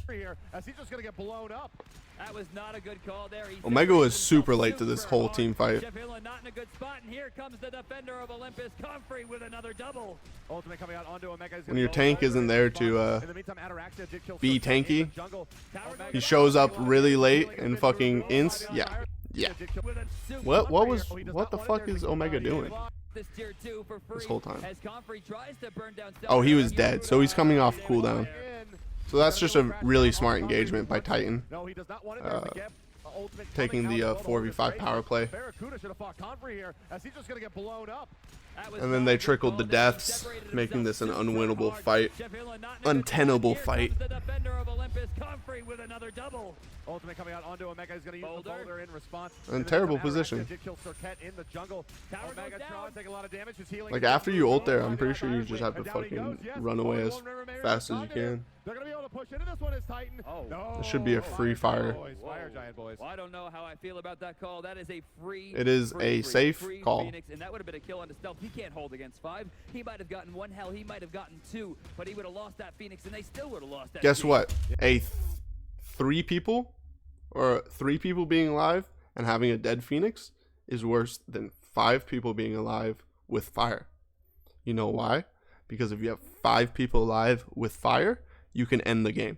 If you have 2 people dead with a dead Phoenix and you only have 3 people up, or let's say they only got Nox kills 1, fucking 4 people up. Say Nox does a lot of damage to everyone on your fucking team. Guess what? You don't get the Fire Giant anymore. And maybe you got the Phoenix, but now they can defend that right side Phoenix pretty easily. 10 seconds, he will be the fastest respawn available. When you're trying to do the Fire Giant. Smart to prioritize the Fire Giant over the Phoenix. About 2,000 across the board on average. They're going to itemize up and they're going to move back. If you have 5 people with fire, you can instantly win. If you trade anyone for that Phoenix, they chose the safest option. Your lead is a lot more. But it does result in the brawlers B6 and Aussie combination coming. Your lead is more likely to be thrown down the gutter. Sorry, I've been talking for like 3 hours. I'm fucking yapping at this point. I don't know what the fuck I'm talking about. Anti-healing game from Titan. Kind of expertly played here to shut down this Hercules. So Omega in a really awkward spot here as he has basically no gold, which means he can't finish up Magi's Cloak even if he sells the Death's Toll. So expect him to get like 2 or 3 waves back, sell the Death's Toll, and get Magi's online because the amount of CC he's taking is causing him to get bodied. Yeah, he has to have it. Cirquet does have her Deathbringer done though here at the 28-minute mark. All right. That could help turn this game, but she's going to get piled on in the left side lane. They're going right for it. No one else is Dude, here. The rotation yeah, what the fuck was the old item system? You would buy 3 items in a 28-minute game? That's insane. You never finished your build. That's crazy. Especially compared to how it is now, where it's like most games you'll finish 4 or 5 items. I guess post 9.5 it hasn't been so much like that, but pre 9.5 revert, it was definitely you're hitting 6 slotted every single game. Barracuda's ultimate is down, almost all out of mana as well. Going to be sent into the wow. Perfect taunt. Perfect taunt. Ends the game. I don't think there's anything they can do. Yeah, perfect taunt. And they weren't even super grouped up even. So I think the play here is actually you can't even stand under Phoenix since Geb is dead. You have to take the Titan defense or force him into middle lane. And then Anderster's stuck trying to make a hero play on the back line, 2v1ing their carries. Just really rough for Anister to play. Anister, the only one still standing besides Barracuda, who looks like he's going to fall in the wells. Almost he still Barracuda barely surviving. Reach not. You're done, son. 5 members standing strong with the Fire Giant buff active. For Titan, they're going to go back to the tier 2. DM says the most cringe shit fucking constantly, bro. I'm so glad he got fucking canceled. God damn. Now they're going to be able to move into the tier 2. Another 1,500 gold, extending their lead. Another 3-man taunt? How are the casters not fucking saying anything about these 3-man taunts out of Replicons? He's forced back underneath his Phoenix. The Phoenix starting to fall very, very quickly. Piled into by the Honor. They literally are just getting taunted and dying on cooldown. Coffrey gets credit for that one. Surging forward now is Titan. They're going to force a game 5 out of Cognitive. Yes, they will. Europe, Titan 5. We're going all the way, baby. Order Titan's going to fall. Somehow, coming back from Crazy. a 2-0 deficit, Europe makes it known, and the Cinderella story continues. This team is qualified. Bro, you can. I love watching Bart listen to DM. Look at him cringe. The Cinderella story continues. This team is qualified. Makes it known, and the Cinderella story continues. This team is qualified out of the amateur league. They didn't even play in the pro league regular season. They're not pros. They're not pros. This is an amateur team that won the European Regional through a bidded invitation, like a seeded ranked invitation invite. I mean, and honestly, check it out. We have Ares, we have Athena Jungle. I mean, this is the wild We're getting to the next one. They are looking like they have a real $1.3 million is on The culmination of the first year of Pro Smite is about to happen, boys. I hope you guys are excited. Hope you guys have enjoyed the throwback. The best Smite team in the world, right here, right now, in Atlanta, Georgia. That's what it's all about here, folks. I am so excited for this matchup. Words can't convey it, but we have to use our words to do our job. That's a good line out of Golden Boy. Words can't convey it, but we have to fucking use words to do our job. With feeling, the gravity has been increased by at least tenfold, and these teams are now sitting up on stage in these chairs in front of thousands of people in the venue and dozens of thousands of people around the world getting ready to see. It really sucks, bro. I would have much rather listened to Dry Bear cast growing up than DM's toxic ass. Not to mention Dry Bear is legit. Like if you're like a high res, right? Such a better role model and representative for your company. Absolutely insane. And if you guys don't know, Dry Bear was constantly made fun of by DM. Literally on fucking like on the fucking live cast, DM would make fun of Dry Bear and shit. So fuck DM. I'm team Dry Bear. They're pretty much telling Kanye Life like, we are afraid of you. Yeah. And that's we not even we're afraid, we respect you. Oh my God. No. Dragon King of the Eastern Seas is on the board right now. This could be Endinsters. Question is, how good is Aokwang really against Serket? I mean, the matchup is kind of, you know, if Serket gets a dot onto Aokwang and tries to escape, the dot is going to come out. There it is. It would only be in the finals. So this does open up Like me personally, when you ban someone out like that, you aren't scared of that person. You're saying that person hasn't proved that they can compete on any other picks. So if we just ban those picks, they cannot compete. Okay? I want to take it as a compliment. Osiris Athena out of Titan. I really like the Osiris pick on Comfrey. Hope that's a Replicos Athena. I haven't been enjoying how Connie Life has been piloting this Athena. Titan knows how to handle it. That's important to note right now. The 4 times Aokwang has been picking this tournament, he has won every single time. His stats are off the charts, but of course, he has gone uncontested. I don't know if I like the Ogni pick before the ban. I doubt they would have banned Zonquay ban. Should have been a Scylla ban. It might be a Kali pick. I don't know what else. There's a lot of choices for Replicos. He just has to start thinking, what can beat Ao Quang. He has stealth, execution. And if there's someone who knows how to do it, it is him. Yeah, But I mean, exactly. all his pocket picks are out. I mean, Thor is out, Serket is out. You basically only have Kali, and that matchup. Ataraxia Apollo. He's been.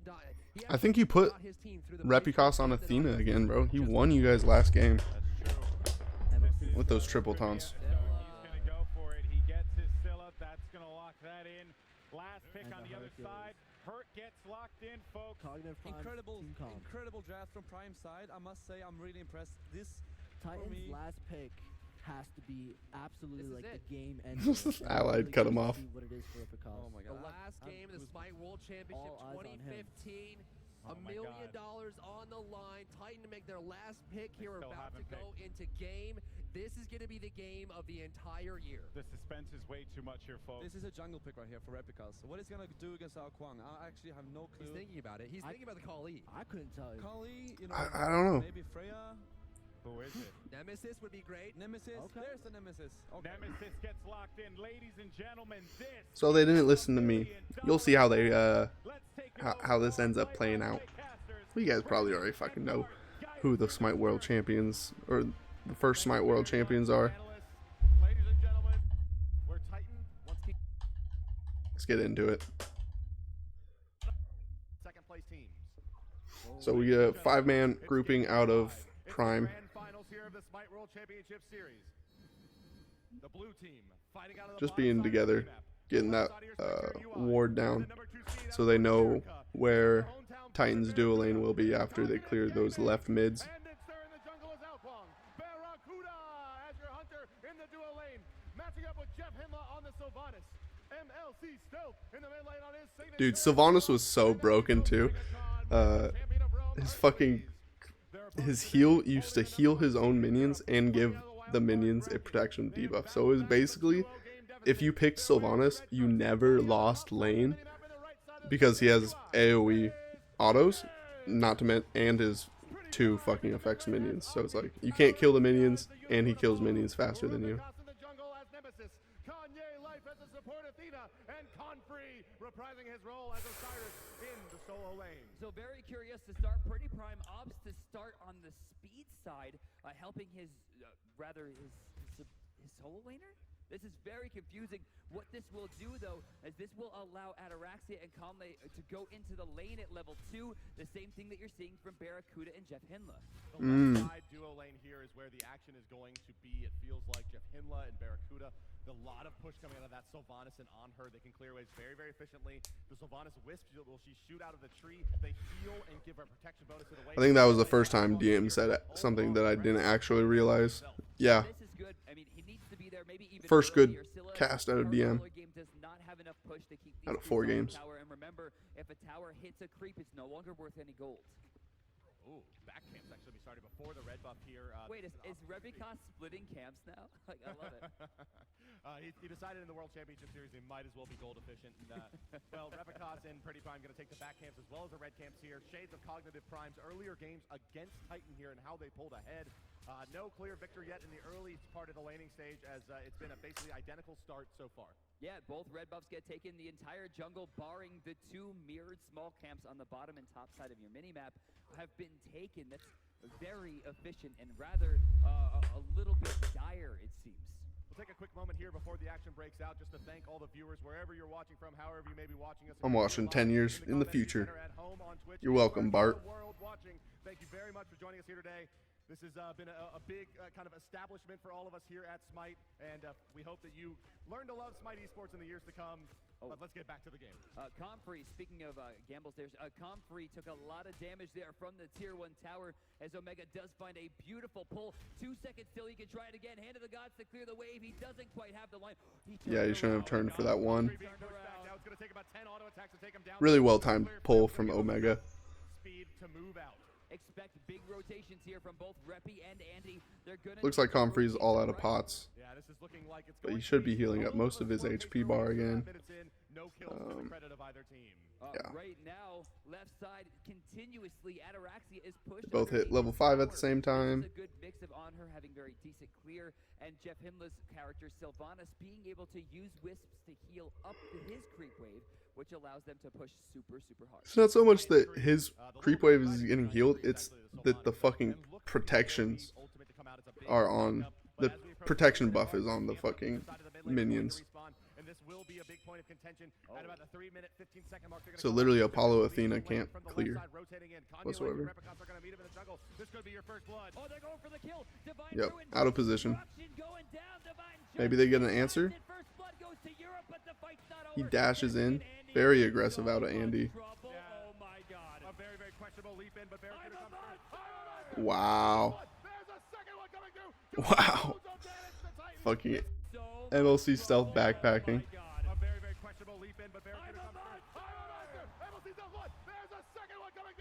Loki, if he doesn't hit that I'm a monster, I think Anderson might live because he gets his execute off. Maybe. Maybe not. Maybe he dies before the execute goes off, but...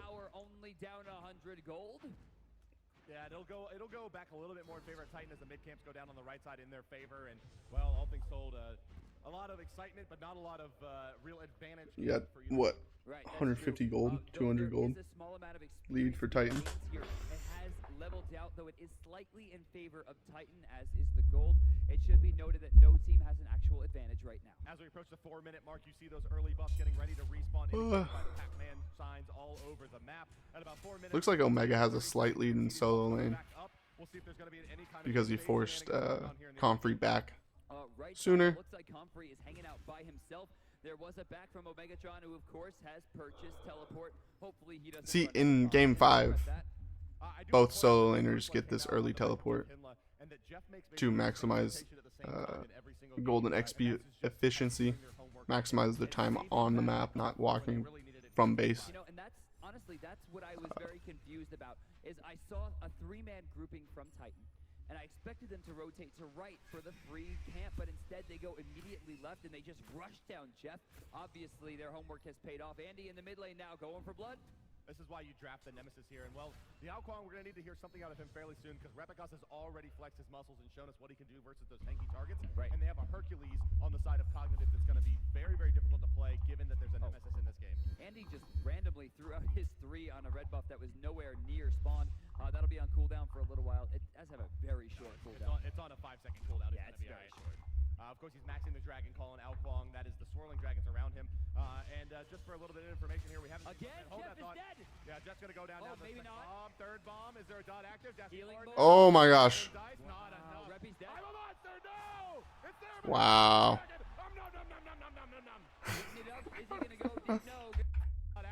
So, I'm pretty sure Jeff only lives here because he 2'd before this whole engagement. Yeah, his wisp went off right before the taunt. If those wisps don't get off, he definitely dies.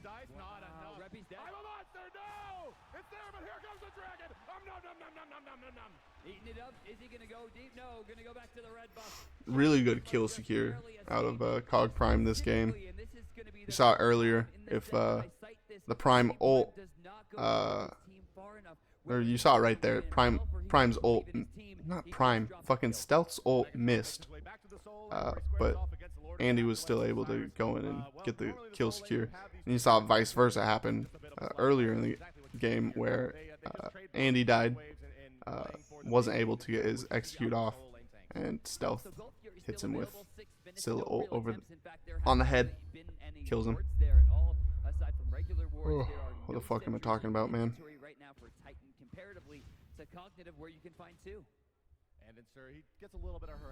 Surprised no more poke comes out from that dash stun. Reality, but here as we approach 6.5 minutes, mid-camp's going to respawn again, and it looks like the left side's going to be aggressed by Titan. Anderson may find himself in a bit of trouble. Yeah, he's going to try to go in here. Andy is going to fight for this. He's going right after Reppy because Jeff's there.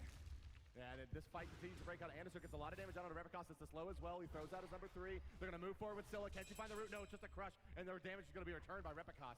Yeah, he'll answer that back immediately. Left camp guaranteed to go to the boys on Cog. They should group up and go right. Hercules already making a beautiful rotation. And the hand of the gods is available. Cog's going to get both camps this time around. That's going to help them out overcome the early disparity that they've built up. And now they're going to take the gold and experience lead for the first time this game. Where are they going here? They're rushing down. Playing very aggressive, running into the enemy jungle. I can't help but think if that taunt landed onto Andy there, Andy's taking a lot of damage, potentially dying. We need to see that offensive use of the ability to start breaking down the defenses of Titan. Huge pull out of Jeff. Jeff goes for the root instead of the ult immediately off the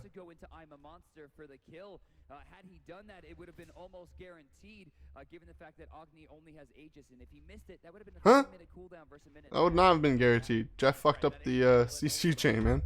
That would have been a 3-minute cooldown versus a minute and a half. I would have taken that one. Yeah, that's right. That Aegis Amulet only at rank 1 is that 3-minute cooldown, as you mentioned. I'm a Monster is a base cooldown of just 90 seconds, so it's a very, very good trade, although it doesn't have the high impact play that you're looking for necessarily on paper. It does definitely make Agni play the lane much, much less aggressively if his Aegis Amulet is down. That's correct. Speaking of Agni, you're going to see him rotating towards the top side. Pretty Prime level 9 right now, comparatively, of course, to MLC Stealth. The Monster finding level 10 pretty early. All things told here, looking at this game, Osiris has been left alone for just a moment here. He's going to peek forward and see if he can maybe steal away a blue buff. As you see, once again, we passed the 8.5-minute mark. Those camps, if you haven't figured it out by now, are on a 4-minute timer, and they are coming back up. They're like, world is on the line, we're scared. Repu or Kane went for the double taunt. Should be a free kill. And again, he got the Fist of the Gods upgrade. Very questionable positioning out of Repi. Maybe he just goes that way to lead Andy away from his team. Barracuda.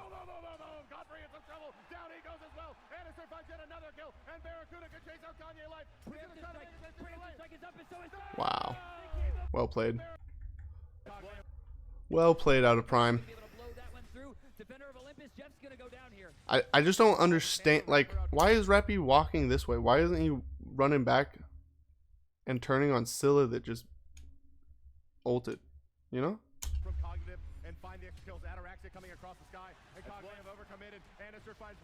Seems like very weird pathing out of Repi there.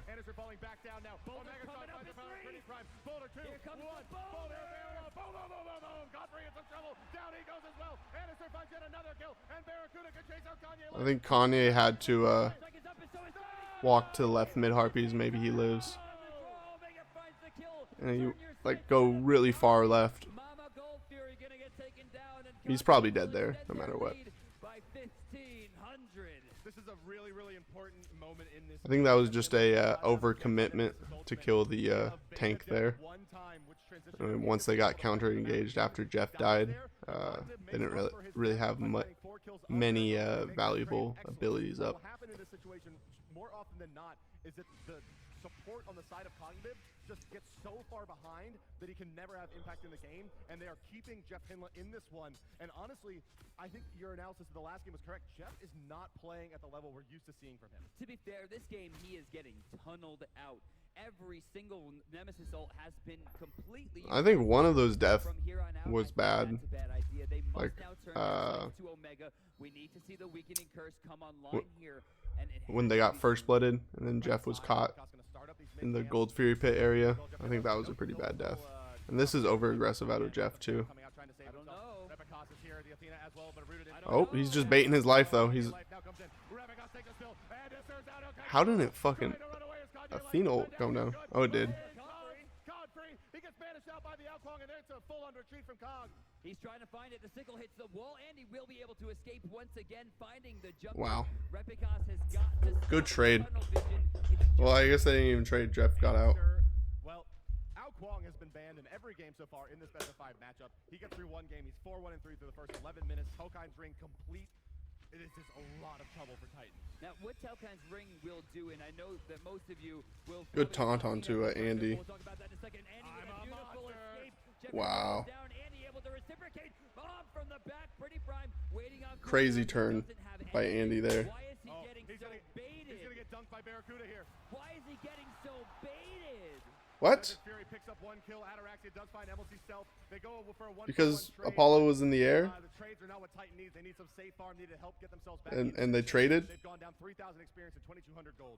Bart, you need to explain to me why Pretty Prime will not go into fights with all of his cooldowns, but will go into fights with none of them. Well, they were calling for the rotation from Ataraxia, who was coming across the sky. They do convert the kill into Scylla, but it is one of those but at what cost situations. Yeah, definitely. So Tier 1 taking some damage despite the fact that COG won the fight.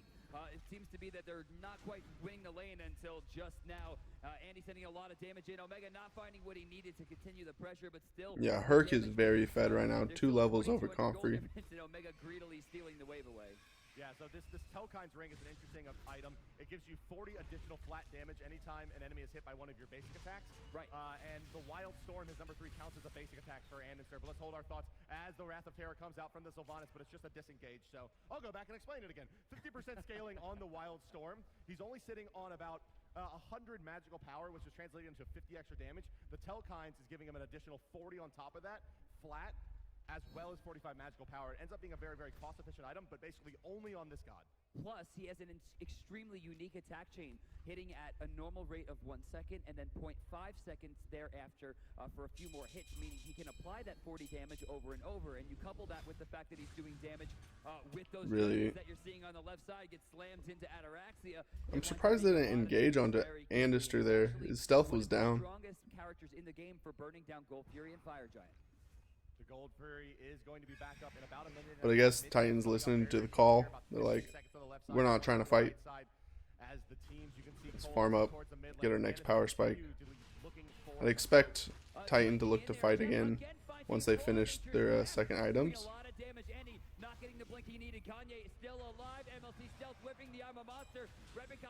Very ugly fight out of Prime. And they ended up trying to find a kill, but I think he's only going to find more talent. Whipping the Armor Monster. Rebecca's in a deep the blink he needed. Kanye is still alive. MLC stealth whipping. Yeah, they're just scrapping. Repicos stays too forward.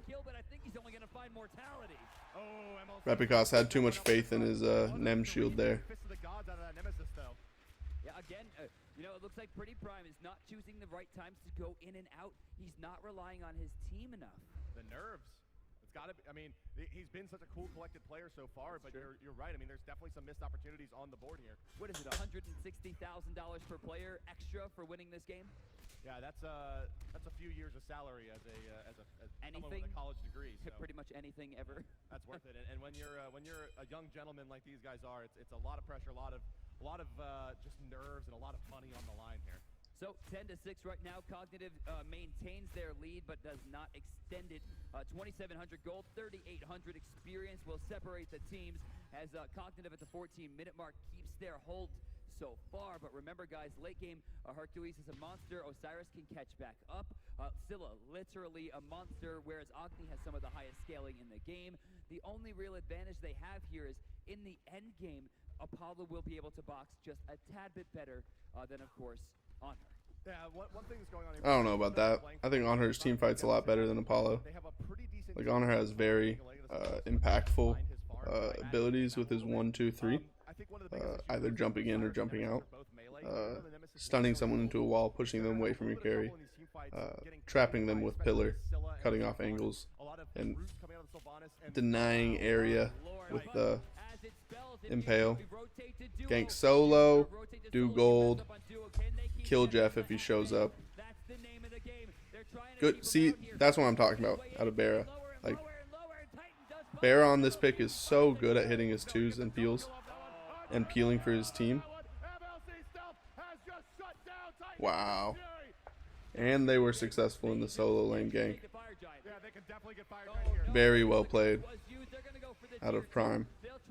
Titan was throwing a lot at them, and they caught it and threw it back. Should be a free tier 2.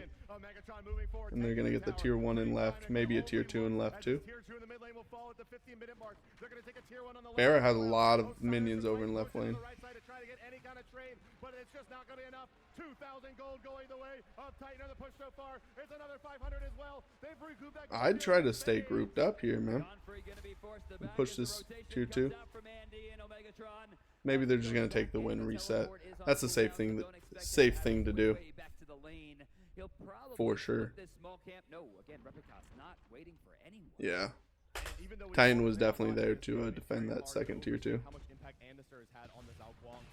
He's been absolutely a Can't get mad at players for playing safe, you know? 50% before they even knew he was there. And one of the major strengths of this god, he's a short range, long duration blink. So he blinks forward, going invisible, and he stays invisible for about 8 seconds. And that is really what's allowing him to reposition so effectively in these fights. So Ring Boy's coming out as he goes back into the Enchanted Ring, going for Demonic Grip, another basic attack scheduled item. What this is going to do is every time he basic attacks, it will decrease penetration, or increases penetration, or rather decrease protections by a very significant margin, stacking up to 3 times. Yeah, he's looking to just explode targets. One thing that is working a little bit against Cog, and you've seen it come into effect in a couple team fights, is that they have 2 executes on this team, and both of them won it. But here we go. Atarax in a lot of trouble as the damage comes channeling from Anderson. He's going to throw out the slow. I'm a monster activated. There goes the damage. Wow. Stealth timed that perfectly. Waited for the Athena ult to fall off before shooting. Problem for MLC. It looks like a good play, but it's just Sunday to him. He's really working on that MVP status as he continues to pressure the enemy Titan, and of course extend his team's lead. I think honestly you could have made the argument Andy's the MVP here. The ray of hope is that there's only 2 deaths on the Agni and the Apollo piece. Because even in the games they were losing, Andy was the focal point. Like you guys saw him last game go for the 2v1 hero play on Phoenix, but his team got triple taunted in the back and they just ended up losing game 4. That's right, yeah, and they've secured a few kills on a Jeff, 1, 3, and 7, but he's got 7 assists to his credit. He got a kill as well, and he's a support, and he's got it his levels, so all they sold, Alkwang right side. Yeah. That's the second gig on the Comfrey. The true lord of the afterlife is here as he brings the pain. Eating him up, setting him back for another 45 seconds. Comfrey feeling the hurt. This is why you have not seen Alkwang played this weekend. He absolutely shreds through Warriors. Jeff Himla rotating in there just to keep Scylla safe. They're going to push up the right side, guys. Cognitive is not looking phased. The final tier 1. Barracuda jumping into a tier 2 tower? What the fuck? Left side being pressured by Barracuda, being defended by Ataraxia from Titan. The right side, Cognitive is grouped here, and they're going to port Omegatron into this ward, and they're going to make it a 4-man push down the right side. What can Titan do to hold out the hunger of Cognitive Gaming? It's going to have to come down to the Fire Giant. Yeah, I don't think Cog can really push too deep. Like, splitting the map like this actually doesn't affect Titan that much, as they have 2 globals with Athena Apollo. They go for an objective, and we have to fight with the assistance of the map. On her, farming up his blue buff here, just casually. Barracuda doing what he does best and throwing spears as on her. Safely, without dying, finding 1 kill and 8 assists, the top assist in the game on the back of Barracuda. I did not think the lead was this significant. 7,200 gold, 12,000 experience. I didn't either. When did that happen? 12,000 experience. Probably when they have 10 more kills than the other team. Level 17 on Andy, level 18 on Barra, level 18 on Stealth, level 18 on Omegatron, and they're fighting into level 11s on the side of Titan. That's true. I mean, honestly, what are we going to see here? Comfrey 17, Ataraxia 17. I have no idea what that Athena active is. I ain't gonna lie. No idea. To his level 4 ultimate. That's going to be a big hindrance to his damage. It's going to be a Spirit Road coming out from Nemesis here. She's going to drastically drop her damage here, and the Magi's Blessing would allow her to stay more mobile. She's just trying not to get exploded. Yeah, honestly, I think she's going to be building into tank. She's going to rely on the damage coming out from Agni. Again, why Agni? I just don't understand. It just slows down her chin size so much. Yeah, we're not going to see them for another 15 minutes, maybe 20. Yeah, 3,000 gold to purchase that item, and he's not farming that fast. Gold Fury being started once again by Cog, and there's just no response coming out of Titan here. Titan, they may realize that their backs are up against the wall. That's crazy. It took 15-20 minutes to get 3 items. Jesus fucking Christ. Arena lights up in gold. Lights as we're going to see an extended lead. 8,800 gold as Barracuda procs into 19. 2 levels ahead of Ataraxia, the only person on his team aside from Agni who remains an even score or better. Both of whom are 2 and 2. Yeah, 3-level lead on Scylla over Agni. The presence of mind to go down, go up 2 games, lose 2 straight, and then find it within themselves to pull out this draft that guarantees them to Alkwang. It feels like this one they were keeping in their pocket for an elimination game. Honestly, I just don't understand how this draft came about. I mean, this is the dream. Hercules is the most winningest solo laner, most likely at least, in the matches of the SPL. MLC Stealth has had Scylla banned away from her repeatedly this day. We've seen Barracuda do nothing but great things on her, and right Kanye now, Life in a lot of trouble. Fighting two people freely. Yeah, that shouldn't happen as an Alquang. He's got a very, very low HP pool. He should be able to explode him. That was really rough. Repicos uses Divine Judgment, and again, Pretty Prime does not access any of his damage whatsoever. I don't know what he had up, but he's just not spending his abilities in the right spot. Confrey recalling underneath the tier Bro. on the right side. It's not going to fall here as the minion wave comes in. Omegatron going to clear the Fucking shit on Pretty Prime for no reason. The Tricore is here. Sylvanas in the mid lane continuing to push it up. Ataraxia trying to defend this tower, but his tier 2 is going to fall on the left side. So Barracuda, and down it goes. Cognitive, there's only one tower remaining for Titan. 2 Phoenixes exposed. Wow. 16 kills to 6. 22 minutes into this game. Titan's getting walked over in this third game. If they can just find that Titan. 10,000 gold at I really think this one's a, like, between these two teams. Titan got completely outdrafted. Holy shit. Completely outdrafted. Level 20, has access to his last level of ultimate. I think literally the only lane where Titan didn't get outdrafted is solo. Like, they got Osiris, which unfortunately, because Andister's on Alquang, you can't really leverage the strong Osiris pick because he's been camped. He got camped by an OP Alquang.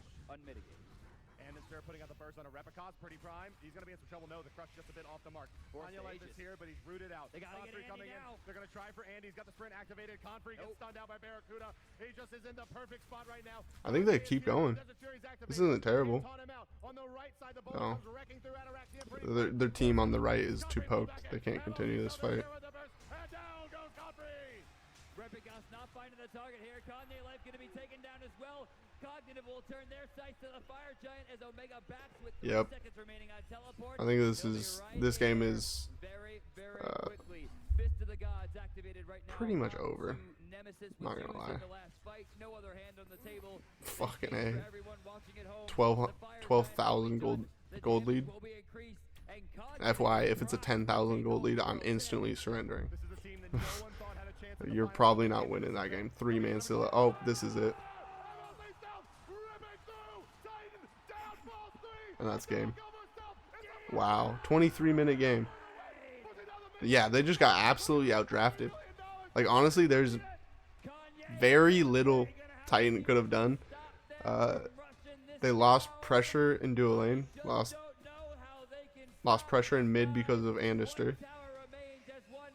And then they had a neutral. They had a neutral lane in. They had a neutral lane in solo, but since Andister was since Andister was on such dominant pick, you couldn't really do much with it. Crazy how fast that game was. Wow.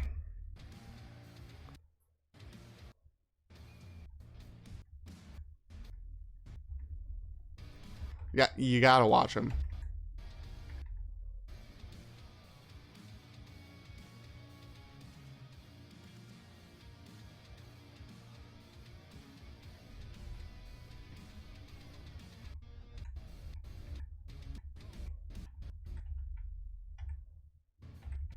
You gotta get to where the fucking thing is being.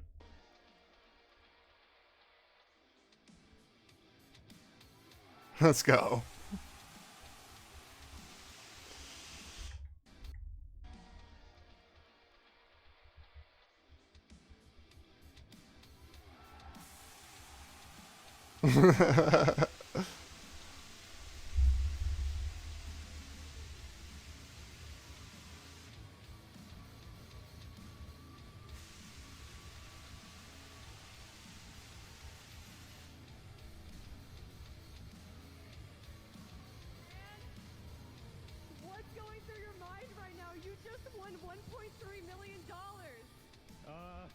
I don't know, I'm like the most excited I've ever been. $1.3 million.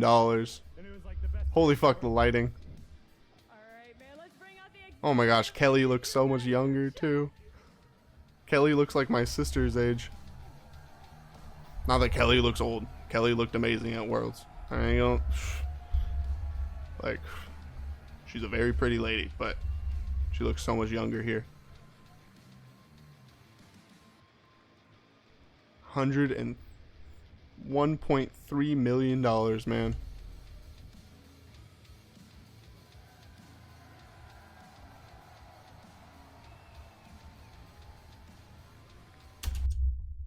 Well, if you guys enjoyed, thanks for watching. Yeah, hopefully I'm gonna do this. Well, I'm going to do this for all of the worlds there have been. So should be another 9 videos coming out sometime when I get around to it. But if you watched, thank you.